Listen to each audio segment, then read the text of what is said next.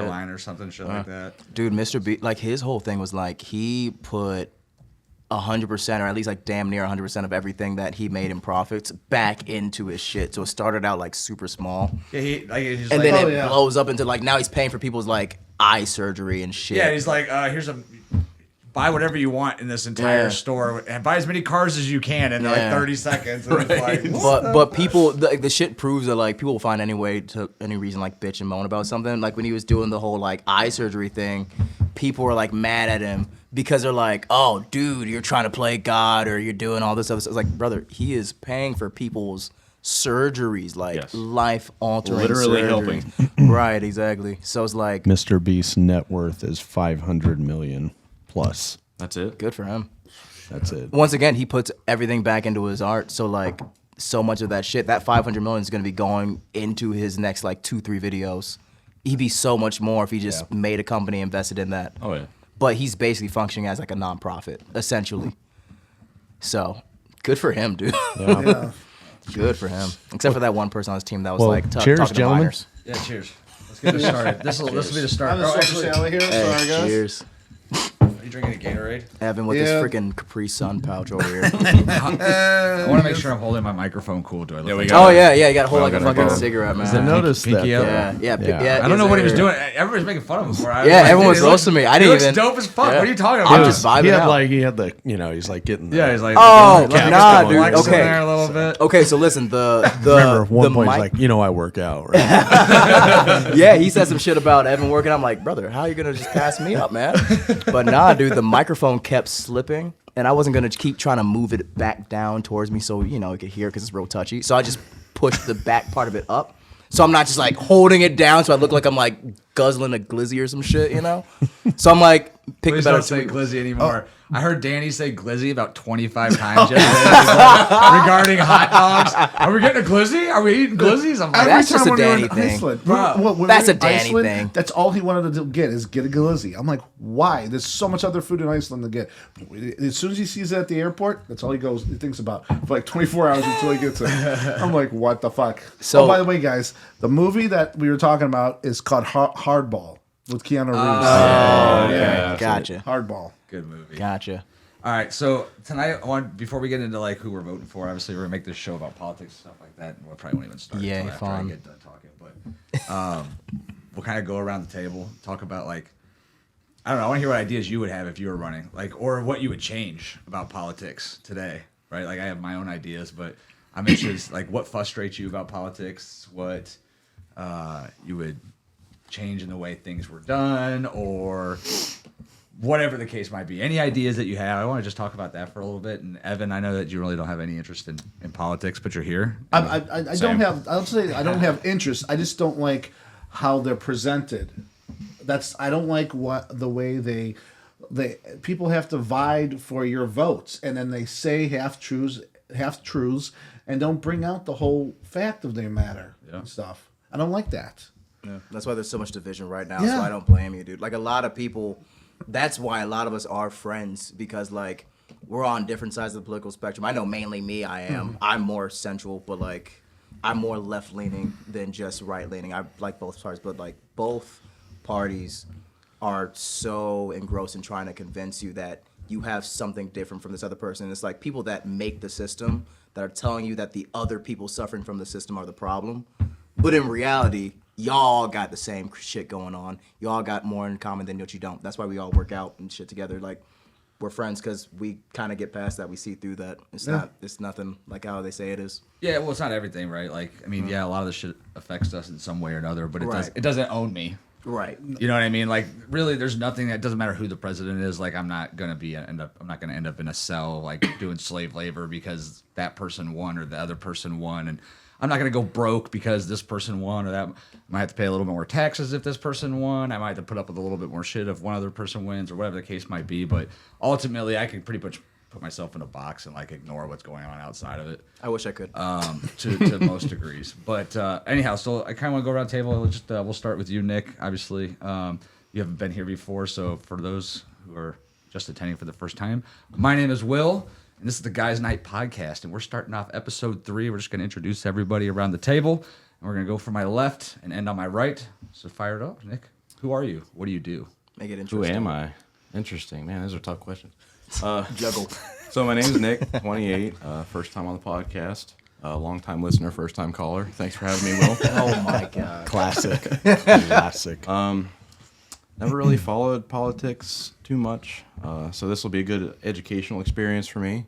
Get different viewpoints, see some things that maybe I haven't heard about before, maybe get some facts. Are we fact checking? We're fact checking. Oh, we're fact checking. We're fact yeah. checking. That was the only reason why I was going to show up. I'm sure we will. Oh, you're the fact checker? No, I'm just like, we're not going to have this conversation or, podcast if we're not fact checking actively. Okay. We have to. Yeah, I think the good news is I don't think anybody here is nobody's lobbying for one side or the other. dude. So really, like, if we don't, I don't think everybody's going to be like, oh, Donald Trump created 60 billion jobs last week just by Oh, yeah? Oh, yeah? check that. But yeah, I know. There's obviously a lot of stuff that's out there that's not true. Nick, is that factually incorrect? Did Donald Trump not create 60 No, billion it actually jobs says last week? right here. He made them, but they're all in China. Is that the Elon Musk computer that just came out? Oh, shit. All right, well, let's move on to the next guest on the show. My name is Evan. This is the third time for me being on the podcast, and my political views are I'm on a little bit on both sides. It all depends on how the presidential candidates relay themselves to the public. That's how I look at a lot of things, and it's hard to be on one side or the other because both sides have good points and some have very bad points on how they present themselves. So for me, I'm just gonna watch and see what happens at the election. That's who I am. Rockin'. Well, I'm David. This is my second appearance on the podcast here. So politics entered my life during the 1980 election of old. Yeah. I was born 2 years after that. Yeah. Well, in all fairness, I was 9 years old at the time, so this was Jimmy Carter versus Ronald Reagan, and So no Kamala Harris, so you weren't able to vote. no. No. But funny little side story. I came home from school. I was very talkative in class and got sent home with a note. And then I was, grounded and no television, no Atari. Atari is a video game for you guys who don't know what that is. Did that have multiplayer? You could play Online two. multiplayer, actually. No, there was no online. Two then. joysticks. Two joysticks, yeah. Unlike this podcast right now, 5 joysticks. Hey, Oh, dun-dun-dun. First joke. No. Anyway, so I was on restriction. I was not allowed to watch television or anything. And Mom came home and saw us in front of the television. I just had the TV on, and it was the debate Carter versus Reagan. And actually, school gave us an assignment. You had to go home and watch it and write on it. And so, I was jonesing for television, and so just wanted the TV on. Couldn't watch Scooby-Doo, so I watched my first presidential debate. And, of course, Mom, started yelling at me, throwing things at me. And I was like, no, Mom, this is homework. And it stuck. Politics has been with me since. I've got an interesting career background, but most people don't know is my bachelor's is in political science. So I follow politics pretty closely. I've voted on multiple sides, multiple parties. I vote by the candidate, not by the party. I am a registered Republican. Doesn't necessarily mean that I always vote for Republicans. And I take a very pragmatic approach to politics. So I've got a lot of friends who are indifferent, let's say. And I have friends that are opinionated. And I don't know. For me, I guess I try and keep everything as level-headed and as pragmatic as possible. I'm not one to ever lose friends over politics. I think that's a very interesting topic in our world, and we can talk a little bit more about the explosiveness of this topic as we go along. But I tend to try and keep myself in the center in that way. So, yeah. Nice. No, that's right. I got to talk now. Shit. Yep. All right. I'm Andrew. Hey, what's up? Second time on the podcast. I unfortunately not as seasoned of a veteran as our gentleman over here, the resident elder, David. But I didn't really pay too much attention to politics until maybe like a couple years out of high school or something, because it's like, okay, shit, now I got to worry about my life and what's going on. And I remember that was the big Trump versus what was it, Clinton in like 2016. Like I graduated like a year or so before that, and just like how different that was from any other election before. Like it just got insanely heated for like crazy reasons. So I'm like, dude, I'm hearing way more pandering, way more grifting, like way more just outlandish stuff being said. So like, let me like look into it, because there's no way all this stuff is true. There's no damn way. Right. So ever since then, I've been kind of on and off about it, but I'm trying to get more into it. So I'm trying to get more into like local politics and stuff like that, and learning like that's the main thing you want to be involved with, is like local stuff. It's not just the big one every 4 years where the president comes up. There's shit going on a yearly basis. So yeah, I'm starting to get there. Hopefully I'll be as smart as David one day. Probably not, but we will see. Just don't watch the news. No, really, honestly. I mean, it's funny because it doesn't matter. And do you guys have political affiliations? No. Like, do you say I'm red, No. blue, I'm Republican, Democrat? Literally took a test the other day just to see an idea where I land. Yeah. 50%, right in the middle. I say you're a Pisces too. Yeah. Actually, Yeah. yeah. That's awesome. Well, quick side note about that, since you say don't watch the news, here's just one interesting, weird, also byproduct of being a politics nerd is I do watch the news. The problem is that you have to watch all of the news, because it's 90% bullshit, if not even higher than that. So to get any semblance of 100% of your information, you have to watch all sources and sift through all of it to be able to figure out any of it. So don't watch the news is good advice. Yeah. Well, I think when I say don't watch the news, I guess it's more don't believe everything on the news. From my point of view, and really, it's funny because at 42 years old, I mean, realistically, I've been able to vote for 24 years, right? But even when I was in the military, voting wasn't necessarily a priority to me. It was funny, you heard guys that had been in the military or army for 4, 5, 6 years, and they're like, oh, you got to vote for Republican. They always give us pay raises, right? And literally, that's the only thing that I associated politics with until I got deployed, right? Because then I go from being in Kuwait, then September 11th happens while I'm in Kuwait. Then we're talking about Afghanistan, Iraq, and it's like deployment after deployment, and it's like, hold on a second, like, what are we even doing over here? And nothing positive came out of it. We just left Iraq not too long ago. We just left Afghanistan a couple of years ago. And what good came of it? If anything, you could almost say that those countries are in worse condition than when we got there. Yeah, their opioids export from, what's it called? I forgot which one. I apologize. Afghanistan? Yeah, went up like 30% since we occupied that area. So Yeah, it's been a whole epidemic since then. And it's not like, I think that's a big part, like as we get into like what's important in politics, and I think that's a big part of why a lot of people kind of lean towards Trump right now in today's election, not to get into one side or the other, but it's because I feel like he has that vision of like, we just got to stay out of other people's business and worry about ourselves. And I think that's what people gravitated towards that last election.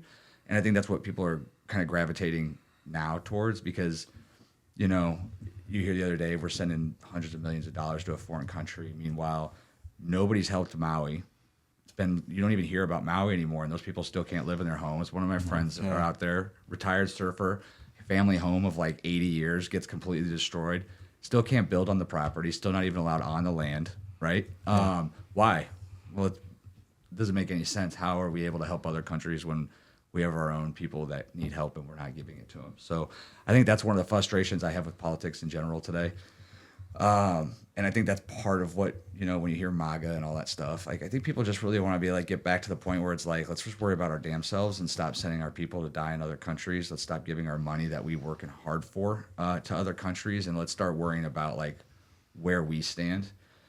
So it's funny when we talk about why people hate each other and things like that, and you talk about different news sources. I think something that I've done over the years is like, regardless of if I hear something that's pro one side or the other, and it's when it's pitched a lot, right? And that's what news is. It's pitching you information to get clicks, right? Because people don't go home and just click on channel 8 and watch 5 o'clock news anymore like they used to. So I think it's the same thing with cable news. Like the stories are cut, the interviews are cut, both sides.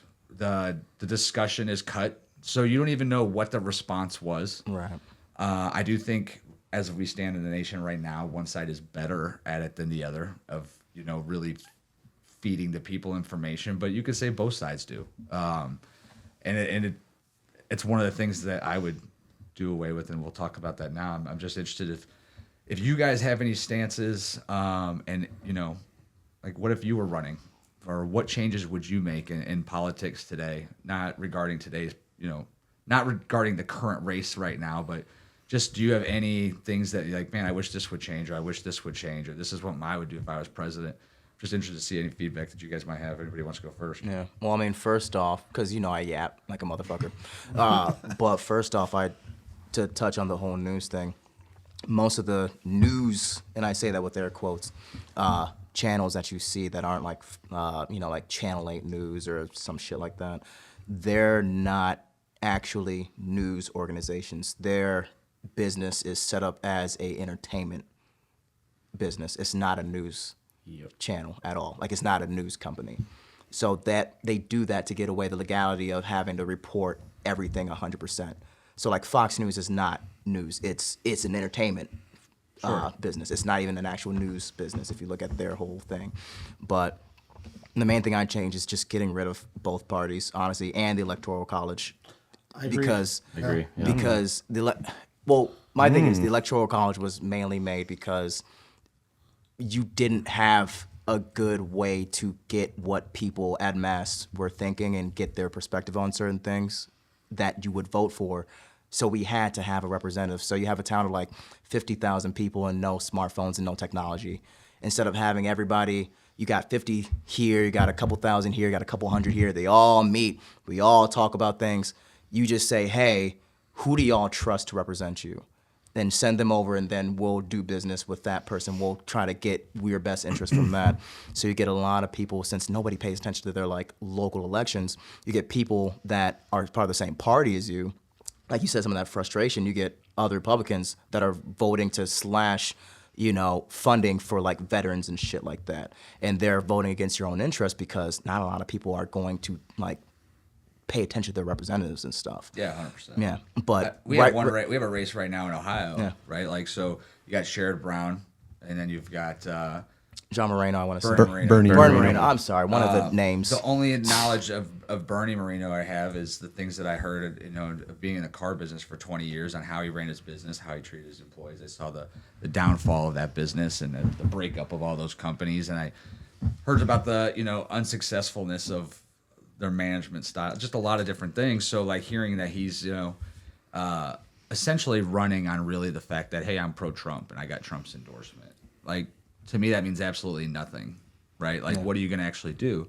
But then you have Sherrod Brown for the majority of his time in office, he voted based on Ohio, right? Like, Ohio's naturally a conservative state. It's typically a Republican-based state.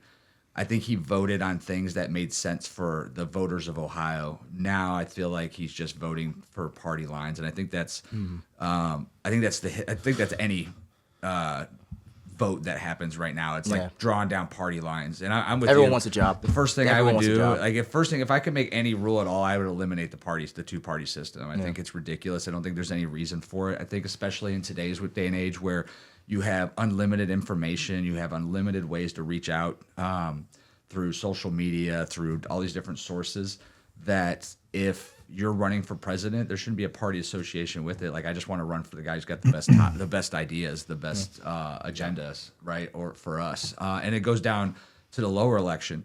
And when you talk about the Electoral College, something that I never understood. You watch a bill get passed through the Senate or through the House first, and then the Senate, right? Yeah. And you see like, oh, Republicans 280, whatever, or Democrats 220, whatever it is.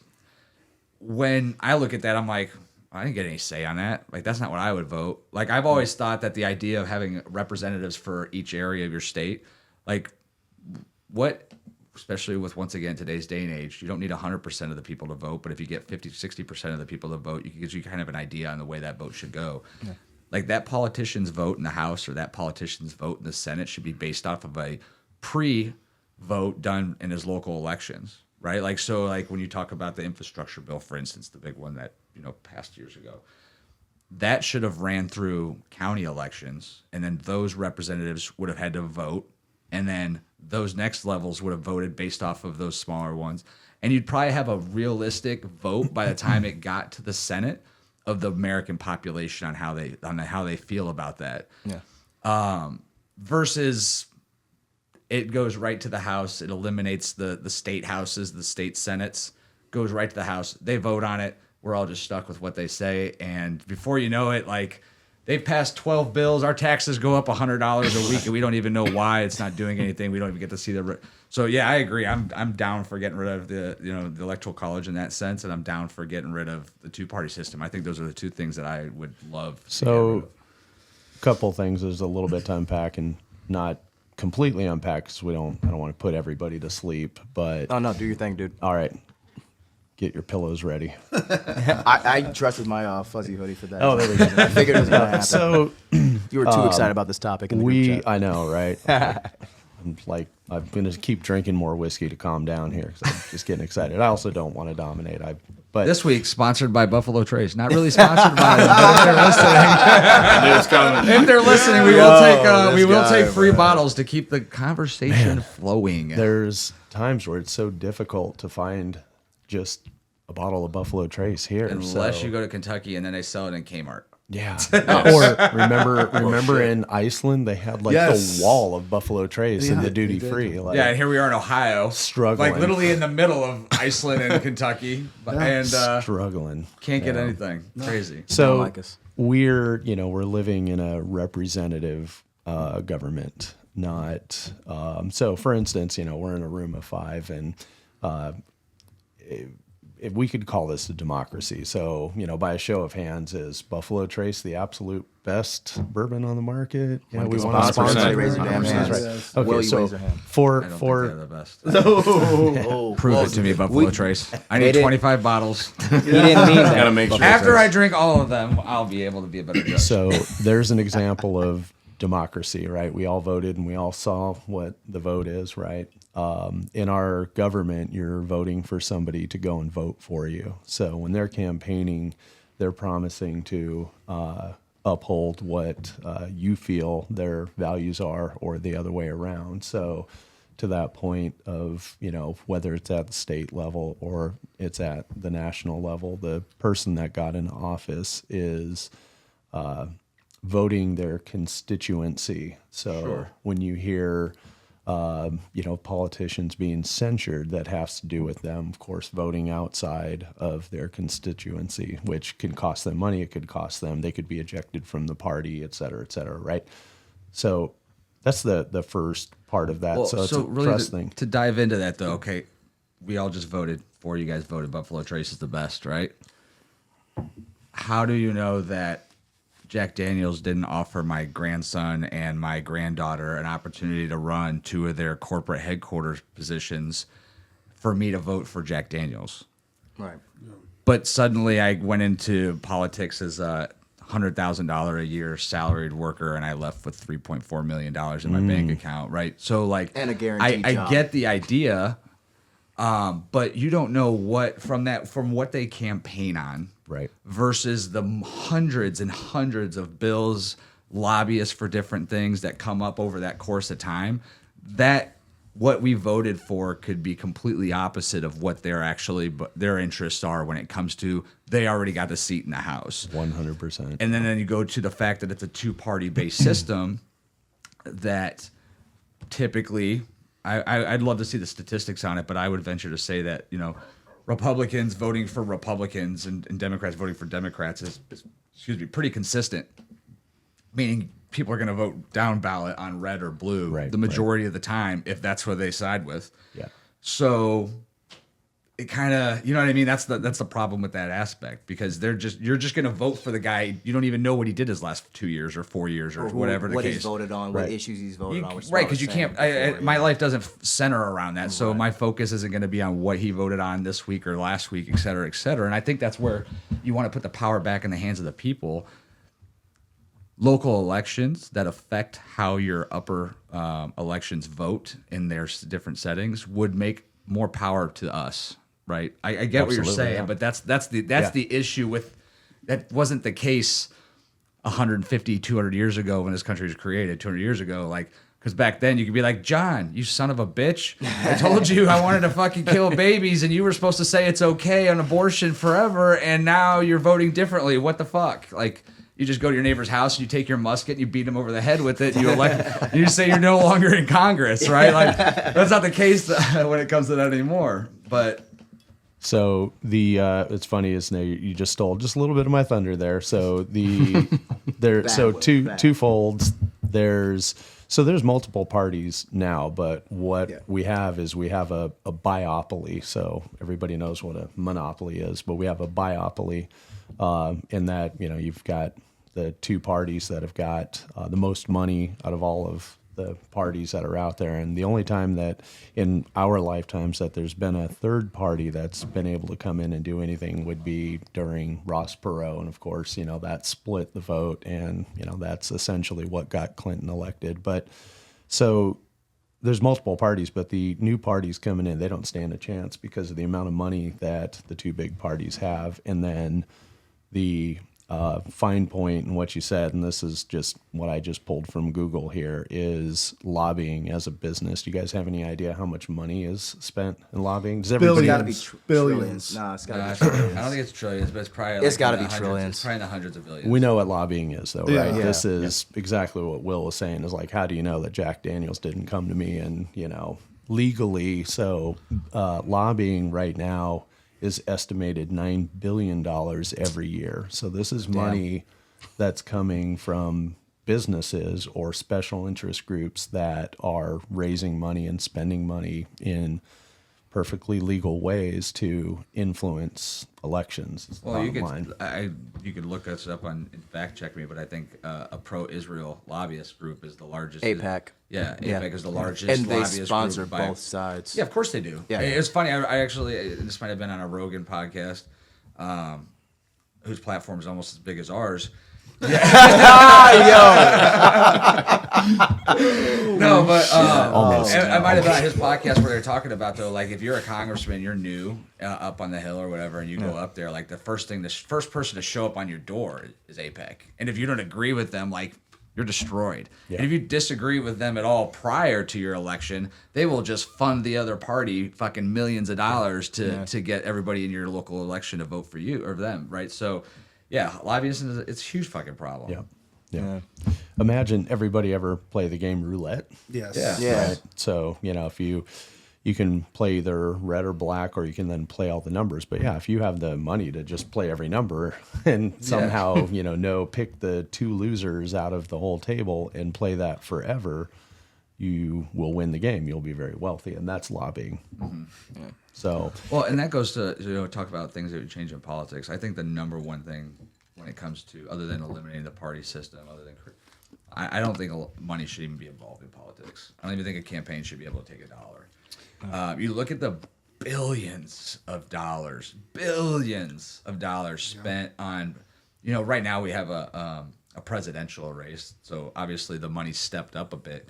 But if you look up in the intermediate elections for the Senate and for stuff like that are every 2 years, and for the House reps, when one side is trying to gain the advantage of one seat in the House or the Senate, hundreds of millions of dollars going to Podunk Town and freaking, South Idaho in order to get an extra seat in the House that's blue instead of red, or vice versa. And it's like, first of all, that money, like, these people, like, that money could be used for better other things. 100%. One, it could be focused on veterans, hospitals, infrastructure in our economy. Plain and simple. Children's, Well, pay it- teachers yeah. some fucking money. Yeah. It could be spent on the actual businesses that are actually giving the money up. For Yeah. instance, if you had $1 million corporations, instead of spending money towards influencing elections and lobbyists and things like that, but we're actually like offering free healthcare and free childcare to their own employees.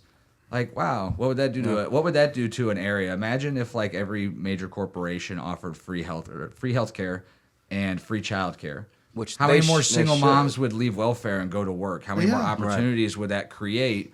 How many opportunities would that give them to, grow within an organization, stay loyal to a company, that company to spend millions less in recruiting new people and trying to find new people?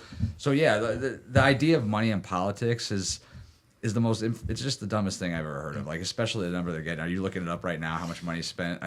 I mean, I think during the Something stupid. It's DNC, gotta be Kamala something got like stupid, $500 man. million or something like that sent to her, like over the course of that, like Yeah. hours or 2 hours. Meanwhile, or you whatever. get people on YouTube channels and TikTok channels that are building millions of followers from scratch with no money except for what they put in their own shit. And it's like 100%. maybe 20 grand goes into it or something like that. Your average, shithead politicians got that lying around. If not, they can crowdfund that in like a heartbeat. Yeah, absolutely. So we should come back to the Electoral College in a moment here, just because I think that's an interesting thing to talk about. But yeah, I was looking up campaign money spent. So we're less than a month away from the election, right? Yeah. It's getting real scary out here. I gotta hide depending on who wins. Get out of here. Are Brother, you I told you moving to about Canada? I told you about the trigger warning or the language. Oh, I told you about the nigger truck, right? whoa! Trigger, The nigger truck. trigger. Hard R, bud. There you Hard go. R. No hard So R, okay, trigger. so first off, growing up, right? So I lived in Twinsburg, Ohio. So not really hit, kind of an up and coming city, Yeah. but still like a suburb. There was a big ass truck with 2 Confederate flags on the back of it that would drive around and call the black kids the N word. So I'd be walking like to school or back home from the library or something like that, and they'd try to like run me off the road or something like that. I'm just walking. I'm like a 14-year-old kid. Also in Streetsboro, when I moved out there's another truck that they just drove by, and that was around like the Trump election and shit like that. But he was just like, get out of my town, nigga. It was crazy. Yeah, but I get that like around the Trump election is how it's triggering. Yeah, you, right? shit But, like, got crazy for me. I but- literally had no to hard hide, Rs. bro. I gotta tell you, like the idea that Trump voters are all white hillbilly racist couldn't be further from the truth. Oh, I don't think all of them But I are. don't even think But it's they like exist. but they exist on both ends. Okay, and for instance, when you talk about what's worse for the black community, I mean, what's worse than the fact that half of it was getting burned down in all the major cities, and they were bailing those people out so they could go back and do it again? Well, that didn't necessarily happen the way that they said that happened. That's another part of the fake news as well. So there are things called bricks, and also you can look this one up, the World Trade Organization riots, where our own government was caught placing people in different, like, not necessarily riots, but peaceful protests to entice violence, to delegitimize the whole 100%. movement. Agitators. Right. 100%. So that's an age-old tactic. So you got people that, once again, and there's people that are on the ground that were in those BLM, like, what's it called, protests, where they're like, yeah, there are people that were tailing us. They have people in vans and shit tailing them to riot. So it's not like they're just like locking up peaceful or like, like these thugs and crazy people. Like, you got people that are seeing that. They see that area to where they can jump in and make a ruckus and cause a fuss, where it's just supposed to be something peaceful. Sure. And then delegitimize everything. They get their shit from it.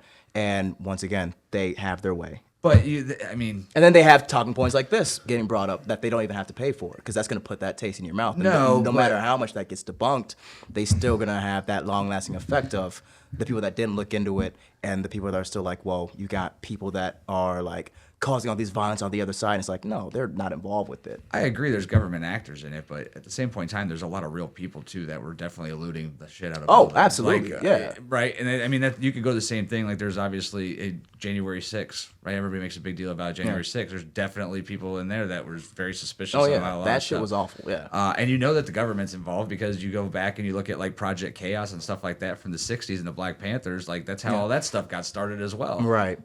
So, I mean, the government's always going to have influence.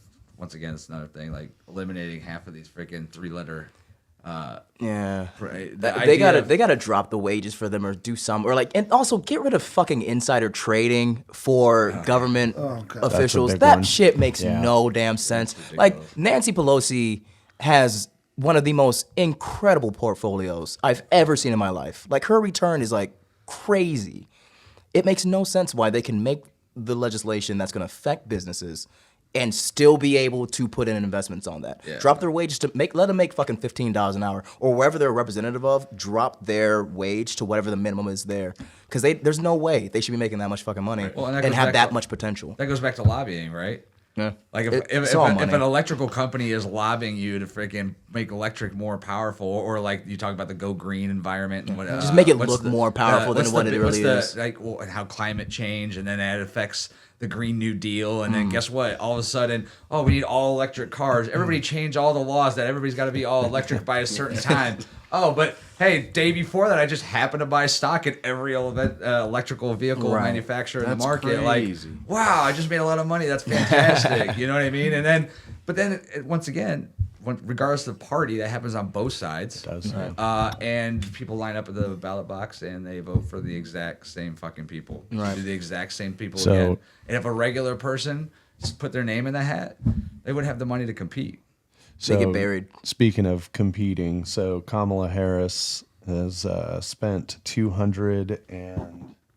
$236 million on her election campaign, or the DNC has spent that. Donald Trump, $134 million. So these are the types of That's dollars. how much they've spent currently. That's their How spend. much? How many donations have they received? How many of their That's- campaign dollars have they received though? That's none of that is their own money. That's all coming from Right. fundraising. But that's how much they've spent. That's Yeah. how much they've spent. From How much have they their received? respective Because I parties, am yeah. 90% sure. Look how many donations did Kamala receive during the DNC?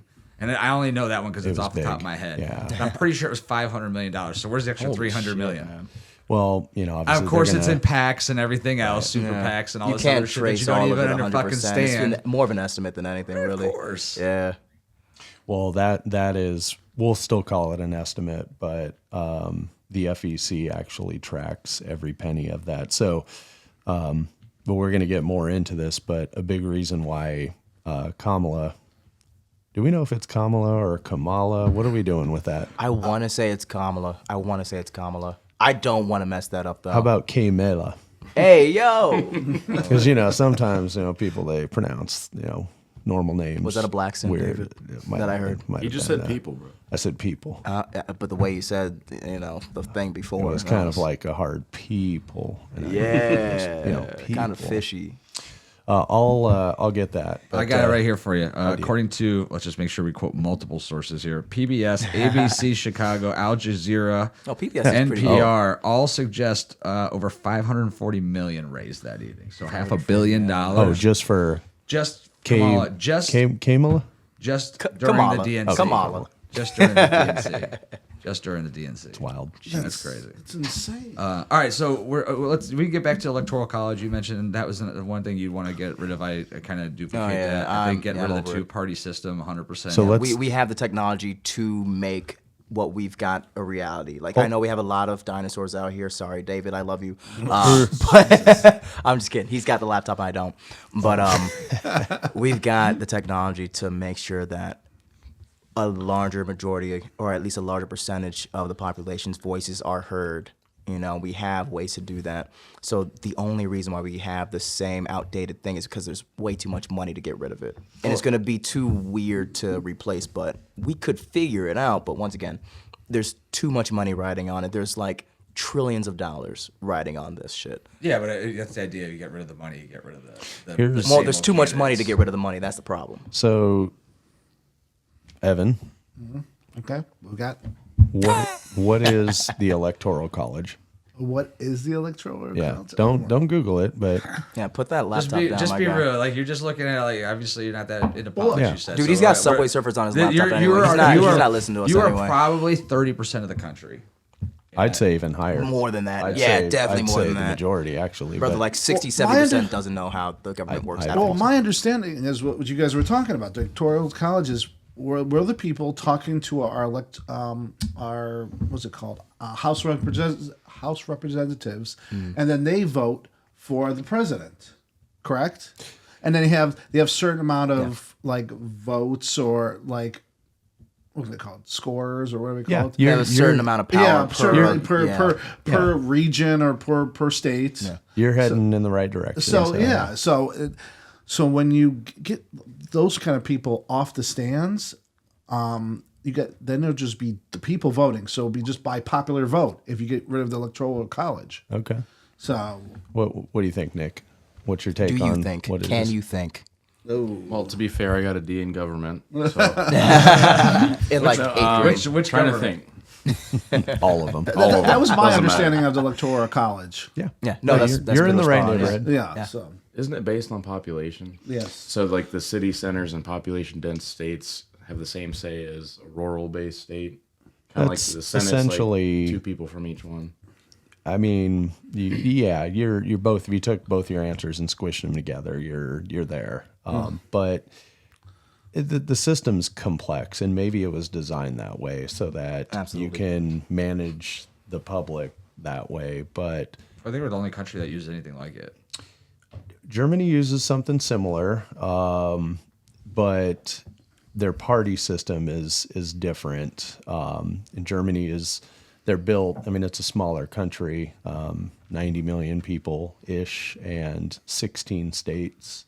Fun fact, though, Germany I think it was in 2022, they had their first conservative elected government official above a state in, I think, almost 100 years. Fun fact. Well, but well, the funny thing is, when you were asking me that question, I'm actually looking at the electoral vote colleges right now. So I'm not reading that. So there's that. That's a lot of words. Too bad. All right, so, he pulled up David, a explain graph. the electoral college to him. Then. Well, so I think the easiest way to think of that is, we're a country of 50 states, and people do migrate. They, go coast to coast. They come to the middle, et cetera. And I think the problem with a popular vote for presidency is that the population would probably be too easily manipulated. Because if you look at, and if you haven't seen these, you can Google the map. That'll, show you what's a blue state, what's a red state, what's a purple state, right? And purple state's a mixture of two. Is that what you guys are no, looking at? that's there? what he was looking up. Yeah, he was looking up. So, if you go base off of, and there's a bazillion different sources you can go look at stats, but if they looked at popular vote, which is what would seem logical, right? So we, true democracy, lost the word. democracy. Hold on a second. Yeah, Hey, calm there down you a little bit, David. Yeah, we're not a democracy, though. Right. It's the air quotes democracy. True democracy would have looked like our vote here, right? About the bourbon, but if you look at popular vote versus the electoral college, I think it changed every election, but maybe 2 or 3 over the last. Yeah, like one's like going back to like Andrew Jackson, I think, or something like that. Something like that. Yeah. So, like most recently, Hillary Clinton versus Trump, she won. He lost if it were by popular vote. So, but when you go back and you take a look at that, so this system is designed to put a number of points established based on population. So the population of California is far greater than, the county of Los Angeles has the population of the state of Ohio, for instance. Right. So it sort of puts a cap to the voting power by region, by state. So, because otherwise, if you think about how much money that they raise in these campaigns, they could start just paying people to move to different states to impact, vote or popularity by vote. So Yeah, it looks like California and Texas are the biggest ones on electoral college. Yeah, they're huge. Yeah, I They're the wonder what biggest it would look like populations, if you yeah. actually split it. Though. Well, that's what. Like if you because you don't split the electoral vote right by state. It's all based off of California's electoral votes. All go towards whoever there is. Oh It's yeah, always yeah, Democrat, it's right? decided by the state. What would splitting it look like, right? Like if you somehow split that up, So like instead of us just saying, oh, this person won this state, they won, it was 22-18, for instance, out of that state. That would probably change the way that would cookie would crumble in the election. However, how would you change that then to make it fair? Yeah. So essentially, if there's 2 electoral votes to one state, it's split down the middle, half Dem, half Republican. Then No. one vote would go towards that candidate, the other one would go down. Yeah, to the if it other was one, essentially. split, the problem would be though you'd still have, and really, I mean, if you really want to look at the election, like if you voted, let's just say you split the entire country into every county got one electoral vote, right? It would be like 95% Republican every single time.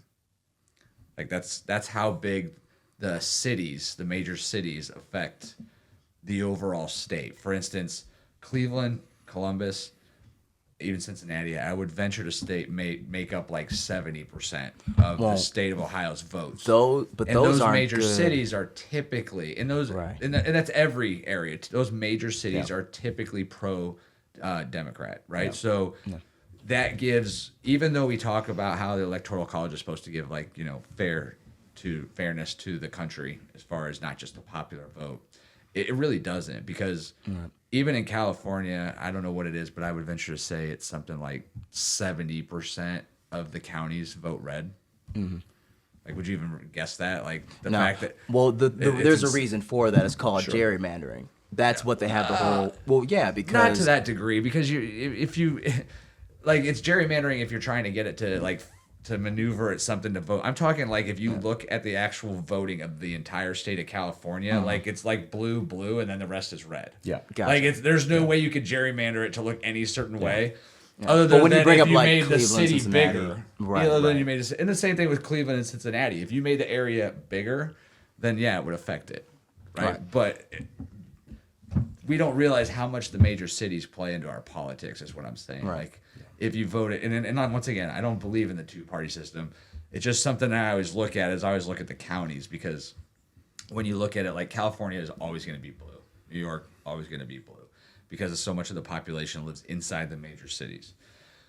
But when you look at the actual election block, it is ridiculous at how much of the state actually votes red, right? Because they're not inside. There's an expression, people vote, land doesn't vote.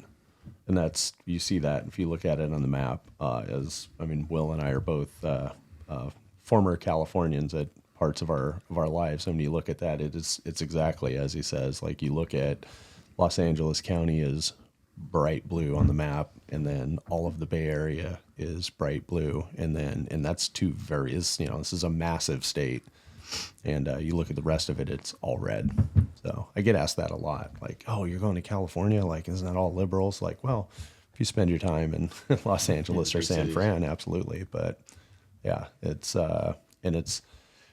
gerrymandering is definitely a thing. Oh, 100%. I think that's more of a local and county issue more so than a state and electoral college issue or presidential campaign, right? Because your state ultimately, and again, we're back to representative government here, in that, your state is going to vote for a party, and then, that's going to be determined, right? So not to say that anybody's votes disenfranchised, but so here in Ohio during the Trump and Biden election, like, it wasn't even close. It was an 11-point spread, which 11 points doesn't sound like a lot, but in politics, that's Huge. That's a lot. That's Yeah. a massive number. Right. And I was gonna say, to kind of touch on once again what I was saying about how you could see, it tends to vote more blue, but they have like a lot of red in there, vice versa. The way they draw the lines to even have that represented on the map plays a huge part in that too. That's why I say gerrymandering. I know Columbus is like number 25 in the top most segregated cities. Cleveland's like 54, I want to say. So we have like those really highly dense areas are separated, and they have weird lines drawn all over the place. So it's a lot of, once again, when it comes back to representing your area, a lot of people that are red a lot of people that are red aren't really getting properly represented. A lot of people that are blue aren't getting properly represented. But right now, I know in Cleveland we have a lot more. I think, what is it, like 7 Republicans that are in charge of drawing the maps. and it's drawn in really weird, convoluted ways to kind of represent a certain narrative or a certain side point. But that's why they have the whole issue 1 on the ballot, is to change how they do that, so it's more evenly split between 3 different sides. So that's definitely, like I said, it would be a lot better to make the maps where they are, make it make sense. Fuck a party, you know. Like, I personally like the issue number 1. I like how it changes things, where it's not just 7 and 1. It's 5, 5, and 5. You got 5 red, 5 blue, and 5 non-affiliated. So they're gonna redo all that shit. But then you also got people with, once again, it comes back to the fake news thing. People are saying, oh, if you want to end gerrymandering, vote no on issue 1. And it's like, well, that's just going to create an imbalance. So why are you putting all the information out there that's not true? Like, it's widening the area of people that have a say in drawing those county lines and diversifying it, as opposed to just 7 people that are all the exact same. They're all bros, and there's one asshole that they don't like that's blue part of it, you know? So you definitely can't count anything out. Like, David, you even said it before, like, they made it intentionally convoluted to make sure that we don't, you know, it's going to take a degree in most cases to be able to intelligently speak on half of the shit. And it's crazy because, like, it shouldn't, you know, but that way they keep their businesses in power. They keep their pockets lined, they keep themselves fed, they keep their families good. And then the little guys that us, like down here, like us, are just left fighting about dumb shit, you know? We're fighting for table scraps. So the only thing, honestly, I think this goes for any political issue at all, whether it's a bill trying to be passed, an issue in a local election. I mean, it's always going to be centered around, what's the word I'm looking for? Like hot topics, right? They're going to find a way to make it about race. They're going to find a way to make it about Identity politics. Yeah, it's thank you. That's the word I'm looking for. Everything's based on around identity politics, right? And what that does is, all it does is create divide, because then you say, well, I'm not really for issue 1. I don't really care. And it's because you're racist. No, what the fuck does that have to do with race? Yeah. Right. Well, it's because of the county lines and the way that they're drawn up around races. Like, motherfucker, they can move. Like, it's cheaper to live in the country. Like, everybody's got a car nowadays, right? So like that's not. Gerrymandering doesn't really hold people to where they're at. What holds people where they're at is opportunities. Well, to right, and interject with that, opportunities are not being given in these inner cities, in these local cities, and the people in charge of school systems, of local projects that are developed and things like that, they're the ones blowing all the fucking money, right? They're the ones wasting it and not giving anybody opportunity. You talk about how much, like, there's more money spent on public school systems by far, right? But it doesn't make the school systems get any better. In fact, they're always asking for money. My local election's asking me for, a bunch of extra money. But it's like, oh, just vote yes for the levy. Otherwise, people are going to lose their jobs. I'm like, that's $1,500 a year for me. Some people, it's going to be $2,500 a year on their taxes. Some people, it'll be $500, $600. It all depends on the value of your home, right? But like, why is it my fault that the school can't run their business correctly? Exactly. I mean, I didn't even have pay to play when I went to when I went to high school, and our school found a way to get by. Okay, right? So, go ahead. I think a lot of these like school systems and stuff like that, the reason they're running their bad is because every kid's getting like an iPad. We didn't have that when we were kids. Well, I'm definitely gonna have to interject with both of those points before we get too far off the topic, because to start with the gerrymandering part, the issue with that is, let's say you got 4 boxes, right? Let's say you got maybe like 40 red, 60 blue up here, red, blue, right? It's not like, oh, we have a box here, that's one county. You have a box here, that's one county. You have a box here, et cetera. Sure. They're like, let's say there's more red over here and there's more blue over here. I want this to be red. So they're making a line down here and making it back up. So it's a lot more intricate than just, oh, I can just move like out in the city, I'm good. It's like, if you move 2 doors down, sometimes it's a whole different ball game. Well, that goes back to the original thought of eliminating the party lines. Right. Right, like if you're creating lines in order to get things passed and things like that. It's shady as hell. But at the same point in time, right, like it's one of those things where it's like, is that our most prioritized problem right now? Well, Because you talk about Cleveland. Yeah. Cleveland is like majority of Cleveland, broken down, Yeah. destroyed.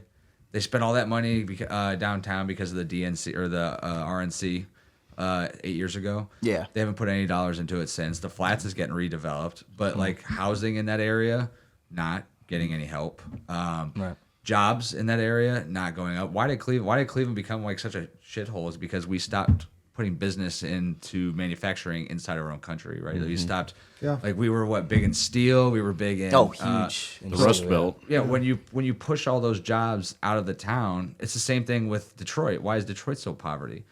Why is it in such a level of poverty? It's because, I mean, frankly, that was a land of opportunity, especially for an African American in the 60s and 70s, because of all the automotive jobs. It gave them a chance to go union. And then when that economy gets destroyed, those companies start shipping their stuff overseas. People start losing their jobs. That's where, in my opinion, it's the government's job to be like, okay, what do we need to do to create opportunity and business inside this area instead of just throwing a shitload of money at it to people who don't do well with the money. And I don't mean the actual people. I mean the people in charge of the schools, the people in charge of the local townships, the people in charge of the local cities. Like, they're the ones that are in control of all that money that's being handed out by the federal government for different grants and things like that. They're blowing it. Let's look at their bank accounts. Right, like, so And then police is a huge part of that too. Like, you got police officers that are making shit money, and you got people way above them making a lot more. It's like we got like billions of dollars in this county or whatever, this state, but meanwhile they're making like what, 45K a year, and you got other people like, where's that fucking money going? You know? And same thing with schools. Like, I can't even blame school. I feel bad for a lot of the schools because you can't afford to pay these people a living wage. You get people that are going in there that are shitty. They don't care about the kids. They're not motivated to teach the kids, and you're not supplying them with anything. Sure. So you got schools filled with unmotivated teachers and underprepared and like undersupported people teaching the youth just to pump out more factory workers or more people that are not going to have a good shot at life. Like, it starts there. Like, there's a huge school to prison pipeline in a lot of different cities and shit, and it's just disgusting to see. well, because when you don't generate opportunities in those cities, Yeah, got to put something back into the community. somebody's got to put. That's an opening for somebody with negativity, like drugs or whatever the Absolutely. case might be. Yeah. And That's what and happens. Like, I'm sorry, I don't care where you grew up. Like, if you drive by or walk by the same 2, 5, 10 gangbangers every day, or you walk by the same 5 or 6 people doing or dealing drugs. And this isn't like a race thing. This is everywhere. Like, have you ever gone to Southern Ohio down by Marietta? It's a whole different state Like, down bro, there, dude. Like, anything south of like Canton, you get out of the car is for a 7 different state. o'clock and there's like 25 white zombies just walking around like fucking not safe, bro. Like, and that's not a community that's, African American or Mexican or illegal immigrants. It's a bunch of fucking poor white people that have no fucking opportunities and drown their lives in fucking drugs, which is happening in all these different areas across the country. And once again, it goes back towards money into politics. Like, we vote for these people, we put them in office. What has any president really done over the last 20 years to create development in these inner cities? And that's where one thing that I thought we were getting their last election before Biden. I really thought that we had a president who realized, like, screw, you don't care the way I talk. I don't care this. I don't care that. Yes, I'm a billionaire or whatever. Like, no, let's like legitimately make our entire country better. Like, let's try and figure this out. And I don't think he ever got a fair shot. But before we get into red versus blue and Kamala versus Trump, we're starting to get into that area. I'd like to talk more about some ideas that you guys might have as far as other things, because I like the idea of, we've kind of already brought up a little bit. So, just to put a fine point on, it's actually combining these points here, because you brought up identity politics, and then also now we're talking about, we'll just call it like mismanagement of funds through the schools. In my mind, I can kind of group the two of those things together, because right now, today's elections are won by activism, we'll say. Everybody has to be an activist, and everything's got to be a fire alarm to get people motivated to go and vote. For instance, I said in Ohio here, the presidential race wasn't even close. It was 11 points, right? So we'll call it the 10-80-10 rule. In an election, let's say 10% of the vote is far left, and everything. Here's our list of beliefs, blah, blah, blah. We'll leave all the hyperbole out. And then on the other side, here's all the far right.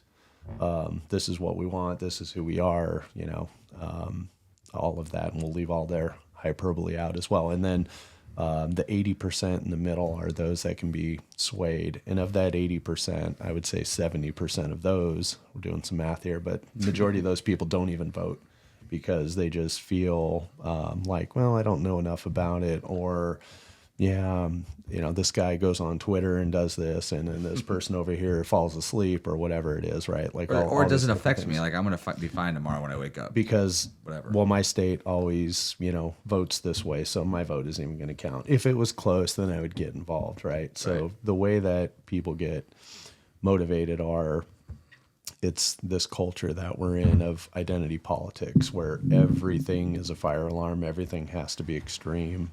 It's a dangerous thing. It's why, I know we've all got stories of friends we no longer have who may not have even been our friends in the first place, but Definitely not. right. So, at the end of the day, we can agree on any sort of topic, and we can sit here and have a full-blown argument about it and scream at each other. And after we're done, we're going to hug it out, and we're still friends. Yeah, whatever it is, what it That's is. how we Like, do it doesn't. It's not It that doesn't fucking affect. real. Yeah, It's not not that that serious. real, man. No. Especially for politicians who don't even know who the fuck we are yet, but they will. All right, David. So in your 18 years of life, plus 25 minus 10 and 30 divided Carry by the two. Right, you forgot about the 40%.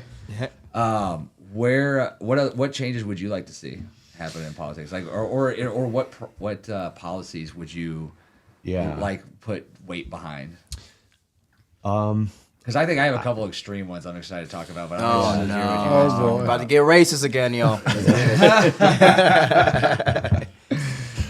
So there's got to be a limit on campaign spending. I think that elections need to be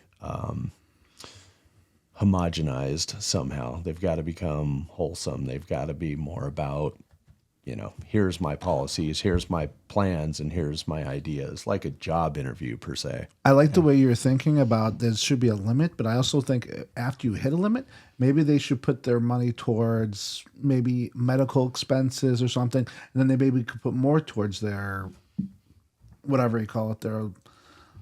You mean like they should donate? Donate. Essentially Yes. give something back to the community that they're Yeah, representing. but and trying to, unfortunately, the pander problem to. with that is then you're buying votes. I agree to that one. Right, But and that's why they don't allow. That's why that money is spent. So that's why you have 25 mailers in your mailbox right now, 15 voicemails and 100 text messages from between Sherrod Brown and Bernie Moreno, is because they have to spend that money. Yeah, and I agree. And So I agree. yeah, it's a complete waste of money. There should be a cap on it. Or It sucks. It would be great to be eliminated because Just wasted. wasted money. Yes. Wasted Oh my money. god! There's I so get a many. mailer There's so every many single people day. that they could be helping actively, but they put it just to pander to. Once again, it's just following Well, the just money. They're just imagine lining if their pockets. I'd be interested to see, Dave. What else you got? Sorry, today? David, While I look yeah. something up? Yeah, I thought I was surrounded by a bunch of Dannies all of a sudden here. Ooh, got him. Hey, yo, this is not the 1700s, my Just guy. say, Don't. hey, Hey, yo, I'm walking here, yo.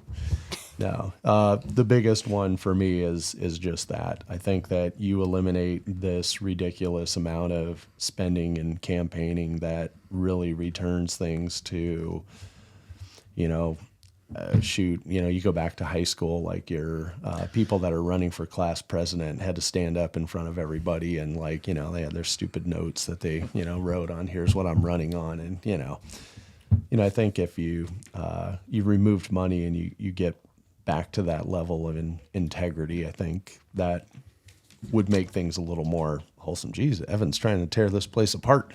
Hey, he put some bourbon in that what's it called? That sippy cup he's got over there. I say Capri Sun? totally, Capri Sun. I totally dosed him. He doesn't even know. So it. Hey, yo, okay, Cosby. Here's a prime example of what we talked about earlier. Just to interrupt you, because I wanted to look and see, because there's a lot going on in the Ohio election. Like, this is a big. Oh seat. no, it's crazy It's up a here big right seat, now, right? dude. It's insane.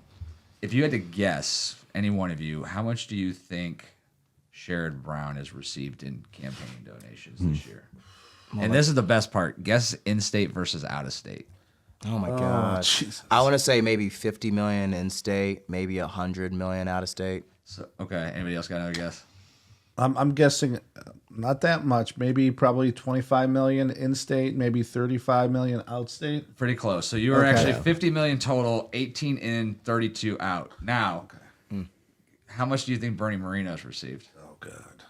Oh shit. I mean, I'm going to guess he's well over 100 million. I was going to surprise you. He is about $11 million total. Oh, 11. I thought he was Really? much higher. Under Wow. 6 million in state and under 4.5 out of state. Oh, that's wild. Wow. So that just goes to show, though, like where the pressure's at, right? Like, so the way that, in a sense, the way that Sherrod Brown has specifically voted over probably the last 3 or 4 major votes has not been the way that Ohio wants him to. For the majority. Yeah. Therefore, he's in danger of losing his seat.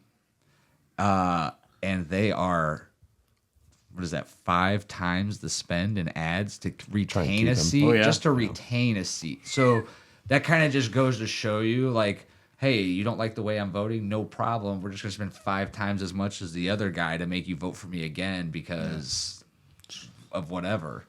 So it just, I was blown away that it was that freaking big of a difference. Though. Holy smoke. Now, if only they just take all the money instead of putting into running, they put into actually Yeah. helping the community when Actually they're making in a difference office. instead of just talking about making a The difference. sad thing about that is that, yeah, a lot of this is business donating, but a lot of it too is grandma taking nickels and quarters out of the couch and sending it. Well, as so Oh here's, yeah, because here's that's what- how they did it, and that's still tried and true. Money is going to always talk the loudest. So here's where that I looked that up because of this actually. So the Medina school levy failed last time. It's a $7.5 million levy for 10 years of operating, Ah, dang. Almost and we a just million. found $62 million right there. So that one school can operate on 10 years for roughly 10% of what they're spending on that election. And that shit pisses me off so much because there's so many people that are losing their jobs over this shit just so that you can be cushy in your goddamn seat. Like, this is real shit. Like, we vote for our lives. Y'all are voting for your preferences,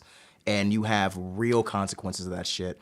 And sure, if all this shit burns down today, y'all can always outsource to another country if you really had to. They have their funding and resources to do that shit if shit really pops off. Sure. And they can pay for protection if we Right, revolt. of course. But it's got real consequences. There are so many kids that are going to end up just literally going missing because they don't have a good support system, because the different rec centers and the different community centers and the different people that would be there looking out for them aren't able to be there. They physically and financially just can't be because their priorities are in just trying to barely scrape by. But here's the other thing too. When I look at that though, I say to myself, okay, like I understand like the school needs additional money, right? But at the same point in time, like we don't just go around bailing out every business, and I have to look at. I understand it's a school. I Unless understand they're a it's bank. the future of our kids. The then idea they got that we trillions. bail everybody out with more taxpayer dollars. Let me ask you this: if you lost your job next month, who's going to pay your rent for the next 3 months? GoFundMe. But You you know got what I mean? employment Like for you that don't shit, have yeah. any like But bailout nobody plan. does, You yeah. can't like pass some bullshit law to fucking throw fucking 10 grand in your bank account to pay your bills for 3 months. I got my Like, OnlyFans. Hey yo, but my thing to Shameless that plug. Will is that I don't even want to. I don't even agree with bringing up that sort of questioning because that takes the heat off of the people that are really making decisions. They have the money. The Pentagon, how many billions of dollars does the Pentagon fucking misplace yearly? They haven't passed a goddamn audit in like 7-8 years. Yeah. We have the money to do it. Chase Bank, they've been bailed out multiple times. All these different big banks and shit like that. If we are going to put money towards anything to bail out anybody, which it sucks, I don't like it, but sometimes people need fucking help. If we're gonna do that, put it towards children. Put it towards the future. 100% agree. Because we right? need. Yeah. That's where we're Because going we've to already need. had conversation about the nuclear family is already in destruction. Oh, it's- right. yeah, We we talked need about that. earlier like opportunities. You know, one of the things that I always said, like if there was a way, like you could eliminate corporate taxes if you left NATO. Like the dollars that we spend on NATO every year is essentially what's paid in corporate taxes. If you could spend those corporate taxes on healthcare and childcare for single parents, especially. How many more people go from I don't work to I want to work to a full-time job? now they're off of welfare, which is one more tax reduction for the rest of the population. Is another person off of welfare. Now they're another person in society. Now they're at a job where they have an opportunity, a potential growth in a career path. Because I don't care if you work at a factory, if you work at McDonald's, like the fact of having a career path that you can dedicate yourself to can put yourself in a better place. And if the work ethic's there, 9 out of 10 times, if it's not at that place, another opportunity will arise. But most of these people don't even get a chance to, right? So then that stables down to those kids, because now those kids go home. They're, single mom who's on welfare, like, unfortunately, she might give all the love in the world, but realistically, what hope is she giving to her kids? Like, she's probably not happy with herself, and I'm speaking because I don't know, but I mean, I wouldn't be. As a single father, if I was at home receiving welfare, like, you can't tell me that I'd just be happy to sit on my ass for $1,500 a month making ends meet, right? To my kid coming home and not being able to get a new pair of clothes or whatever the case might be. So now those kids go to school, and it's not their fault that the fucking people that manage that school can't handle the money well. The superintendent doesn't decide to, hey, you know what? If everybody on the Board of Education, including some of the principals, take a 10% pay cut, we can go ahead and keep 30% of our staff. Like, that idea is never going to come up. They're never going to do right? that. Oh, Everyone's say, selfish as fuck. I know and they're some working people, for children. I hate that. No. I know some people that work that are principals. They make insane amount of money for being a principal, for just overseeing a school. Well, Medina's got 4 of them, I think. And Medina High School's got I think 4 it's principals. so stupid. And you know what's funny? Here's the best part about it. I don't know if you've looked up your high school graduating class versus a current one, but like, I went to Cloverleaf out in the fucking sticks. We had a cow pasture next to our practice football field, right? Our graduating class was 331. Medina, which was bigger than us, was like 550. Now Cloverleaf, which has a ton of new houses being built, that has been built over the last 10 years. The population has increased by almost 25%, yet somehow the graduating class has decreased by like 15 or 20%. It's like under 250 now. What the hell? Medina, same thing. Graduating class in 2000, about 15% less now in 2025. Yet the school needs more money to operate. There's more houses being built. So where are those kids going right And now? where's the money going? And where's the money going Because to you got all operate? these property taxes that are being collected on those there's areas. fewer children Oh, that's, by stats anyway, right? Because nuclear family, and then Sure. also, generational thing of, It's expensive to have a kid, dude. the millennials are not having children at the rate that our parents, although you're like a senior millennial, Well, you're like on the cusp of Generation X, bitch, and don't you forget it. You old motherfucker. No, it's just my generation does not want to have kids at all. Every girl I've ever dated in the last 5-6 years, as soon as I bring up kids, she is out that door. Is it Maybe when 'cause she you doesn't bring wanna up have with kids you. or sex? Oh, you Yeah. know what? You guys just throw me underneath the bus. You know, I was smelling something. You know, you can shower daily, right? Like, ladies, I just so smell- you know, Evan is available, and Oh, he is obviously. looking to have children. I know there's some Obviously. women out there that are 28 to 33. You think it's your last chance. Evan is right there Oh, to scoop my. you up and take you to the promised land. He's And he lifts so he gainfully can really pick you employed, up. He's Hey, yo. strong. Holy. He's funny. He travels well. And his face is redder than a tomato right now. Yeah. And he's not even drinking. Speaking Give me of that bottle, drinking, give me we're this lovely Buffalo Shameless Trace. plug. Shameless plug. One of the best whiskeys. Buffalo Trace helping Evan have kids. hopefully. the school thing and The only way he's gonna have kids. Yeah, we'll find somebody for you, Evan. Oh, no. so just to come back politics a little bit with the school thing, like identity politics, and then I think, and I'm not a parent as far as I know.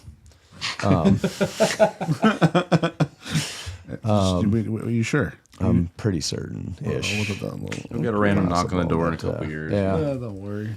Once the podcast here takes off and we've all got millions, that'll be when I find all my children, I'm sure. As long as I'm getting millions off of it. College is so expensive, but just from my vantage point, not a parent, don't have any dependent students per se, but statistically, I think performance of education is at a lower point in history, and I don't know how you guys. I mean, Will, you're a parent, and my feeling is that these costs keep going up But looking at a school as a business, which is a weird thing because it's a school, but So does really, colleges. devil. Colleges are businesses college anymore. is 100% a business, It's the right? devil. I hate that. As soon as you get that education, as That's soon as you get that stupid as hell. degree, do they guarantee you a job in that degree? I just tell you, even listen to Charlie Kirk. College is a scam. College It's not a scam. It all depends on gotta know which what you're going field, for. what your field is, because some fields they don't have many job opportunities. Some fields have loads, like for example, medical field. Everybody's always looking for nurses and doctors. Right. There's always job openings for that. But when it comes into sales and business, again, that's really broad spectrum right there. Yeah, but here's a perfect example of where I hate the college system. And you talk about the high school system, and all of them the same way. Like, if I want to go to a school to be a doctor, do you know how many pointless fucking classes I got to sit through my Agreed. first Yes. 3 or 4 100% years agreed. before I could go to med school? Yeah. Yeah, Like, agreed. I'm going through 50% of my college has nothing to do with being a doctor at all. That's just to find out if you're serious about it for real. Yeah, honestly. that's But what it you is, spend right? a It's like, lot of oh, well, money. we don't want to bring this guy into med school if he can't pass basic. Well, dude, I didn't like fucking high school. I graduated with a 2.0. I didn't bring a book home after my freshman year. I kid you not. I did not do one thing of homework. I learned just enough to pass all my tests with a B or higher, so I could have a 2.0 and play football. If you're a genius, just say you're a genius. I'm not a genius. Yeah, By he's any better than us, stretch, I too. just retain information, pretty right? genius. But when I say that, I say like, so if I went to college, like I knew I was going to fail because I wasn't going to sit there on a Saturday night and do an 8-page paper on something that had absolutely to do with nothing that I ever wanted to learn about or had any part of my future at all. So like now you talk about, oh, I want to be a doctor, I want to be a lawyer. Well, yeah, sure. Just sit through 4 years of fucking generic fucking school that you just went through, and then we'll bring you into law school or friggin' med school. And so yeah, you spend $100,000 just to get through a decent school, because if you don't go to a decent school, you're not going to get into a good med school, and then you're going to spend another $200,000 to get into med school, right? And so by the time you're $300,000, I mean, just think about that, $300,000 in debt. Insanity. Right before you start getting your clinicals and then moving into a role. And then, I mean, I have doctors, I know nurses and RNs and stuff like that. They can make $150,000, $180,000 a year, but by the time they have their, mortgage or their rent or their other things, like it's still going to take them 5, 6, 7, 8, 9 years if they apply all their additional free income to those college loans to pay them off. And once again, 50% of that was a waste of their fucking time. They didn't fucking. They might have learned how to fucking drink a few more beers in between, but that's about all they really learned that was valuable. Yeah. Well, the purpose of our current education system is not to create free thinkers. It's strictly just to make people that can get by in a corporate world. That's it. Well, That's warehouse literally how the workers. model, huh? Warehouse workers. Well, not just warehouse workers, just the corporate level in general. So warehouse, clerical staff, Yes. et cetera, et cetera. Like you're taught just enough to get by. And like you said, you're in college learning, like you're don't feel like you're learning shit. You feel like you're just, oh, I'm writing all these essays and papers. That's to get you indoctrinated to learning how to follow directions and turn in a deadline. Where do you see that shit? In a corporate selling. Okay, I got this account that I'm working on. They need these papers by this. I know I need to really lock the fuck in and get this on their desk by Thursday or by Tuesday or whatever this deadline is. That's what that's mainly Well, for. and it's a show dedication, right? Like, oh, they could start a 4-year program and finish it. Right. Like, Yeah. But ultimately, what happens is I've heard this statistic on multiple different podcasts and TikToks, but I want to say it's like 42% of college students don't actually graduate with a degree, something that high. Yeah. I think it's even higher than that. But So yeah, it's let's somewhere in that just call it neighborhood. 20%. to be What real percentage- generous. well, yeah, very generous. It's Very probably closer to generous, 40 or 50. But 20% of the kids that apply, we don't even know what their potential really was. No. Because they gave up on their dream due to us putting them through some fucking indoctrinated bullshit that fucking means absolutely nothing. We don't just to properly say invest in before them. you could do this, you can do this. Like I got out of the military. I couldn't even get a job at a factory when I got out of the Army. I just got back from my second tour in Iraq. Couldn't get a job at a factory. Applied to police departments. Couldn't even get a second look for a $12 an hour job before I walked into a car dealership. And they were like, "Oh, how'd you hear about us?" And I was like, "Oh, I was looking for a job." They're like, "Oh, you still looking?" I'm like, "Yeah, but I need to get a truck. My Trans Am is not going to do well in this winter." And I worked my way up from selling cars for 5, 6 years to being a used car manager, to a general sales manager, to a general manager, to a But like that took time. Like that took 20 fucking years. Like if let's say I was selling cars and like after 6 months they were like, oh, you're not in the top, 50%, or you didn't do this exactly the way that we do, so I just gave up. Right. Like you didn't know what my potential. I never even reached my potential. Never even figured out my potential was. But you kicked me out because of either I didn't fall in line with the program, or my parents couldn't afford the tuition after year 2, and I couldn't get a scholarship, or whatever the case might be. So yeah, I mean, to say that college is a scam, I would agree to some degree. But to say that once again it's a business, just like we talked about, that's going circling He's got the back. numbers. Hey, Which shouldn't be I'm a fucking weaving. thing. In case anybody didn't watch the Andrew Schultz podcast with Donald Trump, I'm weaving back to what you originally said, which was high schools are businesses, colleges are businesses. Yeah. No, they are. There should be performance metrics, is what I was getting at. So, teachers, we love you. Don't teach identity politics ever in school. That's fucking useless, first of all. But we still love you, teachers. But, there's no performance metrics in there. So if you look at a business, like car business is great. Like, sure, you can make money selling cars, but your first cut, you're never going to survive off of first-time clients, right? It's referrals, it's friends and family and everything. And, that business is measured by, customers walking in and customers driving out. So, a school, they're not really measured by the product that they're churning out. In this case, the product is other fucking human beings that we're encountering in the world out there. Well, they are to a degree, right? Their focus is on these fucking tests. Right. Which, Right, by the I way, mean- aren't made by teachers. They're made by corporations. Of course. So you're right. It's a business. Yeah, I mean they're literally panning them out and teaching them just enough to be to pass these specific tests that they Yes. have. Yeah. But there's no test that says like, hey, are you ready to graduate high school? Yeah.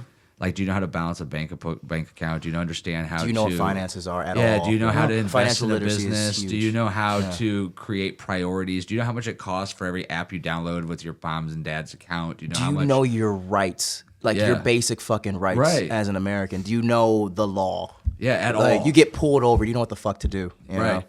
Yeah. So, and I think that goes back into, I will say one thing about our local school is I was impressed at some of the classes they had added over the course of the last few years of like different things to give kids an opportunity to learn something new. But, my daughter took a class. I can't remember what it was called. It wasn't home ec, but it was like a cross between like home ec and shop. Like a life skills kind of deal. Yeah, like it was like she learned how to make a spice rack. She learned how to hang drywall, but she also learned how to cook a pizza and some other random stuff. Those are all Okay, I like valid that. skills. To Yeah, use. like I was like, For what? college, shit like that. Well, I think for me it was not for just the college, idea. for Yeah, life. human Okay, being, just yeah. general life. Yeah, well, for me it was just the idea, like, hey, you know what? Like you taught her how to maybe if she didn't like think that would ever be important, but she figured it out that she could learn it. And that's really like the number one thing to me is I just wanted to know like you can learn to do anything that you need to do. Like nothing should be like, you should never look at a project and be like, I'll just never be able to do that, or I can't do this, because there's enough information out there that you can do it. And the fact that, a ninth grader girl can hang drywall and make sure that she levels it out and she can, like, that's something that she could be proud of. So like there are some things that are out there, but once again, when it comes to metrics, all they're looking at is how many kids graduate their school and how they do on their tests and how they rate on the local schools, because that judges the effect of how much money they get.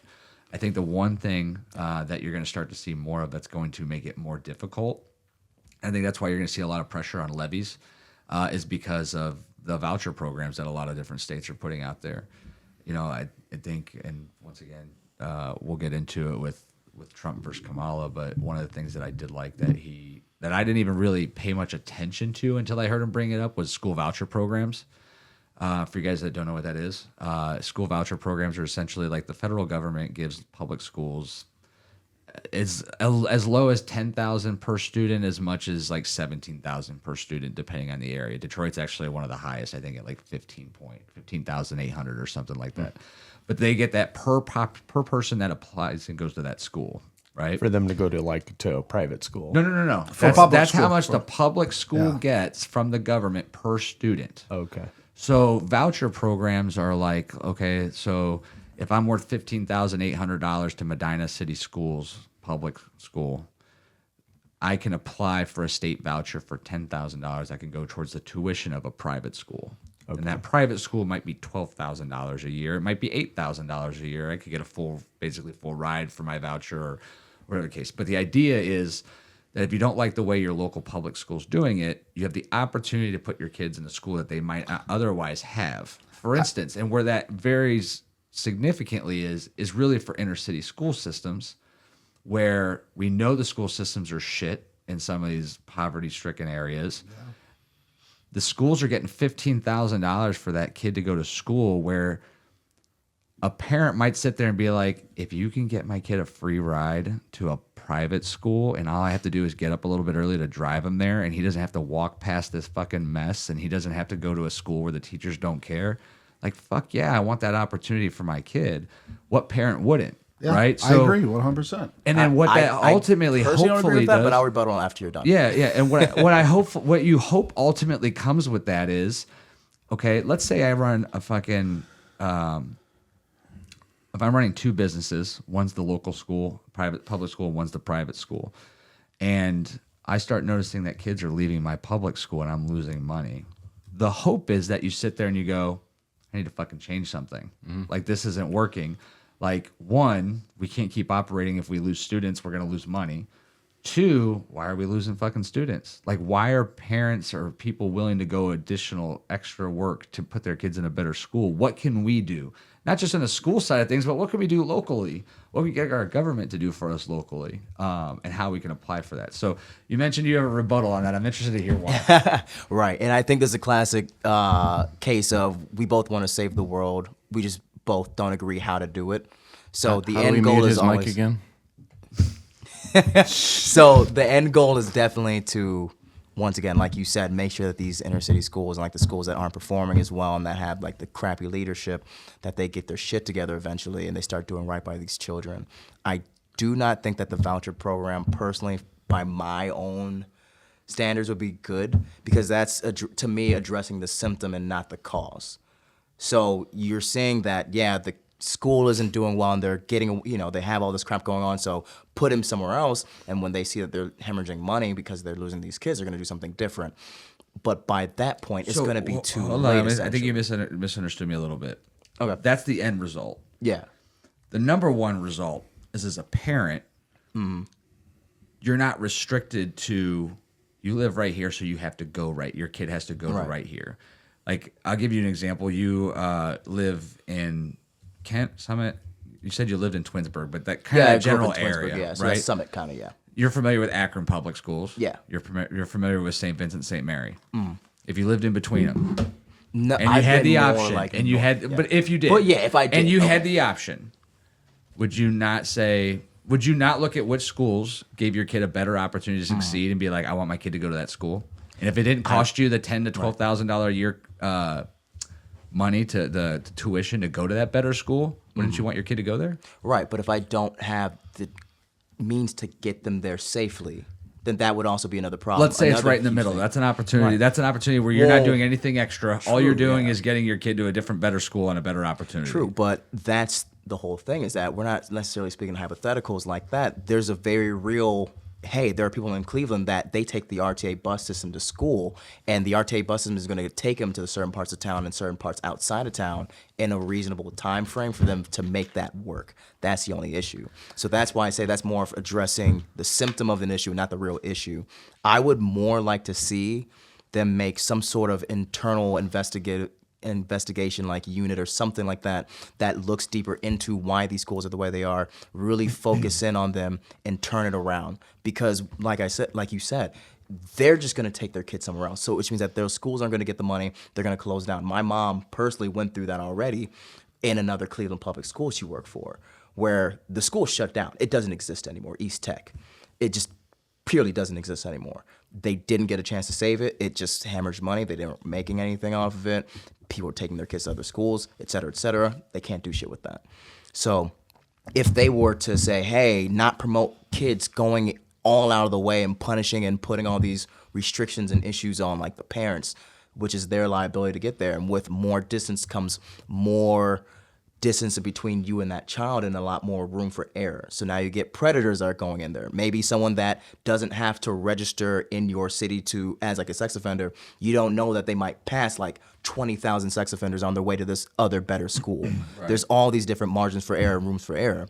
So for the people that don't have the means to do that, I don't want to leave them in the dust. That's why I think it's better to get to these schools, go to where the people are at, address the root cause instead of addressing the symptom of that.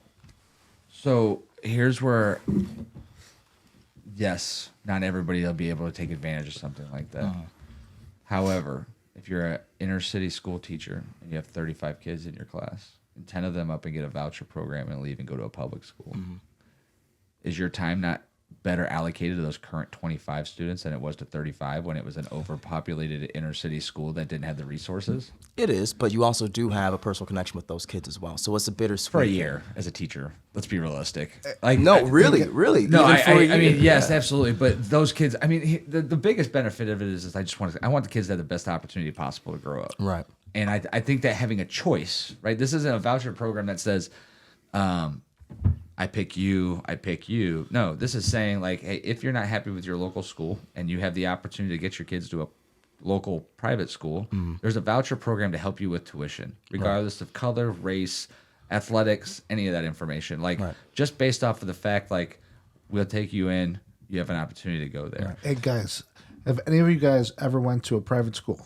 No. Yeah, I did. I did. Elementary school. I Absolutely did a private academy for 4 years, and when I went to between public and private, there was a huge difference. I'm not gonna.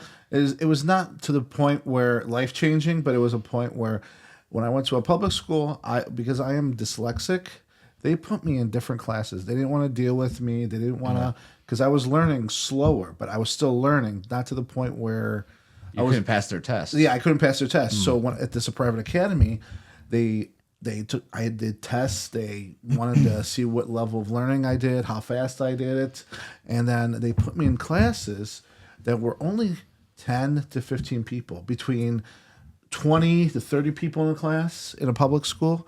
I was learning a lot faster. The teachers were more direct towards me, and anytime I did not understand something, they literally pulled me aside. It took about 15, 20 minutes of their day and showed me how to do it. And if I did that, they would never do that in public school. Come on. And that's awesome to hear that. Right, that's But good. the sad thing is that doesn't happen in our public Exactly. And we need that to happen in Yes. public schools. So while, yeah, sure, you could take that example, say, okay, there's a kid in public school that's dyslexic as Yeah. well.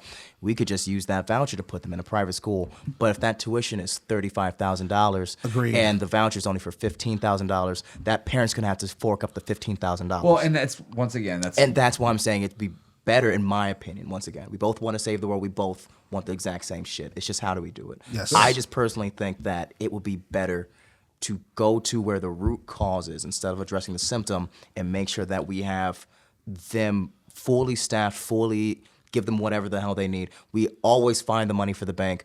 The Pentagon's going to lose trillions of fucking dollars a year. We're always going to have money for war. We got money to freaking send to Israel to blow up brown kids in a fucking distant fucking country. We got money to send to Ukraine to protect our foreign interests in the oil reserves that they have there. What about teachers? What about children? I 100% agree, and that, so I'm glad. We have the money. Let's weave back to some things that we would change. I'm a huge proponent, and I would any president that's first of all. Damn, we'll get into the president versus president thing. There was something that was said during a generic fucking a huge podcast, but it was like a regular conversation with one of our president nominees or representatives. Goddamn fucking Buffalo Trace. Hey, please sponsor us. We need the money. With one of the potential presidents that got zero news coverage. And when I say what he said out loud, you're going to be like, what? Oh, we're going to get canceled, are we? Will? No, this is fucking huge. Anyhow, so that being said, we talk about where we stand as politics right now. I would 100%, and once again, former military, very conservative values, believe in a great country. I would 100% leave NATO immediately, which would I guarantee I could negotiate a deal with Russia that we would leave NATO and they would leave all of what they have occupied in Ukraine immediately and would create instant stability. At the same point in time, I would start removing our troops from all foreign bases. I don't care if they're in Germany, Italy, wherever. It's time for us to stop being a world police, stop investing millions of dollars into other economies, into our troops being overseas, and start worrying about protecting our borders and building back our country to a point where jobs are better over here, opportunities are better over here, school systems are better over here, and the fucking insane amount of money that is spent in overseas. Obscene amount of money. And listen, I know there's a lot of people that, like, you guys can maybe argue like, oh, what's going to happen if we're going to destabilize the world? No, man. Dude, it's the same thing that happens, like, when you look at why all these countries fucking hate us, well, why would they not hate us? We think we're the fucking world police.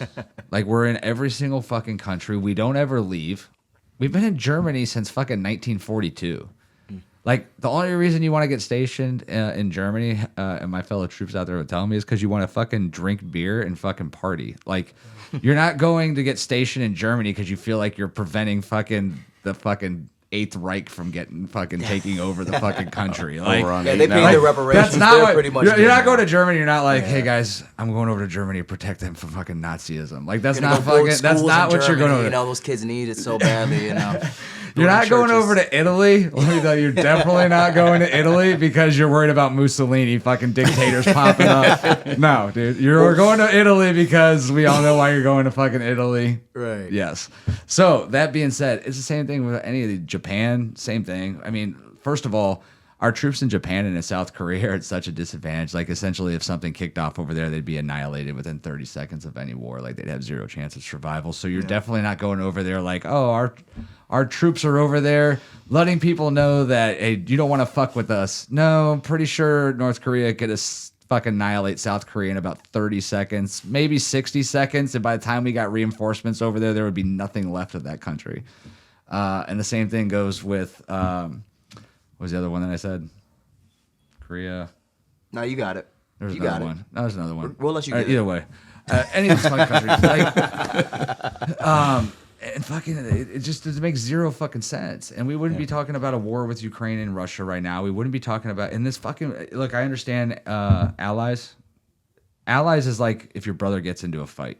Like, if your brother's about to get into a fight with some big badass motherfucker, you know what I'm going to say? Dude, you got this. Go get him.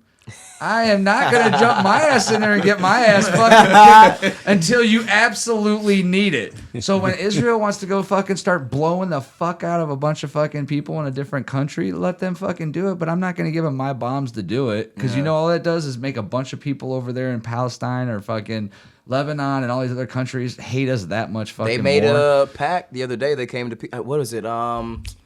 It was...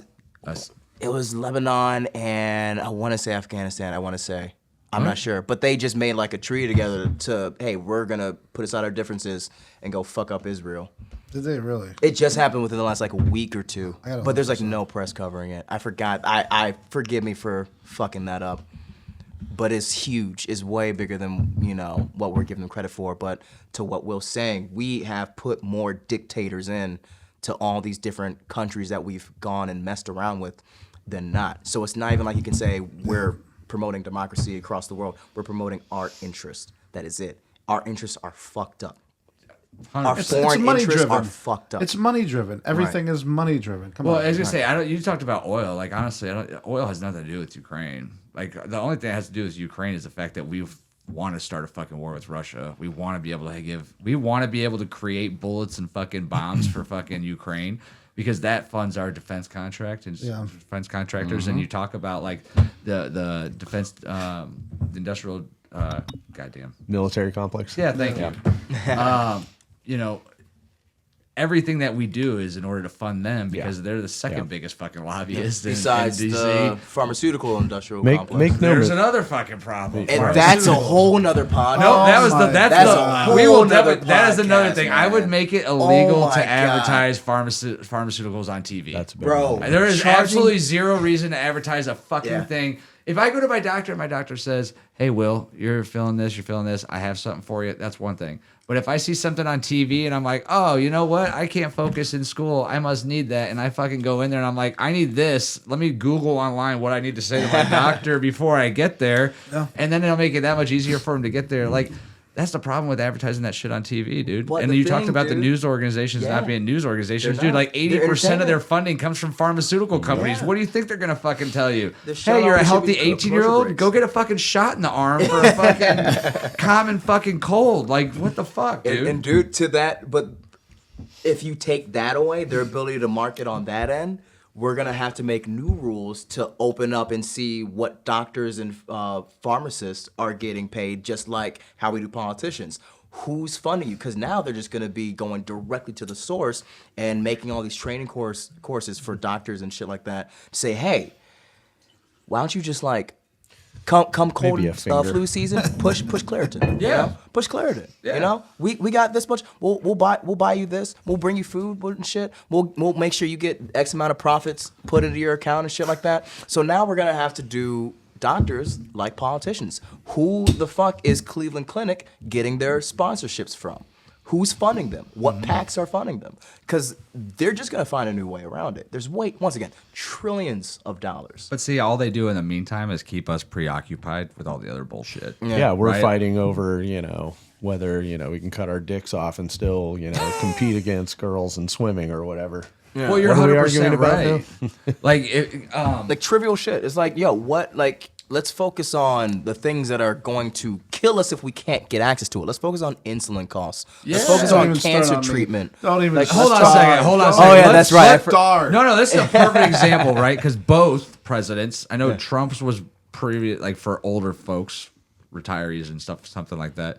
But recently they said that the Democrats said that they lowered cut- insulin costs. What are your insulin costs, Evans? Okay, for all those it's who that don't know? that's not effective yet. That is not effective, believe it or not. But for me, for one, okay, do you want to go by the vial or by the pen, by the box pens? I don't 'Cause know. they're different We don't know price shit. points. So how much? For- how okay. much would you take in a day? What's your daily My dosage? daily dose- Diabetics out there are like, hold on a second. All right, they're my like, God. what the hell is Hold this on, fucking dude just so talking our about? diabetics out there know, Evan is he's an interesting diabetic. He's like, Evan is like, hey, Evan says, He's brave. He's a brave I diabetic. might have Brave to is take one way. 18 shots if I eat a large pizza, 2 bags of Taco Bell, a large Mountain Dew, and 25 candy bars. But I'm willing to make that Fucking do it. sacrifice. I would do it anyway, dude. They say my life is about glucose balance.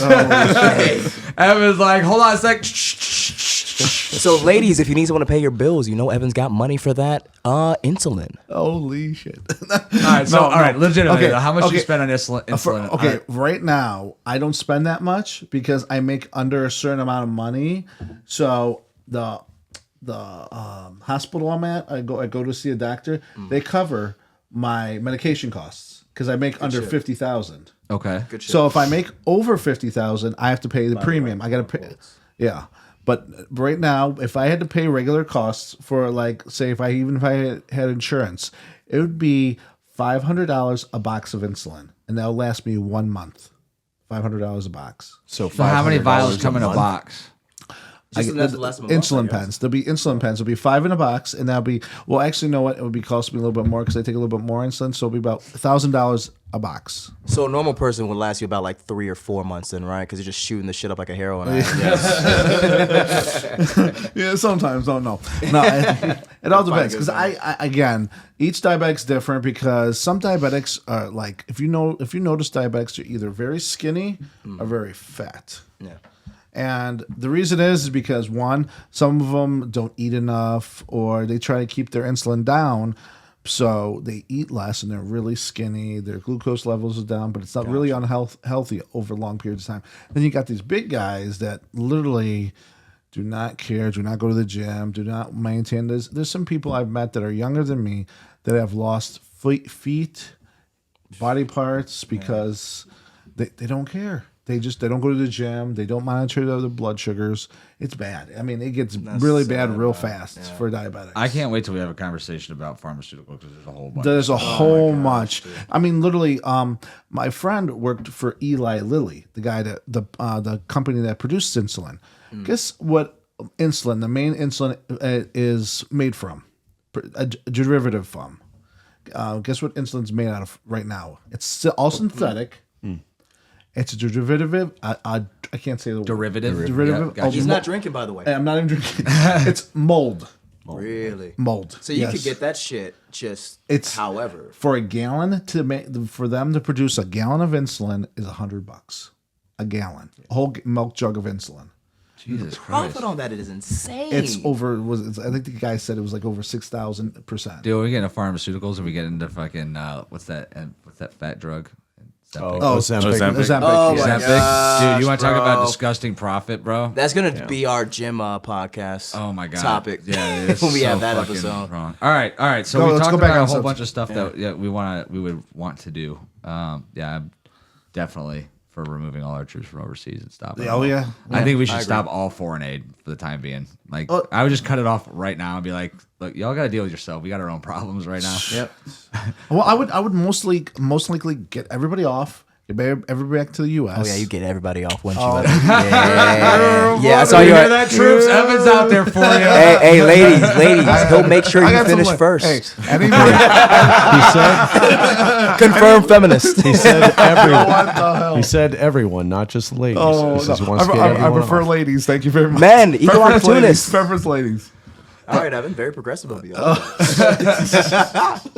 right. So what were you saying though? I would say get everyone back to the United States, and maybe just have a few hundred troops in each of our, like, for what? I don't know, but just monitoring. Because Fucking for what, dude? I know what. Dude, we got fucking satellites that can fucking see you pick Agreed. your fucking nose and what color your booger is, bro. You can get a Satellites, colonoscopy drones. from like All right, bring 500 it back. By kilometers the away, time my guy. kids are of my age, like fucking Elon Musk is gonna be like having fucking satellites sitting on Mars, being like beaming people up like Scotty in fucking Star Trek, dude. Didn't it- Like it was I a- want that guy. He's good for population. Shit. I'll stay Just off sucking of 'em up. Musk's fucking South African ass planet. I would be good on that. one, man. I don't want apartheid part 2. I'm good, bro. Holy shit, man. But no, I Did you see that I don't California is think we need it. eliminating his ability to launch more additional rockets because of his political stances? Allegedly. Allegedly. but yeah, Allegedly. I would It's probably got something more to do with the ozone and firing Has off nothing fucking to do with rockets. the fucking and ozone. shit. You want to get rid of? You want to fix the ozone problems? Quit fucking letting bitches spray air spray all over the fucking. Oh my god! So we're gonna turn this into men versus feminism part 2. So first off, the reason why you're fucking the ozone dumb, is Will. all the women's fault. Nah, man. But I listen. I'm with that because, like you said before, Trump is more like, oh, like America first. Da, da, da, da, da. I'm with that mindset. I do not think that he's going to be good for it, though. That's me personally. Though. Sure. I do not think he's good for it. I don't think he smart when it comes to foreign affairs. I don't think he's that guy. right. I do agree. I think we should pull our troops back. I think we should put America first. I agree. I just do not think that he's the guy to do it. The people that are in his court don't really have his back like that. Even Vance has been shit talking him for the longest time. Well, you're talking about until the money Vance shit came. talking to him in 2016 and 2020, Right. but people change opinions. People do, I guess. But here's the thing.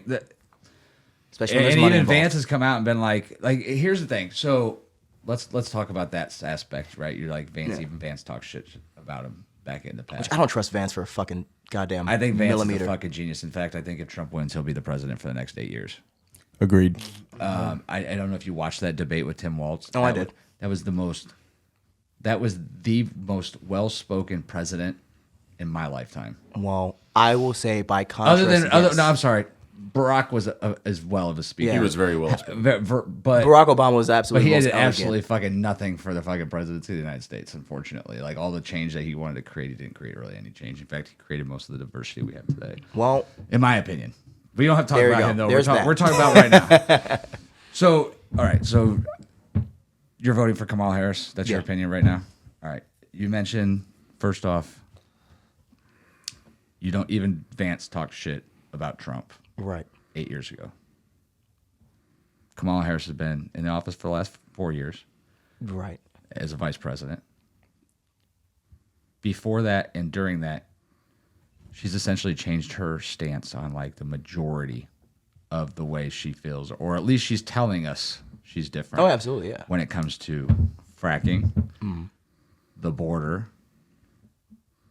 she was the last one in the room, per her, regarding the bill that created the huge influx of IRS agents in order to ensure that they got their taxes off of our $600 or more in virtual payment we're spending. Yet now she wants to reduce taxes on tips. Right. So she's reversed on a lot of things. So you say like, oh, even Vance even talked shit about Trump 8 years ago, but Kamala is literally reversing everything that she said up until 60 days ago has changed in the last 60 days while she's running for president. So do you believe that she's actually changed? Or do you think she's just saying to hear what Well, you I believe want to she's a say? politician. That's the thing. I'm voting for Kamala Harris. I didn't say that I per se agree 100% with everything she's done. That's the thing. But what my gripe is right now with, and even just the entire, not the entirety of the Republican Party, because there are a lot of Republicans that are, once again, true to the sense of less government, more self-autonomy, shit like that. That 1,000% for. I'm 100% for that shit. But it's turned into some weird radical public or puppet show. It feels like where Vance has talked shit and he's changed his mind. Every politician does it. But why did he do it? He did it so that way he can be part of the winning group because there's money behind Trump. Trump invokes emotion. He's huge when it comes to getting people to feel certain things and getting people to rally behind him. He's excellent with that. So you're going to, if you're a spineless fucking politician, you're going to, and that's what your party is going to be running off of, and you want to keep your chair. We just got finished talking 45 minutes straight about that shit. Yeah, absolutely, you're going to flip the fuck up. That's what Kamala did. So, I'm not saying that she's the chosen one or anything, or by any means just the greatest candidate that ever done it, the greatest candidate to ever do it. But I would rather deal with the struggles and issues that come with that than the struggles and issues that come with Trump. So when you say issues and struggles that come with Trump, first thing you said is you don't think he's the guy to handle foreign politics. Yes. You realize that we did not go to any new wars in the 4 years that he was president. First time that's happened since like 1982 or something. It's been a long time. Like it's the first time that we didn't start a new, and I don't just say war. I mean, we didn't start a new confrontation. We didn't start a new ground offensive. We didn't start anything for the entire 4 years that he was in president. Right. So he's already done the job. So we're worried about how he's going to handle foreign problems, but he's already done it, and we didn't have any of those issues. Right, exactly. And Meanwhile, the media swore that he was going to be the one to start World War III. yeah, of course. Oh, yeah, absolutely. Yeah. Meanwhile, Kamala's been in office with a president that I don't care who you voted for. Joe Biden, that dude is so far gone. He was on a beach for like 3 of the last 4 weeks. Like he's Well, not. you can't he's talk about not vacation running. times when it comes to Trump because he also did spend over He 300 golfed. something. That, that dude golfed, but he was also answering the phone at 3 o'clock in the morning and on the phone at freaking. That dude didn't sleep at all. Like you didn't see Trump laying out on a beach in his skimmies. Here's my But big. my thing is though, like Kamala's been there for 4 years. You worried about overseeing? She's literally overseeing the battle of Israel and the battle of Ukraine and Russia right now. Like she has been for 2 years. She hasn't even gone over there to try to stop it. Well, because she doesn't do shit. She can't negotiate a foreign affairs on behalf of the president or the government. She's a vice president. I'm sorry. Do you She even know what the can- vice she can- president does? Yeah, she can absolutely go over there and have a fucking conversation. Tell me the rules of the vice president. I want to know what rules? you think. Yeah, like what they do. Hold on a second. The What is the role of job? a What vice is the- president yeah. can really be anything to support the president, meaning, hey, Mr. President, I don't want to fucking go to war with fucking this other country. I can tell the people we don't want to go to war with this other country. You're saying you don't want there to be a war. Let me go talk to Putin myself. Or I could take the job that you gave me 4 years ago, which was control the southern border, help out in South America to make sure that we didn't have all these illegals coming over the country that were taking away jobs from people that we just spent the last 3 hours or 2 hours talking about don't have a fair opportunity. And she couldn't even do that. Yeah, because the vice president doesn't do shit except for oversee the Senate Here's or the House. Here's what I've said to people who feel that because it sort of seems like a ceremonious role, but for those that really believe that, I would say these two words: Dick Cheney.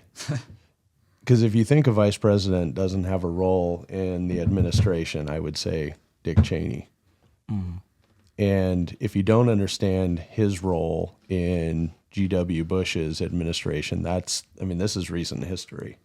This is, He's essentially the reason we started multiple wars. the owner of Halliburton, the number one defense contracting organization on the planet. So you talk about the military-industrial complex. I'm getting us all killed now, I'm sure. Yeah, But, just prepare for the more Like struggle. 70% of civilians in Iraq during my tours over there were Halliburton employees. Whether it was driving trucks full of ice cream, trucks full of porta potties, trucks full of oil, fucking hauling guns, following escorts on service on convoys, like all Halliburton. Yeah. All owned by Dick Cheney, Yeah. who was vice president at that fucking time, creating all like that was right there saying we need to go into fucking Iraq. Yeah. So here- So what was the House and the Senate looking like when George W. Bush and Dick Cheney were in office? we can look that up, but here's Because let me that's a huge factor of it as well. You're saying that once again they can't do it, but we have a Republican-dominated Senate right now, so there are definitely the Senate is split 50-50. And not necessarily 50-50. It is right now. Voting active Senate's 50-50, and Kamala's the deciding vote in the Right. Senate right now. She's- We have she a splits it. majority. The Republicans have a majority in the House. But let's take a step to the side for just a second here. Let's see if, like, before we go down the whole road here of the two candidates present right now, let's see if we can agree on one little thing right now. Is Joe Biden, are his mental faculties 100% right now? Evan, what do you think? Where's Joe Biden at mentally? In truth, I don't think he's all there. I think he's probably 60% there, 40% somewhere else. So he's most not of the a time. sharp tack. He's not brilliant to you. He's not what the no- leader of the free world should be. No, not at all. He's got the hand on the nuclear button. That's the thing that scares me. What do you So what do hold you- on what a do you- sec. Let's not bring up the nuclear button at all because, like, while people want to say he's got his hands on the nuclear button, regardless of president, like, read the book "Nuclear War" by Andy Jacobson. Yeah. You realize nobody has a fucking finger on. There's the so fucking many nuclear checks and button. balances. Yeah. Yeah, because that's such a huge thing. But like the ceremonious part of that, Yeah. I agree. I get Yeah, it. So- like it's like Right. it's like a way of fearing. It's like a way of scaring people. Fear-mongering, And- that's yeah, what it's I'm fear saying. mongering for sure. Mongering for sure. what do you think, Nick? Where's Joe Biden at? So I mean, not even being educated about what he's done, who he is, and everything, just how he handles the job. I mean, would you want to have a manager at your job, your 9 to 5, that can't even hold a conversation, gets lost, can't finish sentences? I mean, you're unfit. You're unfit. What do you guys think? Joe Biden is there? Is he not there? Oh, hell He's no. out to lunch. Okay, Hell so no. Yeah, we So all the agree. We're all one- agree on that. so we all agree it's on that. scary. Here's a perfect example of why there shouldn't be a two-party system. It's scary that we actually he was voted. He's in the office. guy. So here's No, the dude, thing. no. why is nobody pushing our now Democrat candidate on that topic? Like, that's a pretty simple Right. That's a pretty simple question to ask. Like, if you're sitting across, if I'm 60 Minutes or anybody, and here's the candidate who's applying, I should be able to look and say, all right, come on, fucking seriously. Do you really believe homeboy over here is really up to doing this job? Like, that's the biggest issue that I have on their side. Like, why is nobody asking that question? Well, and I Or, think like, that begs like the argument that says, okay, well, if we've been starting all these wars and we've been doing all this shit over the last 3 years, and Biden's, I don't care who you are, there's no way you could sit there and tell me Biden is a fucking acting president. right. So then It's all next puppet you show, have dude. Kamala Harris in line, right? She's the VP. You're sitting there and you're letting this happen. You're letting us get laughed out of other countries' cabinets in front of the UN, Yeah. making embarrassing. You're letting this happen to the country you supposedly want to protect and love. Yeah. You do nothing. Right. So are you telling me that the same people that are making the decisions while he's the president are the same people that are going to make the decisions while you're For the her, president? Because that's what I see. Like, people might want to look at it Trump versus Kamala. No. It's Trump versus whoever the fuck has been operating our fucking presidential seat for the last 4 years while Biden's been out of his fucking mind and incapable of running anything. And Kamala's been sitting there just going, yep, yep, mm-hmm, and shaking her head like basically like a fucking beat down housewife in the fucking 40s. Like, this is your only option. Like, you just have to sit there and fucking take it. Oh wait, that's anti-woman. Well, because doing there. Well, we're gonna Yeah. like. So- I can't wait to actually get to the point where how she even became the fucking nominee in the first place. But like, how does anybody want to vote for that? that like comes back to the campaign fund the funding for the campaigns. And I was starting to say that kind of at the top of the discussion.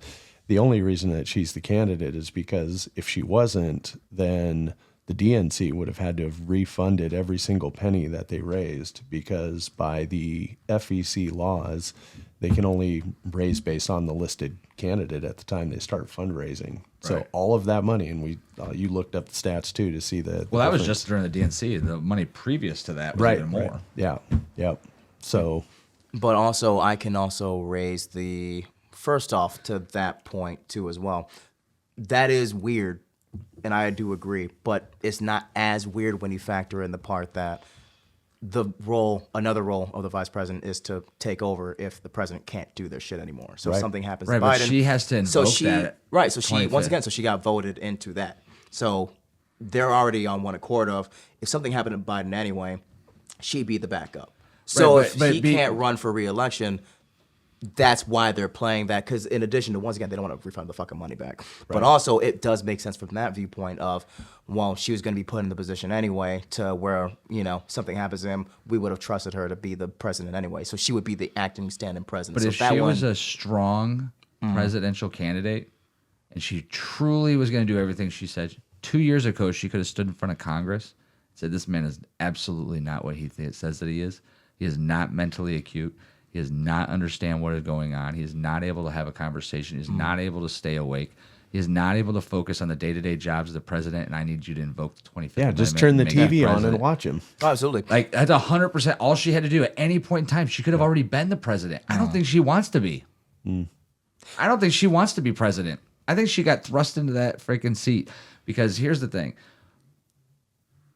This is a woman who two people that recently succeeded from the race and joined on the Trump side outvoted were out like like destroyed her in the primaries for the Democratic presidential nominee in 2016 and 2020. Yeah. Right? And now they're on the other side. This chick doesn't want to be president. She could have been president 2 years ago. Like, nobody wants fucking Biden in that office. Yeah. In fact, everybody in the country fucking hated Kamala Harris. Her approval rating was at like 20% up until the day she announced that she was running for president. And then boom, all of a sudden everyone's like, oh, she's a fucking Democrat. We have to fucking back her now. Yeah. That's the blue no matter who crew. Yeah. Yeah. But also, that's why Trump is where he's at right now, because I can argue the same thing about him. Obviously, he's not as cognitively gone as Biden is, but the motherfucker's 78 goddamn years old.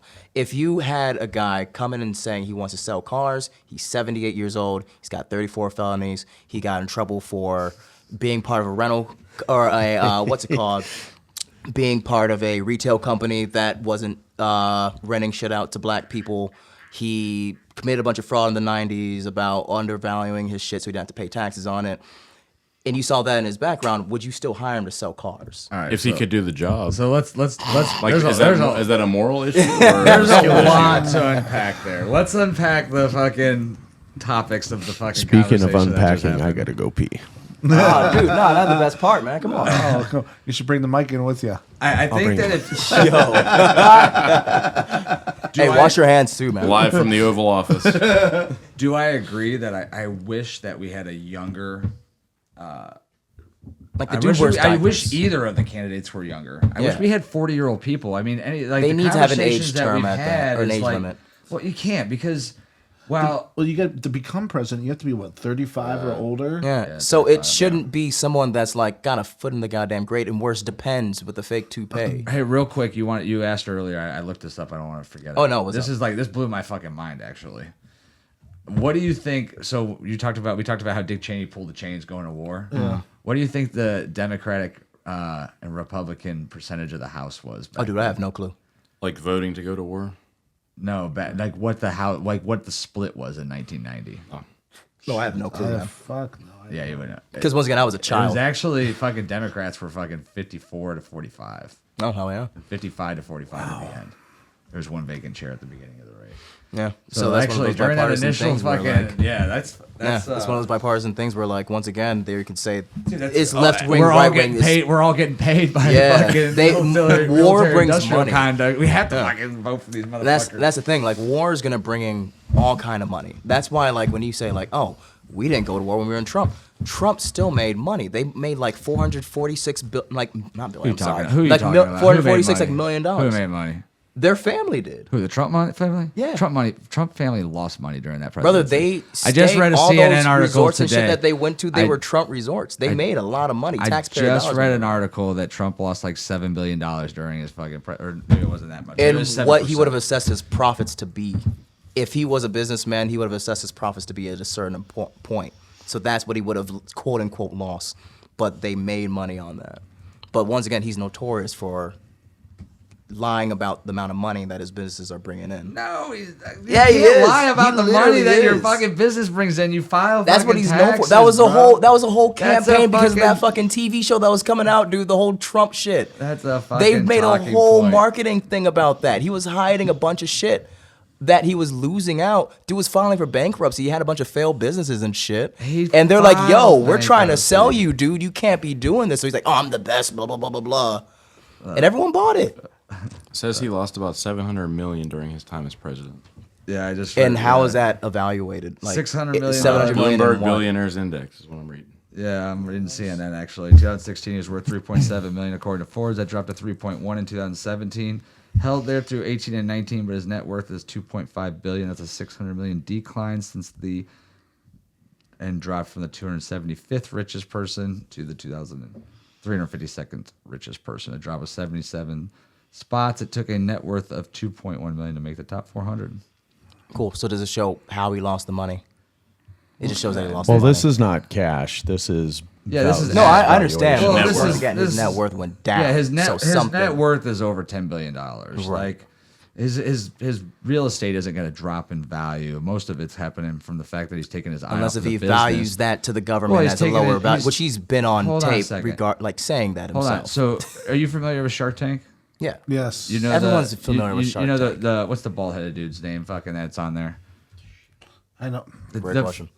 The fucking god damn it. Anyhow, what he did, nothing he did was illegal. Like when you talk about like he defrauded the banks, like do you understand the real story of what he did? Sure, let's hear it. All right, so essentially, let's say I need a loan right now for a business. I could say my house was worth $700,000. If they don't do their due diligence and come out and estimate my fucking house and say, yeah, you're right, it's worth $700,000, that's on them. They give me the $700,000 loan. I paid back that loan in full with interest. They won. Nobody lost. Nobody So- did anything illegal. So, Now, Kevin if- agrees. if- well, he did something Yeah, illegal. thank You're you, saying Kevin. get caught for it. That's he didn't get anything. He didn't do anything. well, he didn't illegal. get caught for it. He didn't do anything He did. illegal. They Because, like you said, if they don't come out and check it, No, hold on a it's sec. not the right thing, which means that they didn't do their half It's of the the thing. bank's So if they job. would have came out and checked it, You don't even know. So the bank's Well, you just job said is it. to verify that. No. I Yeah. could say my house is what I estimate my value of my house. That is what I estimate it based off of many different things. Right. What I could sell it for, what it's valued on renting it out, whatever the case might be. Like when he says that, first of all, Kevin O'Leary, the guy he's talking about, everybody in New York does the same thing. They estimate their fucking things. The bank has the ability to check it out. They check it out. They deem that it's credible, and then they give you the fucking money for the loan. And you pay the loan back. That's typical fucking business. It's just like if you bought a house and your estimator comes out to buy the house, or your real estate appraiser comes out to evaluate the house. If he says that your house is worth $600,000, it's worth $600,000. You didn't do anything fucking wrong. right? If your house is worth $600,000, the bank gives you the loan for $600,000. That's all that happened. Like the idea that they turned that into a fraud case, honestly, you could literally. There's probably the ability to turn into a class action lawsuit right now because of the amount of people that do the exact same fucking thing. Right. They literally just went after him because he was Donald Trump. And guess when they did it? Guess when they did it? Did they do it when it happened? what? Did they go after him in court when it happened? You mean in the 90s? Did they go after him at all? Look it up. When did they go after him for court? When did you hear about Donald Trump in The court? fraud shit was something complete. Though When did this you hear- recent fraud stuff was This is different. the same fucking story Yeah. that they found him guilty for. Is exactly what you're saying for. Yeah. When did they do Because that? it happened multiple things. It happened like what, like 20 This year. Oh, This 23. year. Never mind. That's the right. year of the That's election. right. Duh. That should all Fucking happen. A. Right. Amazing. Like they Right. knew about this shit for fucking 10 to 20 years, but they Right. recently just decided to take him to Coincidence. And once again, it's not like Coincidence. you're denying that he ever did it. It's just saying like, He didn't oh, do they're already anything going. wrong. I'm saying that every fucking businessman in New York fucking estimates their fucking property value. It's the bank's job to do due diligence and fucking go out and verify it. The judge does not have the ability to verify the value of the fucking mortgage on their own, which is what happened. They also appraises Mar-a-Lago fucking property by like. They appraised it at like 20 million when 25. the neighboring properties that are fucking half the size appraised for over 60 million the year before. Like, they're totally trying to fuck the guy over on just trying to find something small to keep his name in the news so that people like yourself who are looking at ways to not like him are like, oh yeah, he did something illegal. He's a felon. Like, it's just a talking fucking point. Ultimately, all that shit's gonna get thrown out. He's never gonna go to fucking jail for any of it, regardless if he wins or doesn't he's got win the enough election. money to where it's not gonna even matter. because of that. It's because there's actually nothing fucking there. That's why they're throwing out half of the shit month by month. Like the shit that we What did they should throw be out worried so far? about. That's what they have us talking about. Like right now, you and I are arguing about that. Other than the fact that we should be arguing about the fact that Donald Trump didn't have any new wars in the 4 years that he was there. He created the Abraham Accords, which was an agreement in the fucking Middle East to create peace, which was thrown out the second that we decided to fucking put Democrats in in presidency that are creating war back in the Middle East. So the things that we are actually concerned about, the fact that we want to make our country great again, and we want to close off the border, create less illegal immigrants that take up our taxpayers' dollars, that we want to stop wars in foreign countries, that we want to stop sending monies over there. We're not talking about that. We're talking about some fucking real estate fucking deal that he made fucking 20 years ago. Okay, cool. So let's talk about his policies then. Let's talk about Let's his talk about policies. that. The goddamn tariffs. What do you think about that? Because we're currently still living in his tax plan right now. That doesn't expire until 2025. Yeah. Well, The- depends on which tax The breaks Jobs you're and the talking Jobs about. and Tax Act. You're talking about the decrease in middle wage taxes or middle class taxes. Well, it didn't really decrease our taxes though. It actually did. If you look, at, Dude, did I you paid look at did way. you- I pay more. I When? paid way more. The last like 3 years. I did not. I absolutely did. I paid significantly more. Trump tax cuts. And once again, I would argue the 20, tariffs 20. drive inflation up. So Well, the fact that they haven't repealed that shit, I think they're just waiting for it to burn out because once again, it doesn't expire until 2025. But tariffs isn't something that, like he's been saying, like China's gonna pay their fair share. If you're paying more to import shit, you're gonna raise your costs. If the businesses have to pay more for their shit, then once again, they're gonna raise their costs to compensate for that. We're the ones getting shafted for that. And he wants to put more tariffs. He wants to put 20% more on everything and another like 50 or 60% on China. Just because your shit is made in America, but you use pieces and little trinkets and shit like that from China, you can still say your shit's from America. So you wouldn't even know it. But that shit is going to cost a lot more in the long run. So that's not something that China's going to be paying their fair share on. Yeah, they're going to have to increase their shit, but in the end, we're going to be the ones paying for that. And I don't know why, and no one's been talking about that because, once again, you want to talk about inflation. There's say- the 10. Hold on. There's a 10% that's been added on everything since like 2019. So I'd say I have the what you got? inflation stats right now, and it talks about inflation in certain areas like Yeah. car insurance, rent. Give us some numbers. Okay, well, for this year alone, for let's say auto insurance is like 16% gone up since last year. The only things that's really gone down is, believe it or not, gasoline, 14% since last year, 14%. Because it's an election. Yeah, I mean, Well, that's because we got more refineries and shit. Like the Yeah. thing that killed it in 2020 was because of COVID. They shut down everything. We lost a bunch Yeah, of but if you refineries. look at gas prices, I don't care who's running for president, who is president. Like the year of an election, the last Always 3 down. months, Oh, is yeah. Yes, 100% down every year. Yeah. Every 4 years. But again, things are up. Like freaking alcohol's up by 1.5%. So, But once again, we have those 10% tariffs that were added back in 2018, What 2019. what in particular are you concerned with being tariffed? Like, what product are you consuming that you're concerned with that's going to be tariffed? Well, essentially, any kind of anything that's been built and assembled typically comes from out of the country. Some part of it comes from out of the country. So I have are a Chevrolet- hold on a is- sec. So here's the number one issue, right? The idea of tariffs were to make it more expensive tariffs weren't just tariffs and then that was it. There was also tariffs, and then there was an 18% drop in. Oh my god, I just drew a blank. 18% drop in corporate taxes. And the idea was in manufacturing corporate taxes, I believe is the exact thing. And the idea was like, hey, we're going to tax the products. So if you're a business like fucking Steve Jobs and Apple, and you're having all your fucking iPhones made over in fucking China with fucking $1 a day fucking laborers and fucking 8-year-old kids and shit, we're going to make you fucking pay more for that product because we believe that if I save you some money in taxes and you put that money into hardworking American workers that are following the rules and things that we feel is fair for employment, right? Like we're not hiring child labor, we're not slave working people, we're paying them overtime, we're giving them health benefits, etc. Then it's a win-win for the American country. So, like, I know the idea of a talking point is like, hey, everybody's talking about tariffs, like it raises prices. Like, tariffs have nothing to do with the cost of eggs, with the cost of fucking milk, with the cost of your cereal, with the cost of all the things that you buy at the grocery store.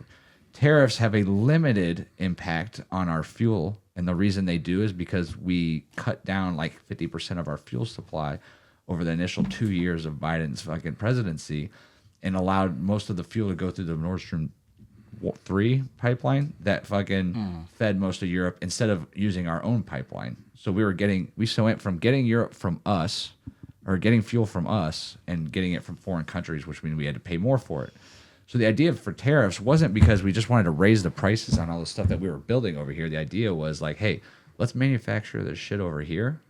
Let's stop giving all this money to these fucking big Chinese fucking companies that fucking are using slave labor and doing all this disgusting fucking stuff.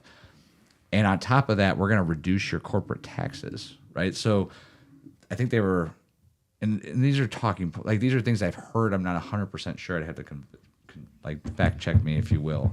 But I believe it was like 37 to 39% was the corporate tax percentage back in like 2018 or 17 before the change was made. And then it went down to 22 or 23%. So there was benefits to it all the way around for us. Now, did that add to the deficit? Not until we fucking threw out that first huge fucking COVID bill right before the end of 2020, which was the end of the election cycle. Right. Like, if you took out the last 4 months of that last election cycle, there is no 4-year period at all over the last 40 years that compares to where the economy was, where the cost of goods was, where the cost of fuel was, and where the average American's wage was versus expenses. Now, since then, you take that one bill that we passed prior to Trump leaving presidency, where he threw out like $1,400 and for each person and all that stuff. We passed 3 within like the next 4 months and didn't open up our economy and didn't allow ourselves to go back to work for probably another 3 to 4 months after he was done. Then we focused all our government spending on, once again, the pharmaceutical fucking business, Which that was fun. and gave and cost people jobs by mandating them to do certain things. We talk about, like, you hear that here's another talking point. Trump's going to be a dictator from day one. Well, fucking, you can make the argument that fucking Biden was a dictator from day one because they forced everybody to get a fucking vaccine or have to leave their jobs and spent the whole fucking first 6 months telling us it's the unvaccinated person's fault for anybody. They're going to have a winter of death and everything in between. Go ahead. What you got? Now, was that a federal ruling or was that up to private businesses? No, that was a federal ruling. Yeah, that I came had to- out. That you All had to have- federal Everything shut down. All Everything shut federal down. businesses had to enforce the vaccine, if I'm not mistaken. I had to get vaccinated twice. It eventually got reversed. Yeah. Yeah, it But did. Right. Correct. Literally during, if we don't have to bore ourselves with going back and looking at his inaugural speech, but even day number 1, like, this was in his talking track of, we're gonna there was all sorts of things that they were exploring doing, including taxation and things like that on companies that were not enforcing it. So but circling back, so what products are you concerned about being tariffed? Like, to Will's point, gasoline, eggs, milk, grocery store items, I don't think are going to be impacted. But what do you think is going to be impacted by tariffs? Yeah, as I said, any kind of manufactured product. I Okay. believe. So obviously Cars. not like, Like cars. Yeah, cars, electronics, and shit. So the like big that, one and that- like the fucking headsets and stuff like The that. big one that Trump talked about was Chinese cars that, you'd put 100% tariff on there. And I think that turned into that sound point. That's that's the one thing that turned into that sound bite is, well, he's going to do tariffs and that's going to, cause, mayhem and things are going to get more expensive, right? We've heard that over and over again. But if you rewind back in our country, the 50s was the automotive revolution. No, I was not alive in the 50s, fuckers. He's lying, by the way. He's fucking lying. So, we led the world, right? We just bombed the shit out of, the Japanese and, we beat the Germans and everybody else, right? And so we started our automotive revolution and that built Detroit, right? That was one of the wealthiest, if not the wealthiest point of the country at the time. And so cars, car parts, all that stuff. And then you go into the 60s and then here comes some Japanese cars coming back into the market, 60s and 70s. And then 80s and 90s, we had this thing called NAFTA. And we started seeing these Detroit companies then start to manufacture parts and then eventually their entire vehicles in other countries because they could set up plants in places where the labor was cheaper and there were tax benefits from them. So what happened? Then you had, cities like Flint, Michigan go from being very wealthy points of the country to fucking ghetto, like overnight, like very quickly, right? So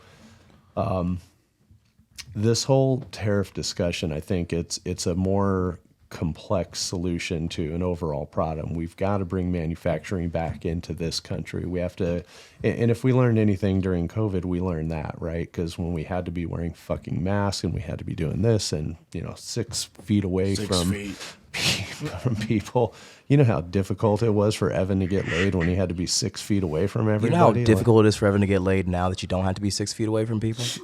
True. Okay, I'm so Evan sorry, Evan. Evan's been mostly unchanged. By Yeah, COVID, somebody but please it's- fuck Evan, please. Anybody that's not anybody else. He's very desperate, by the way. He will make sure that you finish. Once again, we already talked about it. He's What that the guy. That's him. He's a But- winner. He is a winner. So the tariff discussion, I think, is something that because we could ask China, hey, could we have some of our manufacturing back? That'd be really cool if you did that. They're not going to do that. Like we're not going to start making iPhones here in this country. Well, the other aspect of it is and this goes into, the quote unquote Green New Deal.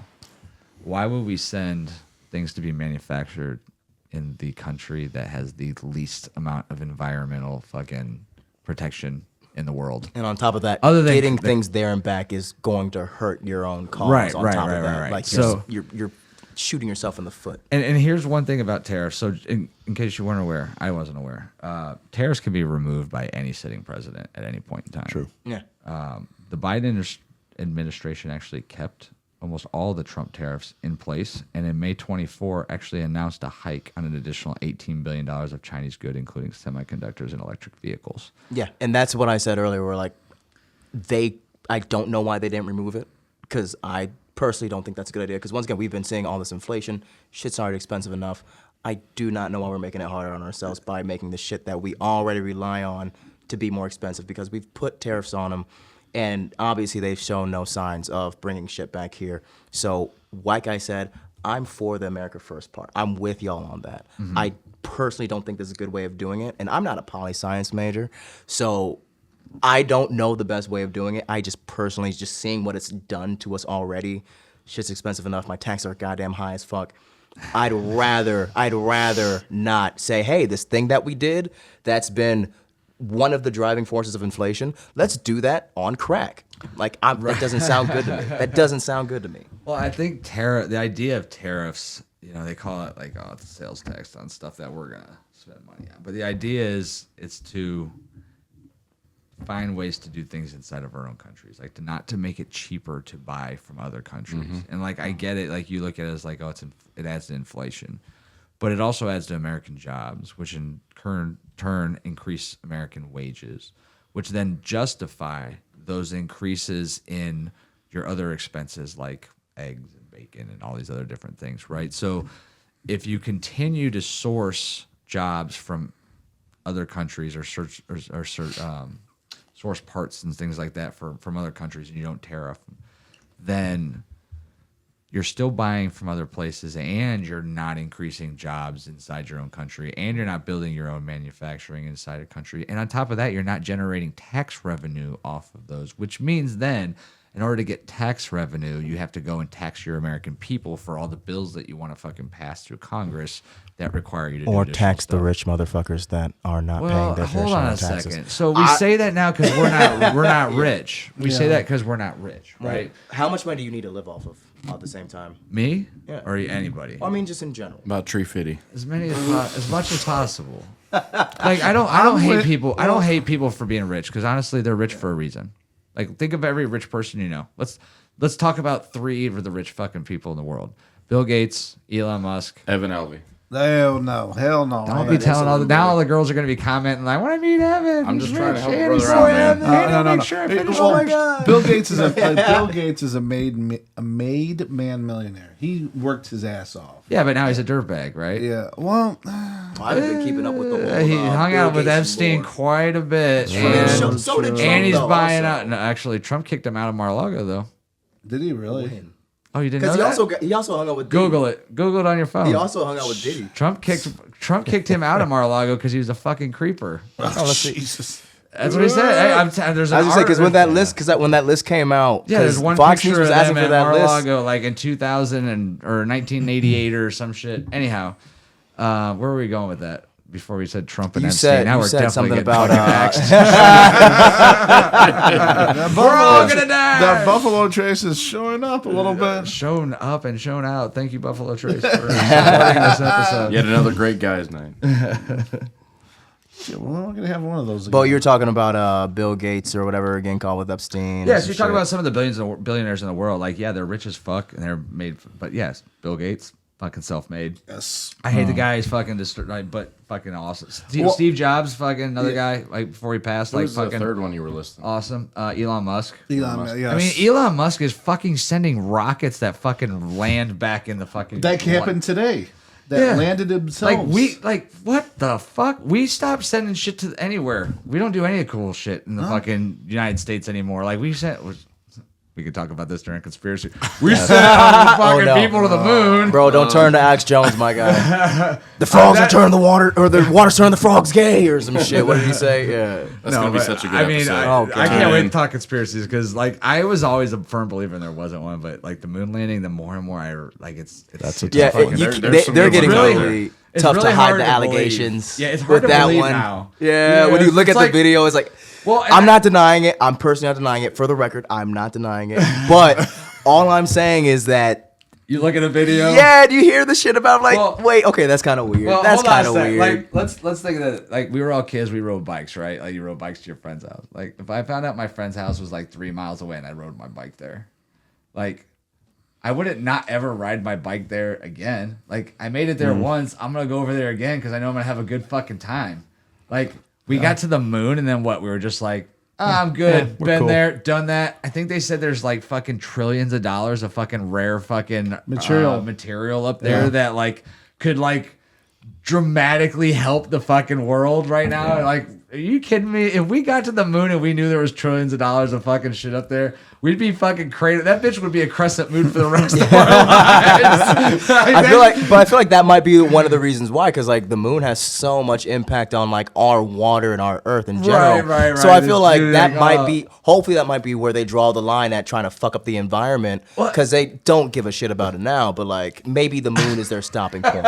Maybe the moon is too far for these rich fucks. Hey, they'll I'm just saying. have to subscribe to that episode. You know, for the future, we'll talk about it. When we talk about how to time. solve the moon Yeah, crisis. like, Yes. comment. We Yes. want to hear what people want us to talk about. Like, so comment in the YouTube comments, Instagram comments, whatever. Best conspiracy theories to investigate. Ooh, Evan's flat got Earth. us We on- gotta get into flat Earth. Those motherfuckers are 100%. weird. Those motherfuckers are so weird. Wait, hold on, David. You're not a. Because you looked at me funny. I saw that shit. But You're so, not a flat but you earther, talk are about, you? and then you talk about. Okay, I'm out. I'm fucking- out. Who's the creator of Amazon? I just drew a blank. Jeff Bezos. Jeff Bezos. Big Daddy Like, Bezos. you talk about let's talk about those 3 people or 4 people in general. Like, think about the shit that we have because of them. Yes. Like Amazon was a fucking book company to order books from. That shit is weird how that Now I jumped can up to order what a it is now. fucking toothpick fucking holder and it'll be here tomorrow when we Or a wake up. house. You can buy it. Oh, you can get a little tiny home for like $15,000 on that Yeah, thing, dude. and what I'm for- gonna be in your fucking backyard, brother. Dude, and for hey, eight- we're about to be neighbors, my guy. In this fucking economy, brother, I'm gonna get a tiny home, dude. Yeah, and fucking right. And for and for $8 a month, you'll get free shipping in 2 days. Hey, hell Fucking- yeah, man. Or if you just lie and say that you're gonna buy it in 2 weeks, Yeah. get it for free. Free shipping, dude. Fuck it.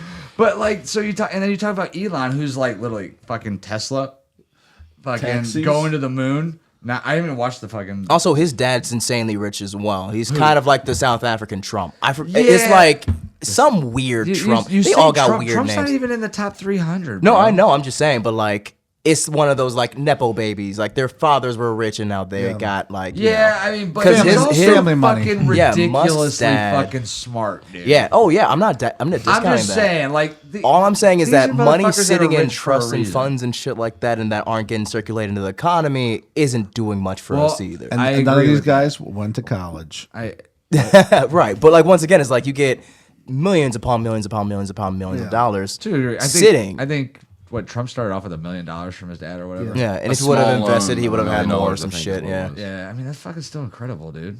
Yeah. All right, so hold on, we got off topic. We gotta fucking weave our way back. Do we? How long? How Right, how so- many hours have we been talking so I don't far? know, like 2. Not and a enough. half? About 2 or so. Goddamn. All right, so I do want to hear why you are voting for Kamala. Like, what does she Bring to the table. What do you think that you say? Like, I think she's gonna do this right. Yeah.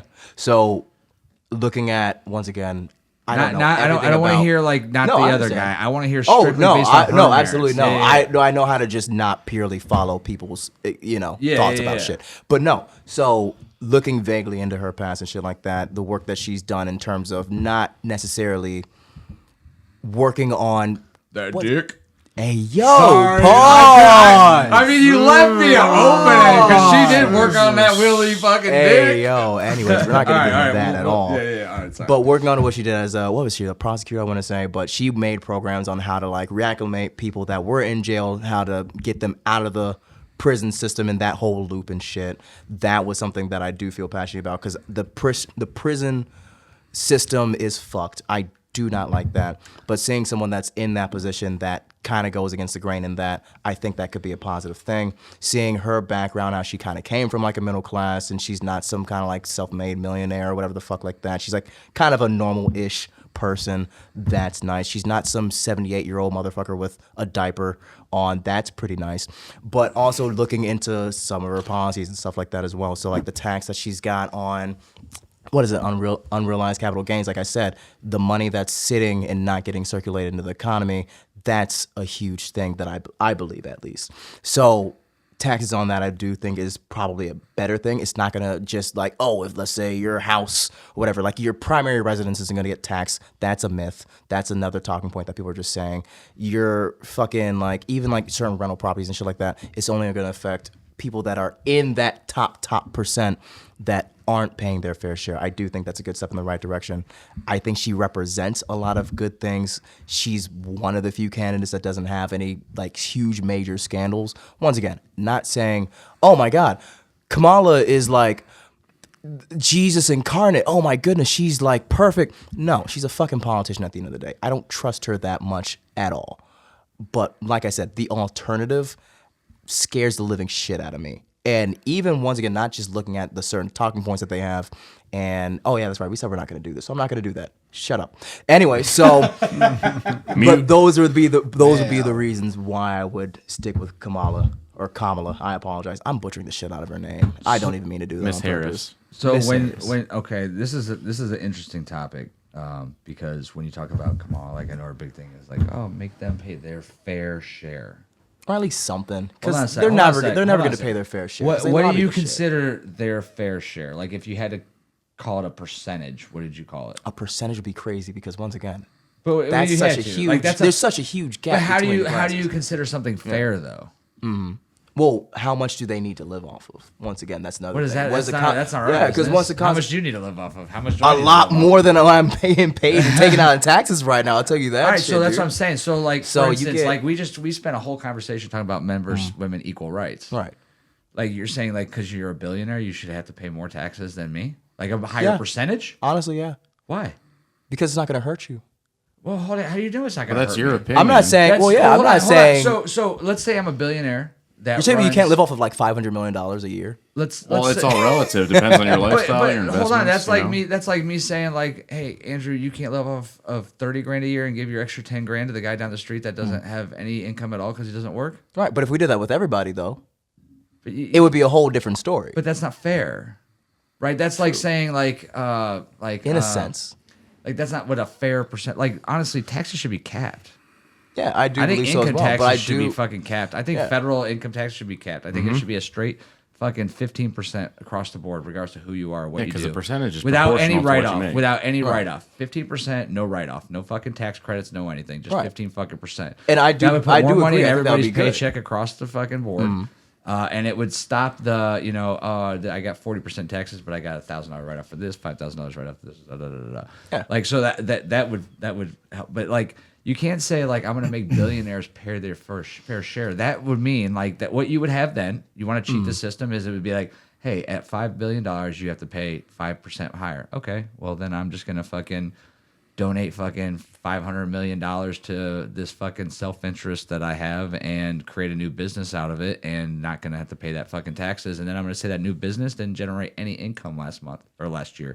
So now I lost money, which means that business doesn't pay any taxes on the $5 million that I given them. So like, you're just gonna create new fucking loopholes and new ways to do it. Like, to say that they pay their fair share, no, we have fucking plenty of goddamn taxes already. You pay taxes on your house, taxes on the shit you buy at the store, taxes on the food that you buy at the fucking restaurant when you sit there and eat it.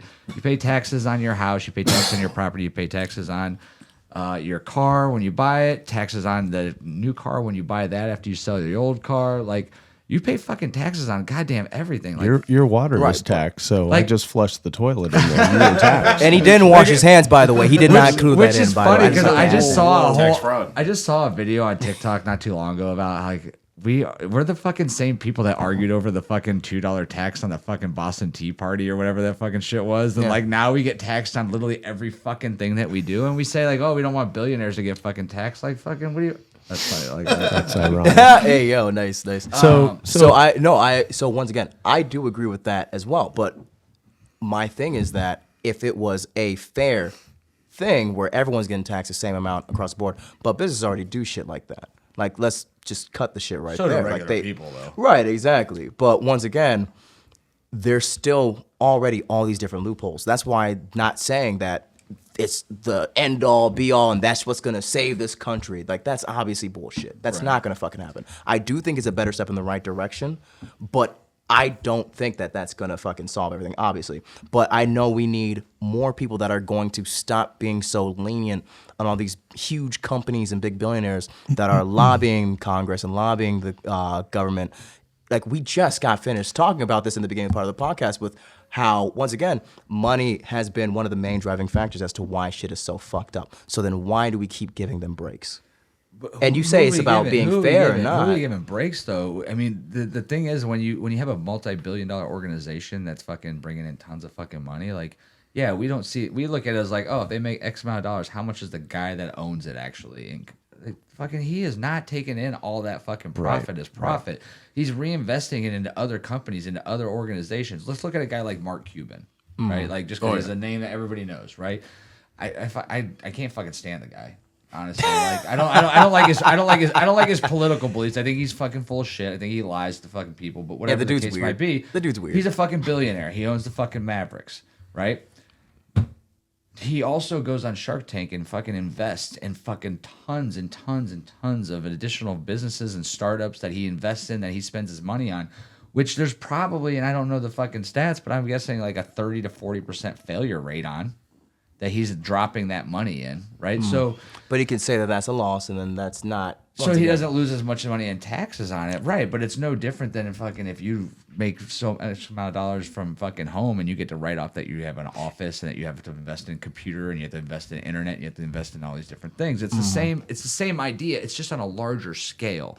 So when and believe me, I wish I was a fucking billionaire. I wish I had fucking that kind of disposable income because I would actually do a lot of fucking good things with it. Like if I had Elon Musk fuck you money, dude. fucking Medina High School wouldn't need a fucking dime. Right. But Ever once again in again- their fucking life because that's just something I would do. Right. And maybe But that's these guys protection, do though. those things. We just don't fucking hear about it. Well, he also and maybe they do it for people that they're like, maybe they do it for their high school, but they don't do it for every fucking high school. So you know with what I as mean? much bad publicity as they get, they would absolutely 1,000%. There would be stories on To it. some degree. There would be To some stories on degree. it. Well, Mark Cuban started his own pharmacy company, and now he literally makes a lot of money doing pharmacy stuff. God, the fucking pharmacy. Literally, Fuck It's that. gonna be its own podcast. I can Dude, already that's tell. gonna be It's such gotta a be, man. fucking crazy thing. It's gotta be. No wonder he's fucking on fucking Yeah. Democrat side. No offense. I mean, I'm just saying. Like, interesting enough that he's fucking on the fucking Biden Kamala side and is fucking now he's got a fucking pharmaceutical pharmacy. company. Some stuff I didn't just even know works out. that. I didn't even know that. no, yeah, he does, and and it's not bad. I looked at the prices because I tried to buy insulin off there. Oh, you know, I Is he did hear cheaper? about that one because their whole thing is that all the shit's on there is a lot cheaper than what you It get is. through like your It is. insurance and shit. Yeah, it's a lot, and he literally. But the only problem with him is you need like prescriptions like everything else, and you have to live in a certain region to get his Dude, pharmacy. just get the doctor that sold Michael Jackson that shit, man. You'll be fine. Look what happened to Michael. Dude. It's R.I.P. MJ.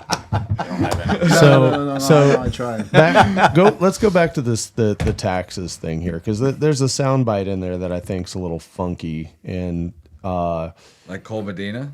like the funky cold Medina. Because Biden ran on that. Harris is still talking about that. This whole paying Are you talking about the fair tariffs thing? share. Or No, pay no, the fair share thing? Paying the fair Yeah, share yeah. in taxes thing. What this is doing is trying to make exceptional people look like everyday people in terms of their income and tax profile. So, for instance, Elon, wealthiest person on the planet, he's worth whatever it is, 200 and some odd billion. Fuck you, money. Fuck you, money. Fuck So- you. Fuck you. Fuck money. you. Yep. So I don't even care if you guys got a president. Matter of fact, I fucking nominate myself to be dictator of all the United States. I got 275 billion. Who says no? I'd be like, I got you. done deal. I mean, it's going to take some like 200 something trillion dollars to buy the United States. So- As much You fucking think? debt we're in. Oh yeah. I feel like he could buy all our debt for pennies on the dollar. Oh, he could buy our debt. I Yeah. mean, like He could us, negotiate. like What's that up to? middle-class Even like people, 16 yeah. trillion now? 17 trillion? Dude, I don't know. He Fucking- couldn't pay the national Dude, debt though. But he I could buy, saw like, I just saw normal that the people's shit. average year, like our average yearly fucking debt is like 4.4 trillion, I think. And this yeah. year we're already at 7 trillion. Yeah. Oh my god. Nice. So what do you suppose he's taking in a salary every year? Oh, I have no clue. Wait, who? Because are they we can talking make it about whatever again? they want. Elon? Yeah. I don't know. He's probably taking like 2 billion a year. Oh What, no, what do you think? Salary. 2.5 billion. He hasn't taken a salary since 2017. Well, doesn't. hold on a second. That's because you got fuck you money, bro. Right. You can. That means I'm live buying. in something Hold on a that's owned by second. company that you want. If I got fucking 600 fucking trillion, whatever the fuck he has, what does he got? Fucking He's like 275 billion? 250 some odd billion. 250 currently. billion. You know what I'm gonna do? Hey, I'm gonna take 10 of those fucking Lamborghinis, put those under fucking Musk Enterprises. well, a lot of them. and But I don't that's- have to those pay are the myself a loopholes that we're salary. I talking bought about. those with one of my fucking a companies. lot of corporate people take stocks from their company. Yep. That instead of getting paid themselves, they take stocks because Yeah. when I worked for Constellation Brands, the vice president would take stock over pay. Yeah. Anytime. So with that said, so he does have compensation, and his board approved compensation is in the neighborhood of 45 billion per year. Or I'm sorry, 45 billion total as an overall package. Now that's going to fluctuate heavily dependent on stock value. Now, Yes. I'm a Tesla shareholder. There's been times where that's been amazing, and right now it's a little embarrassing because of value. There's a time it was trading at 1,800 a share. So Shout out that Tesla truck. Yeah, but they split it and it went to what, No, 750? stop it. it's and you can Google and Is it see where it's 750, at 780 now? No, If you were it's much lower. Is it? Yeah. Once they get that shit together, I feel like you'll be fine. Cyber That'll be a good time to buy for cyber everyone sitting crap. at home. But By the anyway, way, don't take so- any advice from me. I don't know what I'm talking about. So I can't be held liable. So what's the fair share of him to pay in taxes? Like, so, and back to the point, I mean, yeah, you guys had a great discussion on equality. When you're looking at, okay, this guy, since he makes more money than this woman, then he should contribute more. That's equity. That's not equality. We want to affect an outcome, which I think that's a dangerous thing. You may have government programs to subsidize people who are struggling, but we're a capitalist organization as the United States. We're not socialist. We're not, controlling people's income based off of how much we're going to allow them to make. Like, you do that, then you stop incentivizing innovation and progress like we have. Like, that's the nature of our country. Right. Yeah. Right. But also, I would argue the standpoint on capitalism also has stumped innovation in certain aspects as well, because instead of trying to make certain things better, you got shrinkflation going on, where they're just trying to figure out the cheapest way to do something to keep their profit margins a lot Yeah, higher. so I'll agree with so that. there's a lot of shady shit I going on. agree There's with gonna be that. loopholes to anything. But here's the thing. Ultimately, capitalism is based off of the population. So I'll give you a prime example. So when I first started in the car business in 2004, 05, I worked for Chrysler, Jeep, Dodge, and then Chevy Buick. That was at the point in time where Chevy Buick, like, their fucking interior was like, I don't know if you've looked in like an 05 Impala, Malibu, Silverado, like their shit interior, they were so garbage. Like, nobody wanted a fucking Chevy for like 05 to 09 because they were just cheap. So what did that do? It caused them to create innovation. It caused them to recreate everything. They caused them to rebrand themselves. And now you get into a new Silverado or something like that. You're like, damn, it's fucking, it's nice in here now. Like, they changed everything. So capitalism changes the way, like, if there's no demand for your product, you're not making any money off your product, you're not making any profit, then you have to fucking redesign, you have to redevelop, you have to do something. yeah. Versus if we just say, like, everybody pays a fair share, like, if we just make it like equal across the board, like, we could all be creating the same fucking product. My product can be inferior to yours and fucking doesn't matter because we're making the same fucking amount of money off of it, we're getting taxed the exact same way, et cetera, et cetera. Like, capitalism is what really creates the fucking drive for competition. That's part of it, I guess. But also, there is still the way we've evolved also, and that might just be a whole separate conversation in general, because like you said, like, oh yeah, man, you got like a way better interior, shit like that, but also the engine block's fucking plastic, half of the shit. So you got shit that warps, doesn't fucking bend back Well, the right everybody's way, gonna and- find ways to cut costs to make more profit. Exactly. Yeah, that's the that's issue. never. You can't control that. Unfortunately, you can't control that. I mean, And can say that about fucking that's anything. that's a different, like I said, that might be a different conversation. Yeah, because once for again, the whole sure. shrinkflation thing is the devil in its own right. I think because you that's a get- silly term as well. I went through Oh, that. shrinkflation. I went through that with dog. Shrinkflation. I went through I've that never said with it like 5 times fast. dog food, whereas I realized suddenly that I'd been buying a certain brand of dog food that it was always 40-pound bags, and then all of a sudden one day they were just suddenly 36-pound bags. Same bag, just Yeah.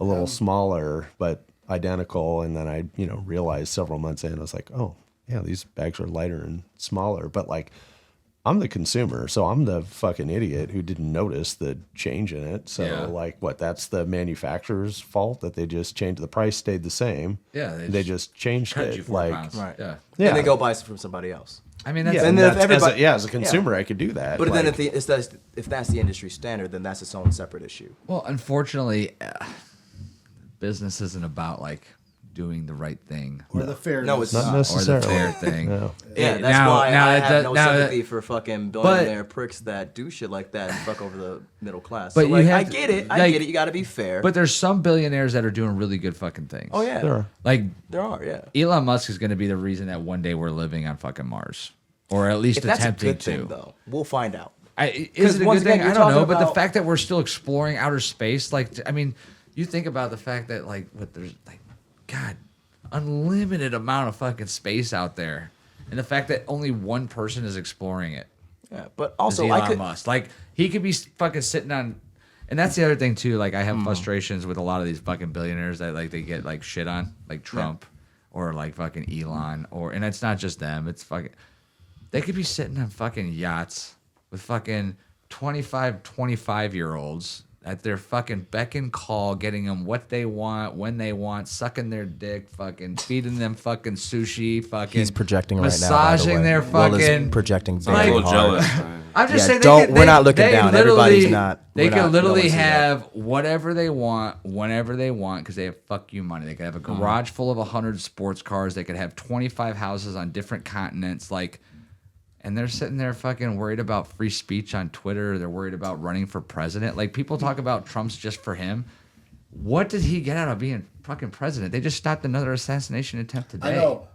Another one, dude. What the Yeah. fuck, Hear about man? that. Yeah, that's what I'm saying. Like, like Story time. yeah, some I guess a guy was trying to get into the Coachella Air event, and because he's in Oh, that California. He's in Coachella shit was a fucking train. Yeah, wreck he's in already. California today. Did you know that? Yeah, I Yeah. didn't catch any of that. Yeah, so he's in Coachella. They caught a guy with fake passes, fake VIP passes, fake press passes, and multiple guns, trying to sneak into the fucking into his event.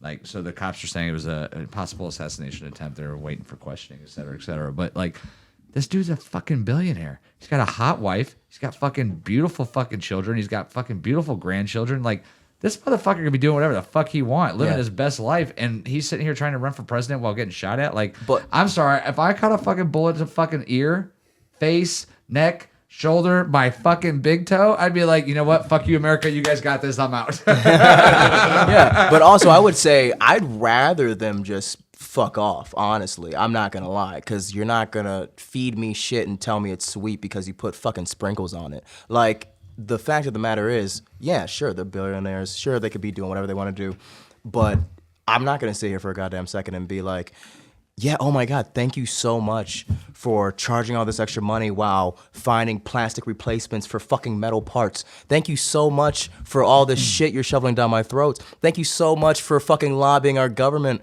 to do this shit. Like, yeah, no, honestly, if But you you made can't your look at share, every you can, billionaire and the you same can do way. your own You thing. can't look at every billionaire the same way. Oh, I understand Or a that. millionaire, But or what- 100,000 a year, or whatever you fucking. But like we just got finished talking about how why are we doing all this other shit in foreign countries when we have shit to worry about in America? Agreed. What the fuck are we doing on Mars? And we have That's innovation. He could. though. How much And you money wanna would it continue take? Innovating. Yeah, can Yeah, you be I'd spending that money rather- on a lot of other things. Absolutely, but if we weren't innovating, you know how many millions of dollars the fucking U.S. government spent on trying to go to the moon, or pretending to go to the moon, or went to the moon, or whatever the fuck happened. Like, I'm But- sure they spent lots of money of your money, of Yeah. taxpayers. Oh, Well, not absolutely. yours because you weren't born, but taxpayers' money. This motherfucker spending his own money doing that shit. Well, a For lot of the better- technology that for he the- uses government funded shit though. You got to think about DARPA and shit like that. Google, they also use technology that's funded by the government. So all of the shit that they use isn't necessarily shit that they just crowdfunded or sourced. A lot of the shit they use is taken from all these different pots and shit like that that is government funded. I would venture to say a lot of the shit that they're doing when they're doing stuff like going to Mars is fucking tax write-offs, actually. Like, hey, how do you want to lose fucking $5 billion really fast? Let's fucking build a rocket ship and send it to the moon with no fucking ROI. Send it. Hey, but You know what? Let's send 50 of them a fucking year. That's fucking, what, $25 billion? Can you make it where half of it comes back and lands over here? though? Yeah, I just... the parts that we can salvage, obviously. Yeah. But like I'm saying is like it doesn't take nearly as much as what you think to fix the shit that we have now. So I'm not saying, oh, we just need somebody 24/7 focused on this moon thing. Cool, whatever, fuck it. But also, if they put money back into solving things, like how you see people donate shit, cool. They can donate an amount that isn't going to phase them nearly as much. And if enough of them do it, we can solve a lot of the shit that is wrong right now.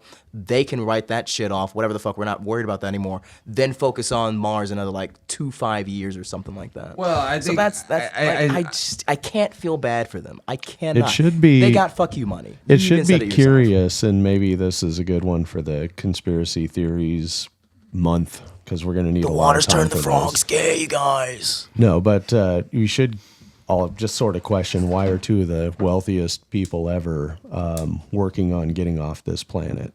Right. Yeah, right. That is a huge thing. Both Elon and Bezos are Like, trying to. let's get the fuck out of here. Yeah. Yeah, I mean, if I can... I don't know. The way I look at it is if you're a fucking billionaire, at least he's doing something other than fucking spending it on fucking... 25-year-olds. Yeah. What's up, He's Leonardo trying DiCaprio? Wolf of Wall Street. Oh, I was talking about him liking girls under 25 years old. My bad. We went in two different directions about that shit. way different. My bad.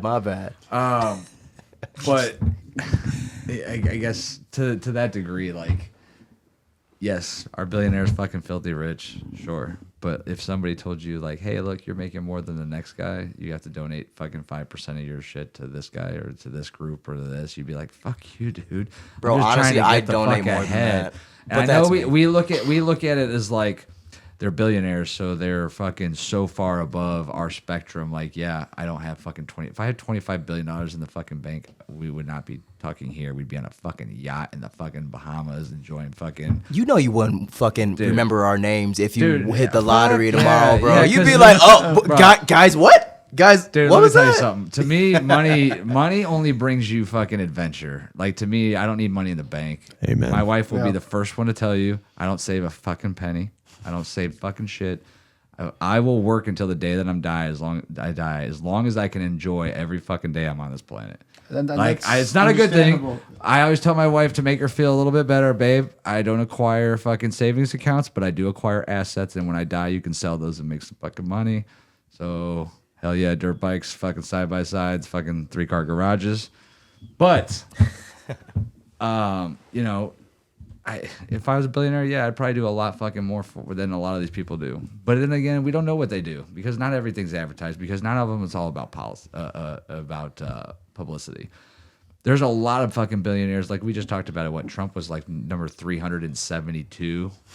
So there's 371 people worth more than $4 billion in the fucking country right now or in the world. That's so unnecessary. Was that top 2% they talk about? Yeah, I mean, but if there's not those people, they are still fucking paying taxes. Yeah. Like they're bringing in millions of dollars in fucking taxes every year. If you want to fucking help lower fucking taxes and you want to talk about paying a fair share, fuck this U.S. government that just keeps taxing us to fucking death to pay for all these foreign wars. Fuck this government that fucking taxes us for our fucking and makes us pay like ridiculous healthcare costs because they can't find a way to fucking negotiate things outside of big pharma. Like there's a lot of things that this government could do that they have not done and never will. No. And so it'll never be fair on our end regardless of who you vote for. But come this election, I think you can only do the best that you can. You can listen to every soundbite. You can listen to every conversation. Oh, here's the conversation. So if you guys don't know, Andrew Schultz, comedian, you guys know him? Yeah. No, I know who that is. Dude. Yes. That pod's on my I'm- watch list. I haven't. Yeah, so he just had Trump on. Yeah. And Trump said, like, towards the end of his presidency. Now, mind you, Trump didn't get a fair presidency. Like, he spent the whole time fighting. motherfucking time fighting fucking Russian collusion bullshit that Yeah. turned out to be completely false. 2 impeachments. I mean, literally the whole fucking time. But anyhow, he said he was working on a deal with Russia and China to denuclearize. He wanted to eliminate all of our nuclear weapons and ask them, and in exchange for them doing the exact same thing. Like, I just want you to think of a president that was willing, because he, you know what he said? He said, because it only takes one. That's right. Yeah, it's It true. only takes fucking one. only And they one. have thousands here. They have thousands in Russia. They have thousands in China. They have thousands in fucking Ukraine. It only takes fucking one. He's like, if we can eliminate that, like the world would be a better fucking place. Here's Like that's the shit. And this is like if you listen to that fucking interview and you don't listen to it as like I'm a Trump fan or you don't listen to it as I'm an anti-Trump guy. If you just listen to that interview he does with Andrew fucking Schultz. He's a fucking comedian, Andrew Schultz. He's a fucking nobody. He's nobody. He's not a big politician, dude. Yeah. They have a regular conversation for an hour and a half where you just hear some fucking moments like that where he's like, look, it only takes one. Like, that's really what it comes down to. Like, the world would be a safer place if we all got rid of nuclear weapons. Like, that's the shit that people don't ever listen to. And I worry about the fact that we have another side of this fucking politics. And fucking, once again, it comes to sides. Like, I hate red versus blue. I hate Democrat versus Yeah, it Republican. doesn't fucking matter, man. They're both the Because, same but right fucking now, side. like, we're in fucking 2 wars. And we just sent 100 troops to Israel today. So I want you guys to think of the news in the next week. Remember this conversation right now. If fucking Hamas sends a fucking bomb over the Israel border and it fucking kills one of those 100 troops, I promise you within fucking 90 days after that, oh yeah, we'll be in. will fucking have no choice but to have fucking boots on ground and be fighting another fucking war for the next 20 years. Except this one's gonna piss off every motherfucker because Iran is backing Hamas. They're in a fucking ally. They're an allyship with, or goddamn, they're they allies just with made an fucking allyship. Lebanon. They're allies with fucking no. I mean, Iran is allies with North Korea. North Korea has allied up with Russia, and we're still funding Ukraine against Russia. So I just want you to think about how that scenario could fucking literally pan out into World War III. That's it right now. 100 troops of Americans on ground. One gets killed by Israel. By Hamas, and we then bomb Iran. Iran's tied up with fucking North Korea. North Korea then sends fucking who knows what the fuck. And then fucking before that, we're in a war with the whole fucking. Do Eastern you Bloc, think bro. this? We're going to take a few turns, kind of off topic here, but Yeah. it should be fun. But do you think, just since you brought up the nuclear weapon thing, do you think that that's the most powerful weapon on the planet? Not anymore. A nuclear weapon? Nuclear weapons. I'm more afraid of biological weapons. Okay. That is a Well, whole different nuclear weapons are a form of. Yeah, agreed. I mean, But do I think it's the most powerful? Who fucking knows? Like, you don't know what's capable of any of these fucking governments. But do I think the fact that we have like 10,000 of them and that Russia has like 5,000 of them and that China probably has 1,500 of them? Like, I want you to think about this. People think like, oh, dude, if we get nuked, we're going to be okay. We have 44 nuclear defense missiles around the fucking United States. 44. They are about 50% accurate. If Russia fired 1,000 fucking nukes at us, we might take out 20 of them. Fucking world will be over, man. Yeah. And in the meantime, you have to take over. Like, this is why you got to read that book I told you. Like, in the meantime, we only have like a 90-second span where we can fucking even launch to try and to stop those weapons. Yeah. And then the next 90 seconds is us counter-striking.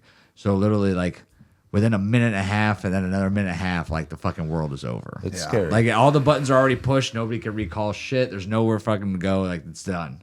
So, yeah, is the nuclear weapon the most powerful? Not necessarily by the fact of just having one, but the fact that there's infinite amounts of them that could be launched and destroy the world, yeah. Okay, so here's my conspiracy theory, we'll just Oh, say, no. on topic here. Leave the frogs out of this one, David. Please leave the frogs out of it. In 1878, they started putting electricity in homes. 67 years later, they detonated the first atomic bomb out in our desert, right? So 1945, 67 years goes by. So less than 100-year period of time, or even less than 70 years, we went from didn't even have electricity in the house to the Right. most powerful thing on the planet. Do you guys really think that we've stopped inventing shit between then and now? not at all. No. Yeah, but hold on a second. We're now So- 79 Hey, let 'em years. cook, let 'em cook. All right. 79 years later, and the way technology has taken quantum leaps between then and now. Yeah. So here's one of those things about that book by Annie Jacobson. Mm-hmm. She talks about how like the bomb that like dropped on fucking Hiroshima, right, was fucking enormous. Right, Like yeah. it's- Yeah. now Is it we about have that big? we have like this big. like bigger. Like this fucking table. Like at least like this big? beyond this So, table. like, was- two of us. Like so big. and it had to be dropped at a certain elevation Yeah. over top of the target. Yeah.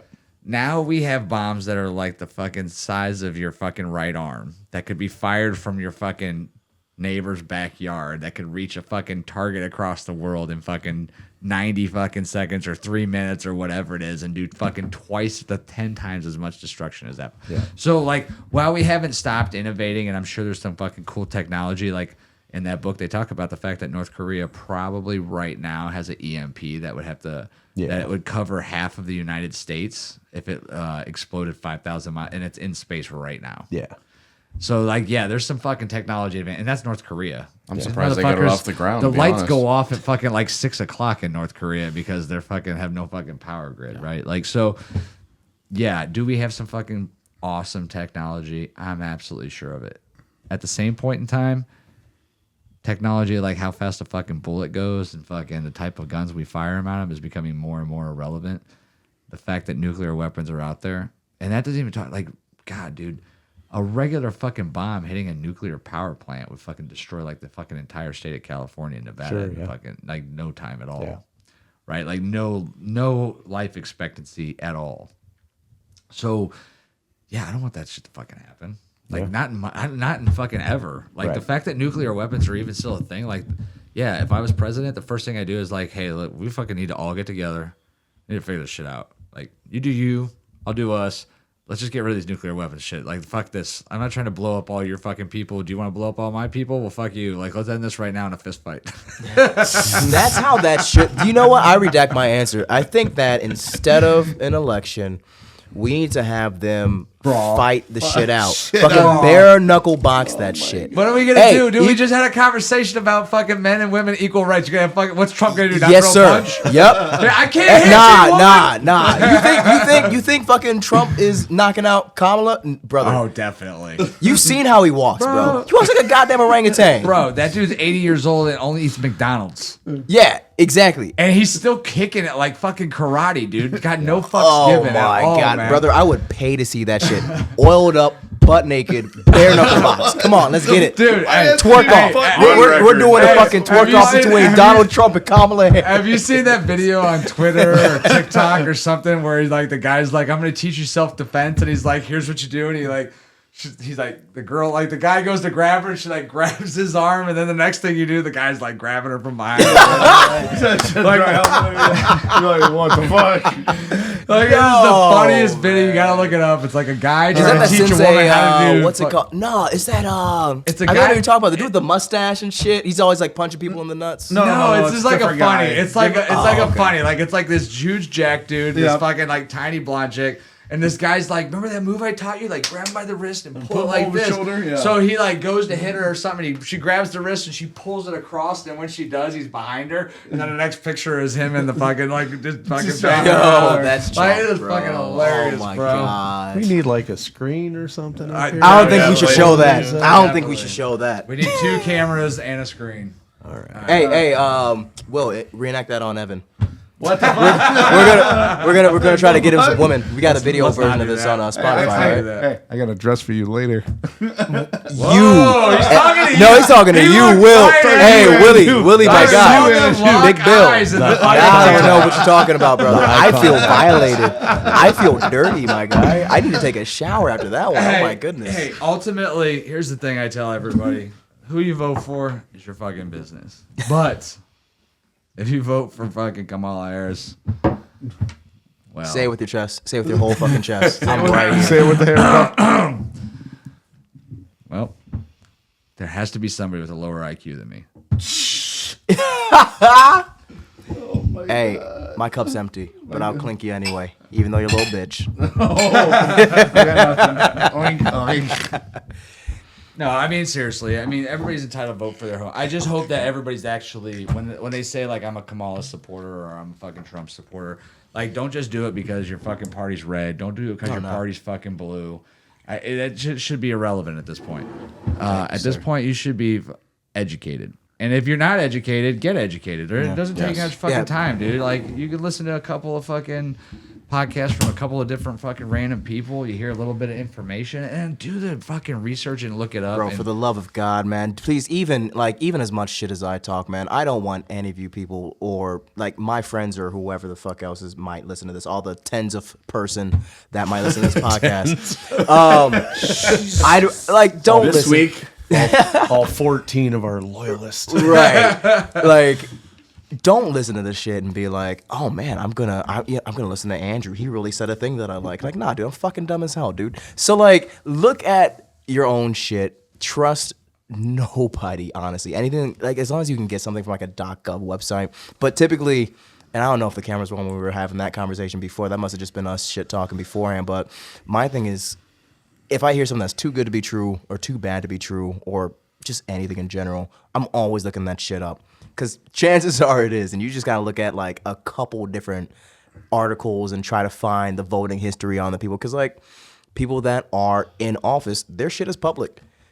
They can't wipe their ass without it being a public record. you can find something to back up something that they said. You know, one so thing I look always into said to add up to that though is, man, I think it would be fucking amazing if every bank account, every fucking investment account that you had as a public servant should be 100% public, posted on your profile That would page change on fucking. so much shit. Like, I mean, 100% of every dollar you fucking spend. So if you got a fucking Pornhub account, hey, little Jimmy about to find out about it. Wait. There's that one dude that got caught on Pornhub saying a bunch of anti-Semitic and racist shit. What? He was black too, by the way. What? Yeah. He said black people were better when they're enslaved. Oh my! I gotta look the dude up. I But heard yeah, you heard. Yeah. I'm trying to think of who that was. But They like, traced him Jared. back because of the account name matched his real life information, and it was the same. They compared like email, text, and shit like that, and like his like how he talked and like over messages, exact same.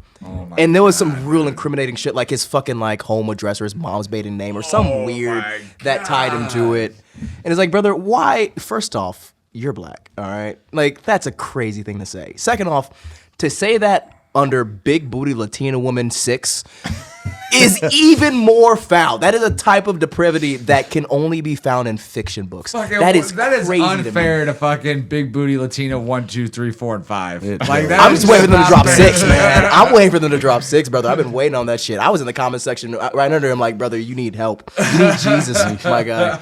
But nah, that's like, it's so weird to me, man. All that shit should be public record, but It would change a lot of fucking People are things. Like if you knew how, like what investments they were making, how much money in their bank accounts, how they were getting paid, who they're paying them. Like yeah, that would fucking change a lot. And guess what? The thing is like today's day and age, like everybody wouldn't have to look at it. Like there'd be one TikToker out there or one guy on Twitter that's like, hey, I'm following this motherfucker to make sure they do it legit. I'm gonna post everything that seems fucking out of place. And guess what? You fucking keep people fucking honest. with And receipts and you're a shit. public fucking got it. servant, so that should be public. Yeah. Like, frankly, like, you would get people to stop doing a lot less shady shit. And you shouldn't be able to invest just to make sure that the people that are going into this shit aren't just there for the money. U.S. senators average 177 grand a year. The U.S. president makes $400,000 a year, though most presidents donate their salary. Do you guys have any idea what Barack Obama is worth? It's like Probably fucking like a couple 62 hundred billion. million. No, it's like 62 billion or $1 million or something like that. So she's worth more money. He is worth, his personal net worth is, and if you go back and you look at an interview of him while he was running for president, he had 2 credit cards. He had something like 250 grand in the bank, mostly savings from, working for Henry Kissinger and all that kind of stuff. You guys can fact check that on your own time. Present day, he's worth $1.3 billion. Jeez. Barack Obama. I guess blowing up kids in another country has its perks, right? That's one thing to look at. Yeah. So, you here's- mentioned him earlier in terms of like being like super polished and public speaker. Like he's fantastic statesman, probably the most stately leader we've had, right? But Here's an That dude has some example of shit. And that's something I get burned on about a lot because I'm pretty open about like my disdain for Barack Obama in certain aspects. Once again, great president, I feel like, but he's a politician at the end of the day, and there's a certain level of child murder that you have to be a president, and I can't. I'm never what's gonna that agree with that. acceptable number, by the way? Yeah, no, there really is. 5. Like you got to be like okay with a certain amount of child murder. What's you the know? percentage? What's the fair amount? Well, I think There it is very none. much- it That's depends why on- I hate it- 'em all. Yeah, it depends on the target. Yeah. Whoa. Okay, I think we're But- gonna. But what are you gonna say, man? Whatever the fuck. No, wait, I mean, when you talk about fucking Barack and the fucking fact that he's made fucking millions, like, that goes back to the two-party system and how fucking junk it is. Because one of the things that Michelle Obama did do was a lot for food inside of fucking schools and things like that. And I think that if she were today not voting on party lines, I think that she would be like, dude, the fact that RFK Jr. is fucking behind Trump and like they're gonna try to do something about fucking the health of today's food because food is fucking a big problem, and like a lot of other topics that we're gonna talk about when it comes to mental health, when it comes to pharmaceutical companies, when it comes to all this shit, a lot of it stems from the fucking food today. Yeah. Well, and I think that she and RFK Jr. would fucking agree on so much, but they can never do that now because the Democratic Party told RFK to get fucked And now they're on opposite sides because RFK decided to go with Trump. So now you created a fucking situation where two people that both, I think, ultimately had great, like, I liked Michelle Obama, dude. She stood for fucking fitness. She stood for fucking youth health. She stood for fucking better food for kids in school. Like, now she can't be on the same side as a fucking Donald Trump and a fucking RFK because she'll be assassinated by the other party. Like, like not physically assassinated by the bullet, but I mean, she'll be fucking, it'll be socially suicide. Like, nobody will ever fucking talk about her being a fucking presidential candidate again. Nobody will ever listen to her again. The fucking Obamas will fucking disappear off the face of the earth because that's just the way that we live in the society we live in. I mean, what day and age are we talking about that a fucking Kennedy can't make the Democratic ticket because we want to automatically put a fucking person in there that didn't do anything to fucking get voted into office? Like, we talked about a threat to democracy. Like, okay, nobody voted for this chick to be fucking presidential nominee. Nobody. Yep. In fact, she didn't even make it to the first caucus in fucking the Democratic nomination. Like, the two people that we talked about, RFK and Tulsi Gabbard, were stomping her ass. Like, they were way ahead of her, 10 and 15% higher. Oh, yeah. And they're not on the Democratic ticket? Like, how is that? What, because they have a different fucking point of view than the party fucking line? Okay, well, who's fucking hauling the party line? And the same goes through the fucking Republicans. Don't get me wrong. I think there's a lot of shit Trump wants to fucking do that he won't be able to do because, frankly, if he were to say that he wanted to do it, like, I think he would leave NATO. I personally think that Donald Trump would say, fuck NATO. It's a waste of money. He's talked about it. We're not getting anything out of it. Yeah. And the fact that we're in NATO only puts us in fucking more harm than it does good. But he can't say that because he will lose 50% of the fucking the Republican vote through the House and through the Senate and through anything else that he wants to do in the future, right? And that's the fucking problem with the two-party system that we talked about earlier. I think that you're right, Andrew. The first thing you said was we should get rid of the two-party system. You're right. It's a fucking joke. Yeah, it's all, as long as that shit's there, we're fucked, honestly. Because whether Trump or Kamala wins, we're fucked. Like, point and simple. Well, because ultimately you can't do anything without the Senate. You can't do anything without the House. Yeah. Like, it's just going to have to be drafted in the House, sent to the Senate, and then passed up to the president. If you don't have any agreement or you have deadlock there, you're screwed. And even if you don't, if you do, like, just because, like, at this point in time, I'm going to vote for Trump. My personal vote will be for Trump. He's a Republican. I am not a fucking Republican. There's a lot of shit that I don't fucking stand behind that the Republicans do, right? Especially when it comes to Israel. Like, fucking both parties are up Israel's ass. They're both on fucking I Israel's do not stand dick. behind fucking shit, Israel. yeah. I don't want anything to do with fucking Israel. So, like, that doesn't do anything for me. See, that's going to get us all fucked that, up, by the way. That's gonna yeah, get me now we wild. got to Like, fucking check our brakes every goddamn time we leave the house. Nice. Thanks, Will. We got fucking, what is that, Mossad out there right now? Cutting fucking wires? Oh, shit. You know what? No, I did say fuck Israel early. I think I said that in the last podcast, actually. Probably. Fuck Israel. Well, fuck Israel. Fuck Israel. Fuck Israel. The reason why I couldn't vote for Kamala is I think she's just grossly underqualified for the position.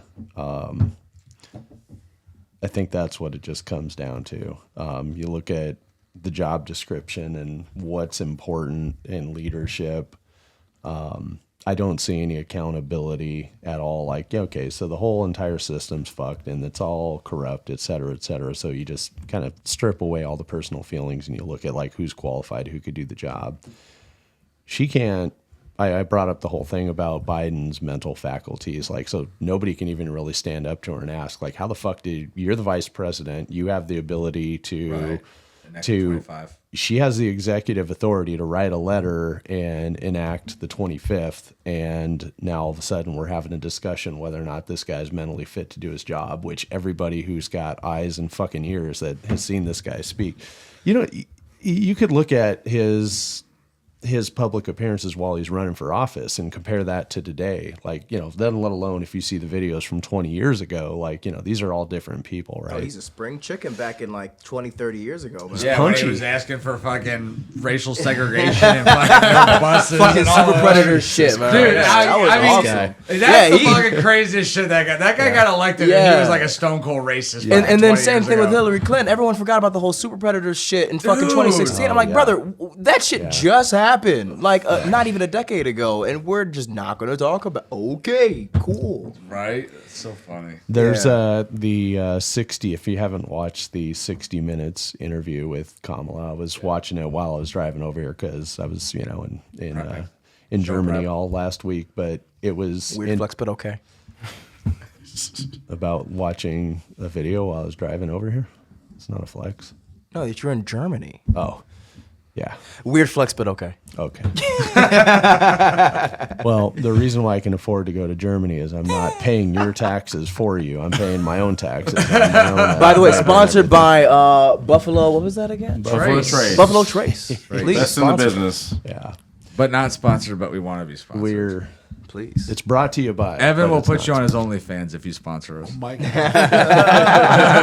Evan, you're our backup. Sugar daddy. Oh, won't be the first time. Hey, yo, pause. Why'd you look at me like that, Mike? Okay, He anyways, winked. David, He gave you you the talk. wink. Yeah, Because go I don't know ahead, what's David. going on over here. You need The- to stop drinking. The Don't take 60-minute his cup. interview. Go ahead. All right. Oh yeah, 60 minutes. That's a good one. We've back. I go back to the debate with Trump, and some people walked away saying, "Oh, look at that! Like she mopped the floor with him," and other people saying, "Well, he mopped the floor with her," and what really happened there? But the one thing I found most interesting about the debates is that, and it's been in pressers as well, but they talked about the border security bill, right? Border. We didn't really talk much about the border during this whole thing, but I think we all agree on the border's a fucking shit show. the border, yeah, the 100%. border's a shit show. But so Kamala's personal position is that, oh, well, we had a bipartisan bill all ready to go, but Donald Trump went and called everybody. So the person who is the acting vice president and the border czar Had less pull.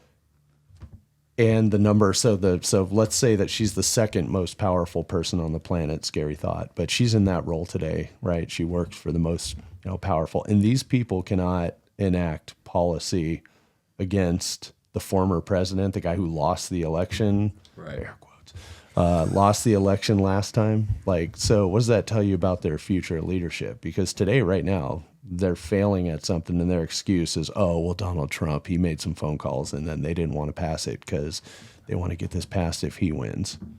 Like, and nobody challenged that. I don't know if you guys connected that. I think. Well, yeah, you're during the saying- conversation, I think somebody else, like, I don't know if I heard it on that, but I heard it. That's not the first time she said that. It's the No, second it's time. been, yeah. She said it at the main debate, and then she said it again. Like, basically, every interview she's had is Yeah. like, I believe in a stronger border. We had a bill that was going to bring, and see, here's fucking the shit that politicians do. We had a bill. It was called the border bill. It was going to bring 1,500 new agents to the border. Do you not hate the way that she fucking changes her accent in every fucking place she introduced? I just did that. And that fucking made me sick. Well, first of all, I was raised in a middle class family. And, I mean, I worked at it's in Los McDonald's, but I didn't Angeles, work so- at McDonald's. Anyhow, so back to the story. So she talks about how, like, that Trump stopped that border bill from passing, right? And he called his friends in Congress and said, "Hey, don't let this bill pass." And to me, I'm like, so you're a bitch.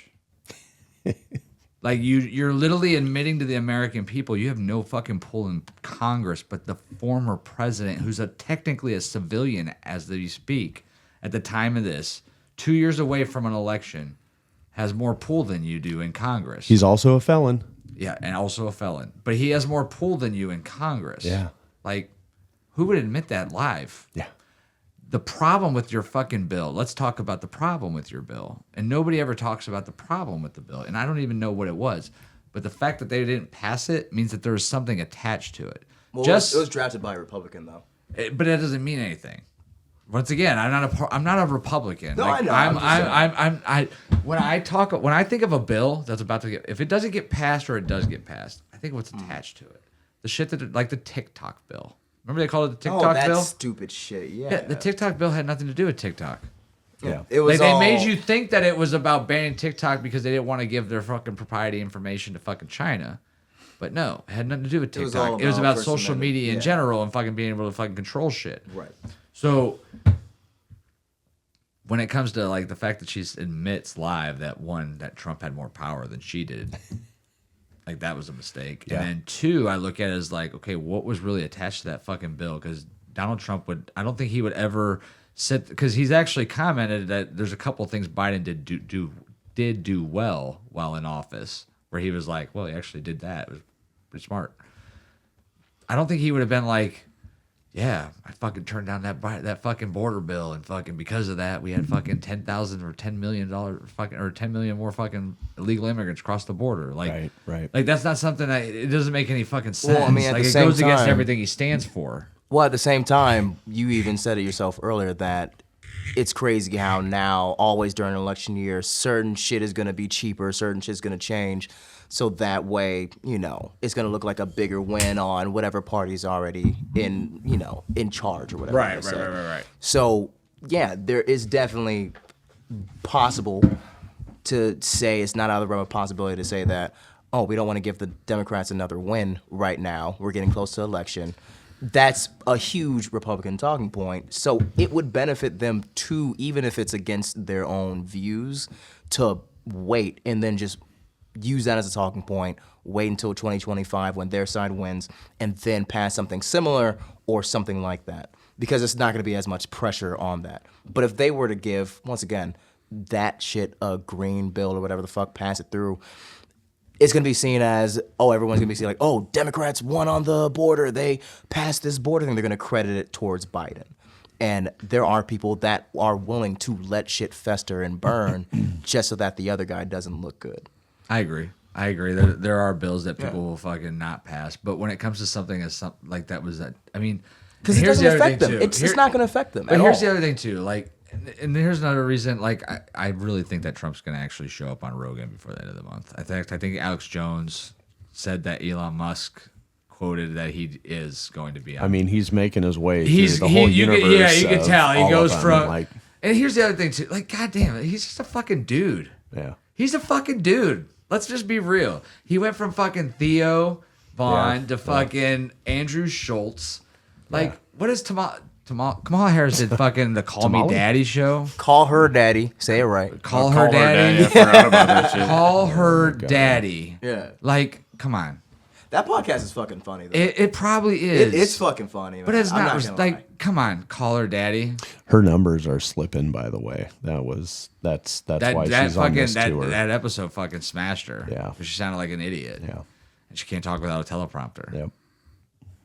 But at the same point in time, like, anything can still happen in the next fucking 25 days. Like, it blows my mind how much support she has. Like, to me, like, I could see if it was like 2 out of 5 people, 1 out of 5 people, like, Yeah. somewhere in between Yeah. there. Like, so, like, if you have 100 people, like 30 people might be crazy enough to vote for her, silly enough to. And I'm not. Hey, yo, I don't mean this disrespectfully. Oh, right? no, 100% I'm- disrespect. My therapist No, knows because- your name, Will. All right?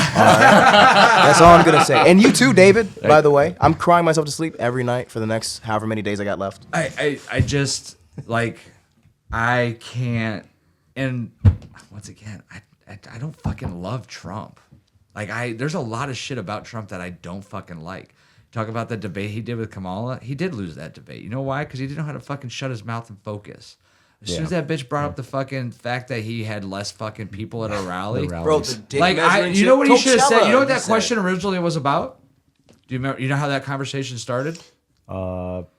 They weren't talking about the border, were they? Fuck yeah, Yeah, they were talking about the border, and then she He- made that comment said, at the "You've end of been-" the fucking. She said, "You've been the vice president for the last 3 years. It's been said you've been in charge of the fucking border.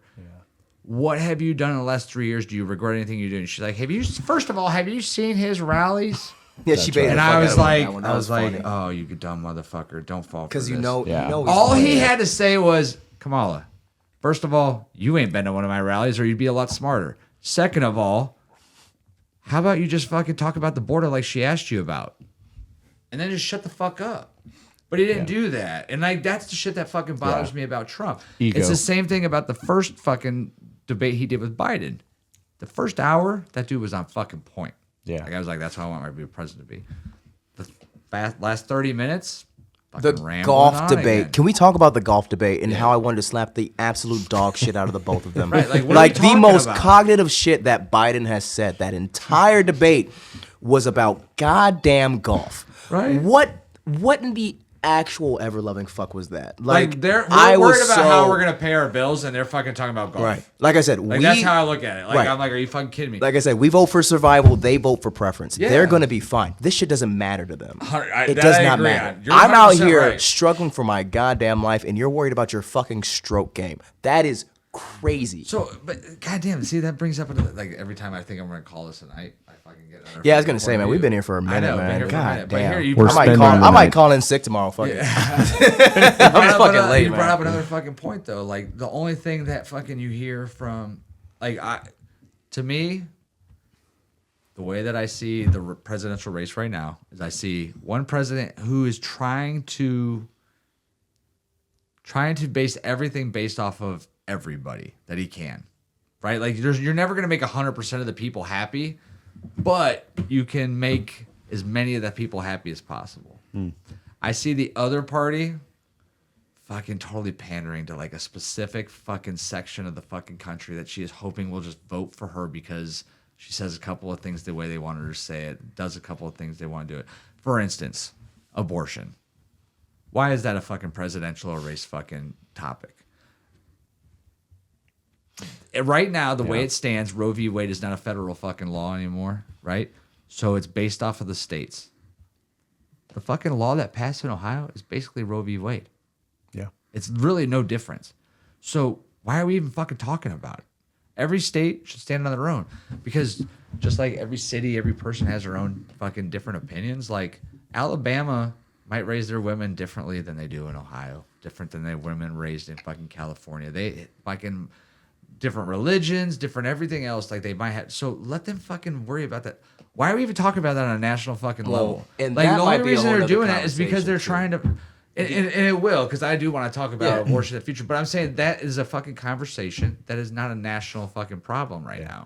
Well, I don't know, because once again, like infant mortality rates and then maternal mortality rates have skyrocketed since that shit. So that's a fucking false bullshit lie. They say that Texas has the highest one. It's actually in like the top 15 of the fucking state, and not one country, not one state in the United States is outside of like the top 20 of the world. So everything that you've heard about infant mortality rate is completely fucking false. Right, and in the world, and how reliable. But they will tell you that fucking. I heard a conversation that they like AOC said that fucking Texas has the infinite mortality rate higher than most third world country. Yeah. More completely false. They're not even in the fucking bottom third of the United States. They're in the top 10 or 15. True, but I also, once again, I do feel like anytime you take anything that can be healthcare and you're making that less accessible to people, I think that's a problem. Because you said earlier, it's like killing babies, but a lot of the times these procedures are labeled as abortions, but it's a lot of shit that is literally like it's not a viable fetus already. So they have to wait till the woman goes into sepsis, and then that's a whole fucking thing. Until their life is wanna like have a in full danger. conversation about Right, abortion. that's going to be a whole nother conversation. But is my a good point one. is, it's not a presidential debate.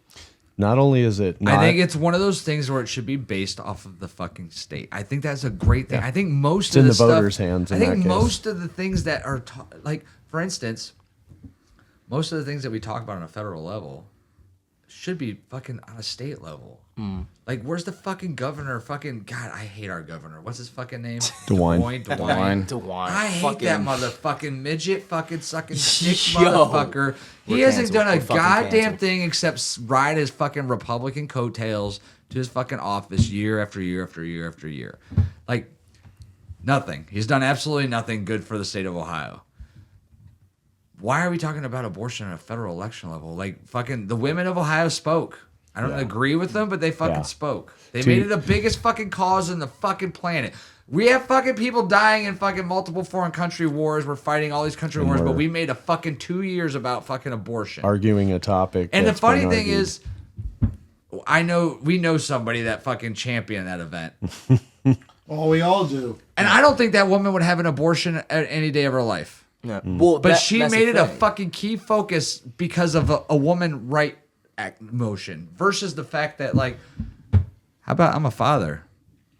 How would you feel if the woman you were with decided to have an abortion without talking to you about it? That would You'd suck, be but okay that's with her it? right? Yeah. Really? Okay, so is it my right not to pay child support? I also think that should be a talking point. Yeah. That's going to be a great Sounds like discussion. another I can't- podcast. Because I to me. agree with that It as is. well. If you are having a baby with somebody and that person makes it clear from day one, hey, I don't want anything to do with this shit, I don't think you should have to force him into doing that. I think there's other benefits to That's a having great sex point of view. without- That's typically Yeah. the difference. Because usually I Oh, hear no. like, oh, well, he nutted at her. I'm like, oh, that bitch Nah, fucking brother, let me nut listen, in her. I like having sex. Newsflash. Oh, no, it feels good. I don't want to be raising a bunch of little fucking dumbass Andrews all the time. I want to have an actual nuclear family for that shit. I want to be there. I want to be present. Plus, if I do, if something does happen, right, and I do have a kid out of wedlock, God forbid, or I'm not with the woman, I'm 1,000% doing everything I can do to take custody of that fucking child. She won't see it. She can be there, but it's going to be mine. I refuse Yeah, but to she not could be kill there. that fucking baby. We'll talk Well, about that's let's a talk thing. about That's, it for that's, hold on. that's, Let's say for this another is fucking like a different. fucking great That's a conversation. whole I can't different wait. fucking thing. But my point was I don't think that's a presidential. Like, there's a lot, and I don't mean this to fucking put down women and put down fucking all this shit. But Say it with I your mean, chest, like, Will. yeah, it's on the lower level the fucking issues we have in this country right now. Yeah. Like, I want. It's funny. Remember white privilege? How big a deal? I want everybody to think about the fact that you have the fucking privilege to decide if you want to have your baby or not, versus the fact that we're in fucking multiple wars, that we're fucking spending billions of dollars on other fucking countries' economies, that we have fucking hundreds and hundreds of thousands of fucking people that do not have homes in the United States, do not have a place to go, do not have fucking food to fucking put in their fucking families' mouths.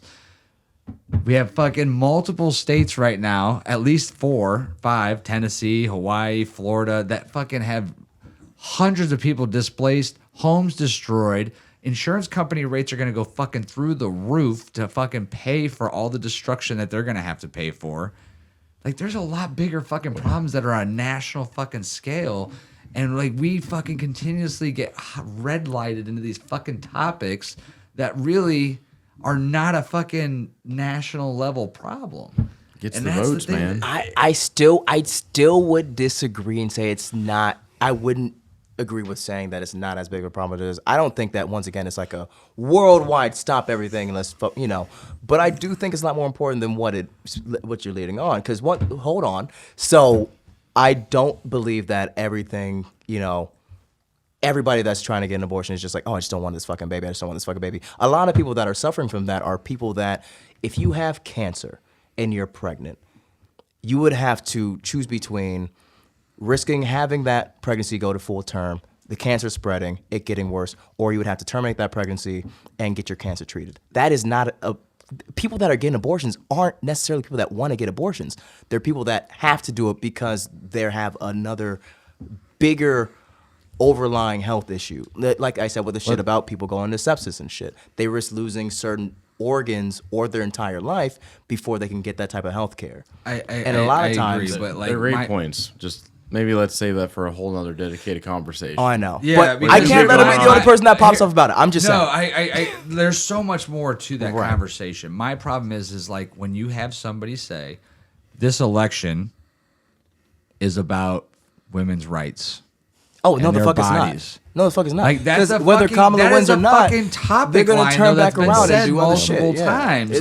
Yeah. And that's when I say like, no, that's not what this election is about. Like, So two things on that. First of all, abortion is not health care. Those are two different things. Abortion is an elective surgery outside of a medical emergency where the woman's life is in jeopardy for some of the things you were talking about. That's an elective surgery, just like getting a boob Vasectomy. job or a vasectomy. Those are elective surgeries. So that's one problem with the messaging out there is like the woman's right to choose her health care. This is not health care. This is the woman's right to choose elective surgeries, first Which of all. I still believe should be the woman and the doctor. I think it should be in their hands and not in the government's. I think it hands. should be a vote. Yeah, but then, Those who think you should be able to kill the baby today say I, and the wife and the girl and the guy got to look at each other and raise their hand oh, like really? that would change the game. It's pretty heavy. Like, could you imagine that? Like you and this girl that you hooked up with That's like pretty 2 months ago are standing in front of each other, and the doctor's like, "All right, who wants to kill this baby?" And you're like, oh, That's pretty heavy for a second date. "You but, raise your hand first." So the other thing I was going to say, there's a great older documentary called "With God on Our Side," and it had to do with George Bush, the second one, and how he got elected. And GWB would be, man, he'd be at this table with us just drinking it up and having a great time. The guy was he's just the kid of a, wealthy family, right? Oil money. They own the Texas Rangers and everything. Before he was Back presidential. when they had Nolan Ryan. Real fucking baseball. Real baseball. So dude was a party guy. dude was a party guy, right? So, but what he found out in the process of wanting to become president, he had to attach himself to groups. So this documentary examines his life, like leading up to, and like that was definitely a guy we'd want to drink with and party with. And then he discovered that, like, well, shit, I have to attach myself to a group if I ever expect to get elected. And that's what he did. So he tells the story about, how he'd be sitting on a bar stool somewhere or whatever if his life didn't turn, if he didn't meet his wife and all that stuff. And some of it's a little Manchurian candidate based, but literally the very moment he found religion, he found an entire base. So that's really the answer to the question of the abortion thing, is that it's, again, I said this at the top of the podcast, like it's activism. That's the only thing that gets that 80% in the middle, like really, really activated to go out there and vote. And that's a topic like over and over and over again that just keeps getting regurgitated because it affects so much of the base. Yeah. And it's manipulatable for sure, but well, because there are scenarios where well, here, let's be honest when it comes to that. God damn it, I don't want to get too far into this, but like when you talk about that, like there's ways that you can influence people by real life scenarios that could have had, or will never have. But if you think it's possible, like you're like, oh, you know what I mean? And then if you think for some reason that you wouldn't be protected or you wouldn't be able to have the right or whatever the case might be, better get out there and do something. Yeah, and I think that's where. But once again, this all goes back to the fact that it's not the idea of Roe versus Wade getting reversed, right? Was the fact that it went back to the states and allowed all the states to make their own decisions, and I think that makes it not a national. A national, unless one of the candidates says, like, I'm going to block all states from being able to make that law based on their voters or something like that, right? Like there's a way that they're trying to make that part of their campaign where they say, no, you're going to do it my way and no other way. Right. But the fact that it's left open to the states, it really gives the opportunity for more and more voters to get involved. Absolutely. I think this election, in my opinion, and we can close it out here with everybody's thoughts, but I think it comes down to really like 3 or 4 things. I think it comes down to, one, wanting to get out of war. I think that any presidential candidate that's can do anything to stop what's in process right now, as far as where we have wars going on, where we're involved, how we're involved. It was great. The border, I think, is number 2. And that's not, people make the border about race. It's not about race. It's actually about the fact that as Americans, less and less people are going to have the opportunity to succeed with the more and more illegal influence that's come in, because we have to give them resources in order to survive. We have to give them opportunity in order to succeed. And we have to give them health care in order to live, right? So those are things that we're giving to those folks, while we have plenty of our current citizens that don't have that, any of those things. So I think that's the other number 2. And then if I had to say one other thing,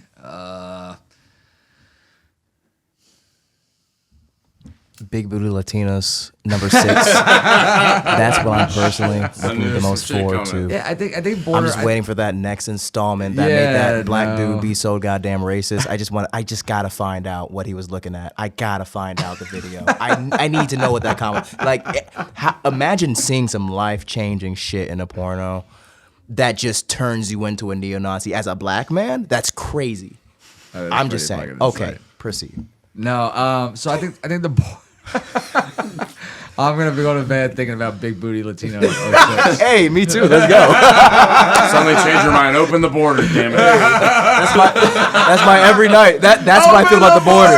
That's what I feel about the border. Open the border, bring Let him all in. Latino, 6 and Hey, we 7 converted days. one. Let's get it. 9, 10, bring 'em all. I'll see you in hell, Will. No, yeah. I'll drive.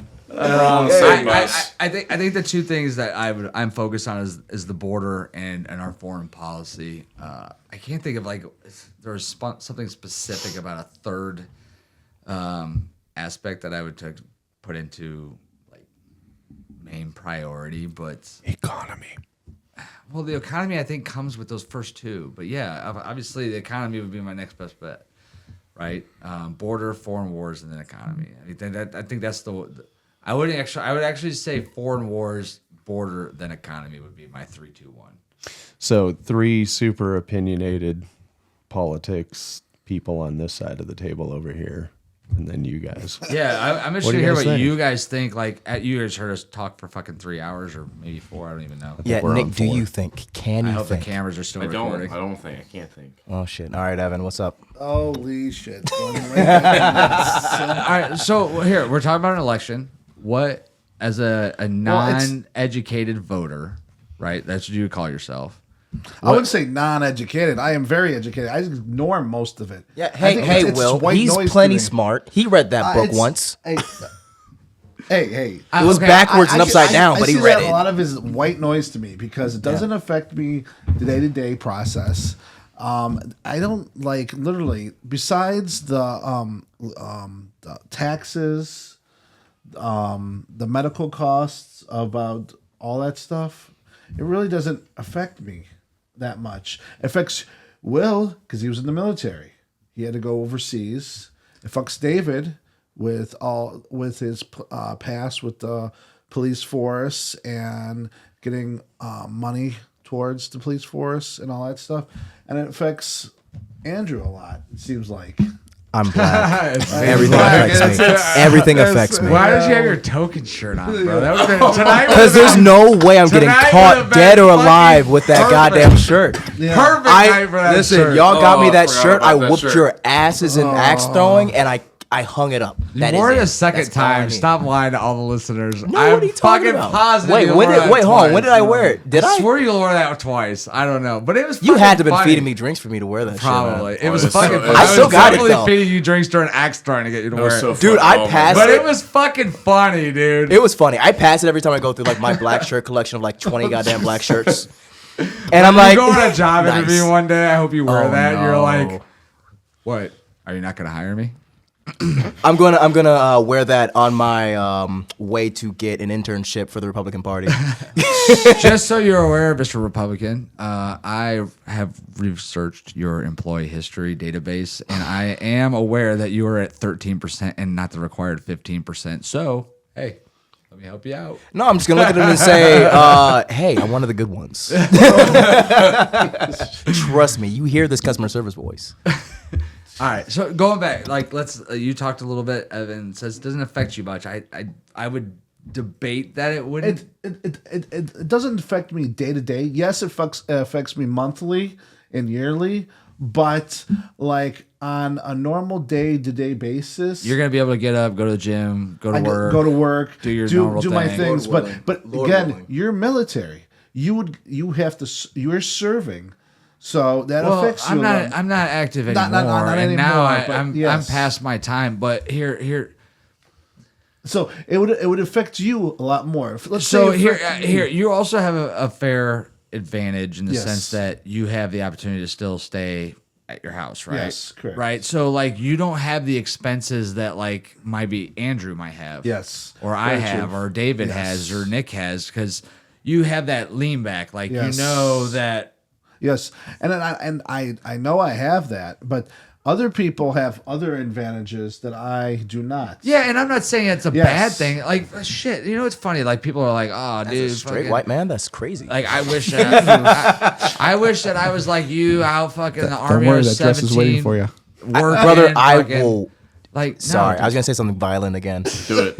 I can't. No, do dude. it. Y'all would Do it. expect At that this out of point, me. why not? Hey, don't be ashamed, bro. The fact that you have fucking two fucking awesome parents that love you, that fucking allow you to stay at their house, Yeah. rent fucking free. Fucking take advantage of that, dude. Put the money in the bank, travel the fucking world. I know I would be. Yeah. Yeah, if I had that shit, I 100%. absolutely would, man. If I could That get would an be nice. allowance right now, I'd be all up on that shit. Like, yeah, mom I and could get dad. a hug, hey, man. listen, yeah, a hug. Well, the main thing is I need a hug and $1,000 a week, mom. What you got? I'll settle for a hug, man. Goddamn. No, so Someone tell me I'm but special, that does please. affect like what you need Well- and what you hope and like what's going on in the world because Yeah. you have a fucking backup plan. Not a backup plan, but you have a catch-all. yes, Like and I if have you a- lose your job tomorrow, you don't have you have a house still. and I have a nest egg. Yeah, I have been investing since I was 19. Stocks, bonds, 401k, Yeah, Roth, and I thank God for my dad. He's been showing me the ropes of all that investing and Right. stuff. So I have backups for stuff that goes bad. 100%. And But some most of people- all, importantly, you have a roof over your Yes. house and you have fucking two parents that love Yeah, you, right? yeah. Not everybody has that opportunity. Exactly. My dad's dead. Yes, and there's Trigger warning. Trigger I warning. mean, he really is, but just saying. Like, well, it's some people, Yo, wait, the laugh afterwards is what's killing me. Like, my dad's dead. Like, what? Brother, what? That's crazy. Well, But no, but like met I some don't guys- have that catch all. Like Yes. if I lose my job tomorrow, like I need to find another one pretty quickly It's actually because we already talked your about my wife. love. It's your wife. We already talked about my love with assets. It's your wife. The only way I get to keep buying assets and acquiring assets is if my wife doesn't have to spend any money on the house. So if I lose my job, like I better get another one. But like Andrew, dude, you said you were working 3 fucking jobs right now Yeah. to put money away to Yeah, live. so I mean, like shit. So like, I got my regular 9 to 5. I have another what's called kind of a side gig that I do. You know, like the party stuff like that, which I need to do that a lot more. I've just been going through it. This year's been rough. And then also I'll do like, I don't count them as real jobs. They are real jobs to other people. I personally don't for myself because I don't do it enough. But like stuff like Instacart or something, you know. Yeah. And then like maybe donating plasma or something. Something that's gonna get you money that you can actively go out and do a thing, and That's then a you're gonna have hustle, something. bro. Yeah, I mean, but once again, I mean, that's just I the mean, kind you're of young. Might as well. Yeah, brother. And I went through the whole thing, and that's gonna be another podcast. Like you said, you have 2 parents. I had to put my fucking family on my back for a minute, and I at know- way too young of an age. I've met so I'm people- suffering from that now. I've met people, I've known people that have literally have worked 2 jobs their whole life to support their families, their grandparents. Well, if I'm not mistaken, And- though, you had your sisters and stuff that you were. Well, kinda, that's a whole yeah. We're talking kind about of that. yeah. Like I helped But, I take mean, care you of were them doing a lot. Yeah. Yeah, and I still do because they're still not Yeah. out. So until they're out, I'm still gonna be absolutely 1,000% involved until they're like through college. Yeah. But like, yeah, no, I mean that's just a thing that I've had to do. I'm kind of financially a little bit better in a less fucked place than I was before. But that started. It's not like I'm like out here like, oh, I'm paying the mortgage at 15. I had to walk to work uphill both ways. You know, it's like it's not like that. It wasn't necessarily that type of an arrangement, but. All right, what That's about a whole you? trauma Where you thing. stand, Nick? Where do I Who stand? you voting for? Why you voting for him? And Well, and then why actually, are hold you on a excited sec, for Big Evan. Blue Who you Latinos? voting for? in truth, probably I can't. I'm on the fence right now. I will not know until That's like fair. the last 2 weeks. I usually start really focusing on the candidates the last week or two, and then You gotta be fucking kidding me right now. I'm not We gonna- just Nah, fucking man, sat here leave, and hey, talked- leave him alone, We man. just talked 'cause- for fucking three Hey, and a you half know what? fucking hours. yeah, and- 3 drunk assholes in a fucking basement. Oh man, yeah, we have one with a I poli think we sci covered maybe degree. like 4 facts this entire. Yeah, we're so I'm just knowledgeable about this messing. I'm shit, just yeah. messing. Yeah, man. I can't wait to reach back out and we'll have a podcast after the election. We'll, Yeah. get, as many, Oh, we'll boy. get as many motherfuckers as we can in here. I'm gonna be in a and Zoom we'll all meeting. talk about who we voted for. Brother, and I'm just hiding. We'll get so fucked up. It'll be great. I'm gonna We'll need to, fucking, man. we'll fucking. I'm call sorry, it everyone. we'll call it the electoral fuck up. Yep. Oh my Yeah. gosh. Based on how many pounds you have and what percentage of that in the room it is, you'll have to have that many shots. Oh, Brother, I'm you're a- trying to kill me. He's trying to You're trying to kill all You're of us. good, bro. Evan's got what, 250? I'm 255. 255. You're what? 184. Oh, so in Jesus. electoral college, he's gonna have to take 65% of the shots. Oh yeah, fuck you, dude. Oh, let's go. I'm here for it, man. Hey, let's get it going. Let's start now. On a Sunday night. Nick, who you vote for as of right now? Who do you think your vote's leaning towards? No pressure, by the way. Yeah, there's pressure. Well, fun fact, I'm not registered Oh, Brother, register Wait, to to vote, vote please. at all? at all. At all? I've just been completely uninterested. Not like civil okay, duty, that's fair. So here's what I would say to an unregistered voter, because I was, as of 26 years old. And there's a lot of people that are. There's a Yeah. lot of Yeah, there's a But lot. I feel like They- I represent that 80% you were talking about. Absolutely. You just don't like. It doesn't matter enough. Yeah, the But day-to-day it's thing. the local elections. Yes. You will want to pay attention to the local elections, and that's where registering to vote comes. Like something as simple as a school levy that affects. Like I think the way it works out is it's like $280 per $100,000 your house is evaluated for, right? So like you get to the point where you have a $400,000 house, which is like every fucking house in today's economy. Like that's an extra fucking $1,200 or $1,000 a year out of your pocket, $1,100 a year out of your pocket. Like so you want to be part of those different things. You at least want to know, but that's the only thing I would suggest. I would Definitely get registered. becoming more educated. But I feel like the isolationism we were talking about, that appeals to me, my views. So. Yeah, the isolation. Like, what do you mean? Like, Not worrying about the other countries, what everybody else is doing. We got our own problems. We got to take a step back, put our money and focus in what we got going on here. Not saying I don't want to help other people. But, just we got to fix ourselves before we can allocate funds and other things. you said something. You should like. I don't want to like, and you're not like a big voter. You're just regular fucking dude. And you said Regular something dude. like, you're like, it's not like I don't want to help other people. And I think Americans in general, like Americans want to help other people. And that's why I think we get so upset when we hear like, oh, you want to not fund Israel? You don't want to take care of fucking Ukraine? Like, no, it's not like I don't want to do good across the world. It's like we have Israel fucking, isn't good across the world. Th're not doing good things. The shit that we're helping them out we're with so is getting not fucking good taken things. out. My drinks are all poisoned. Yeah, I'm like fucked, bro. when I'm we absolutely were slow motion these cameras, and you're gonna watch the fucking Mossad come in here and slowly poison us. fucking Mid-drink. like fucking, we weren't even looking, and the fucking dudes dipped down. Right. And to be clear, I don't hate. It's not a Jewish. I don't hate Jewish people. That is a completely different Oh, you thing. should have said that. Like Oh now my that you God. said that, I feel like everybody thinks that. No, I don't. Because that's the thing. You say you don't like Israel, like, oh, you're anti-Semitic. It's Yeah, like, that's what no, I that's say. not Yeah, even yeah. the point. I No, feel like not at white all. people when they say, I mean, I'm not saying I don't like black people, but I know a but black friend. yeah, I know a Jewish person. me say I it. know a Jewish guy. But it's like, no, and you would even see Jewish people protesting the shit that's going on in I mean, Palestine right now. once but again, like this shit's not fucking right. it's not. It's not fucking literally right. war Like crimes. I get what happened originally wasn't fucking right. I 100% agree that there's a lot of shit going on in that fucking world, but that's not our fucking problem. You know what? We didn't. Well, I guess we did ask France to fucking help us out when we took over from the fucking Brits. Yeah, and then so- Britain's one that promised them the fucking land that caused the whole conflict in the first place. So that's another podcast. Hey, again. Whatever. Guys, Fuck them. We don't ask for the Brits for help now. Remember, they killed people by blowing up pagers.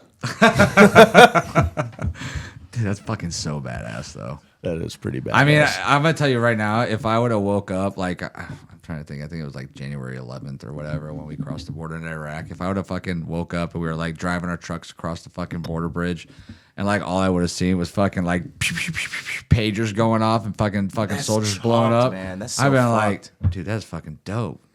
Fucking hell yeah! Here's the intelligence. Like we didn't have to fucking fire a bullet, and the fucking pagers took out half the fucking. and you guys still think that nuclear weapons are the most powerful thing? Now hold on a second. Not the thing that you carry in hold your on. pocket every Hey, damn day. So let me ask you this then: Do Oh, you no. think that happened without the U.S. approval? Oh, Conspiracy. We'll probably talk about that in our those conspiracy pagers theory originally episode. came from Taiwan. Those pagers originally came from Taiwan. West before- China. No, Taiwan.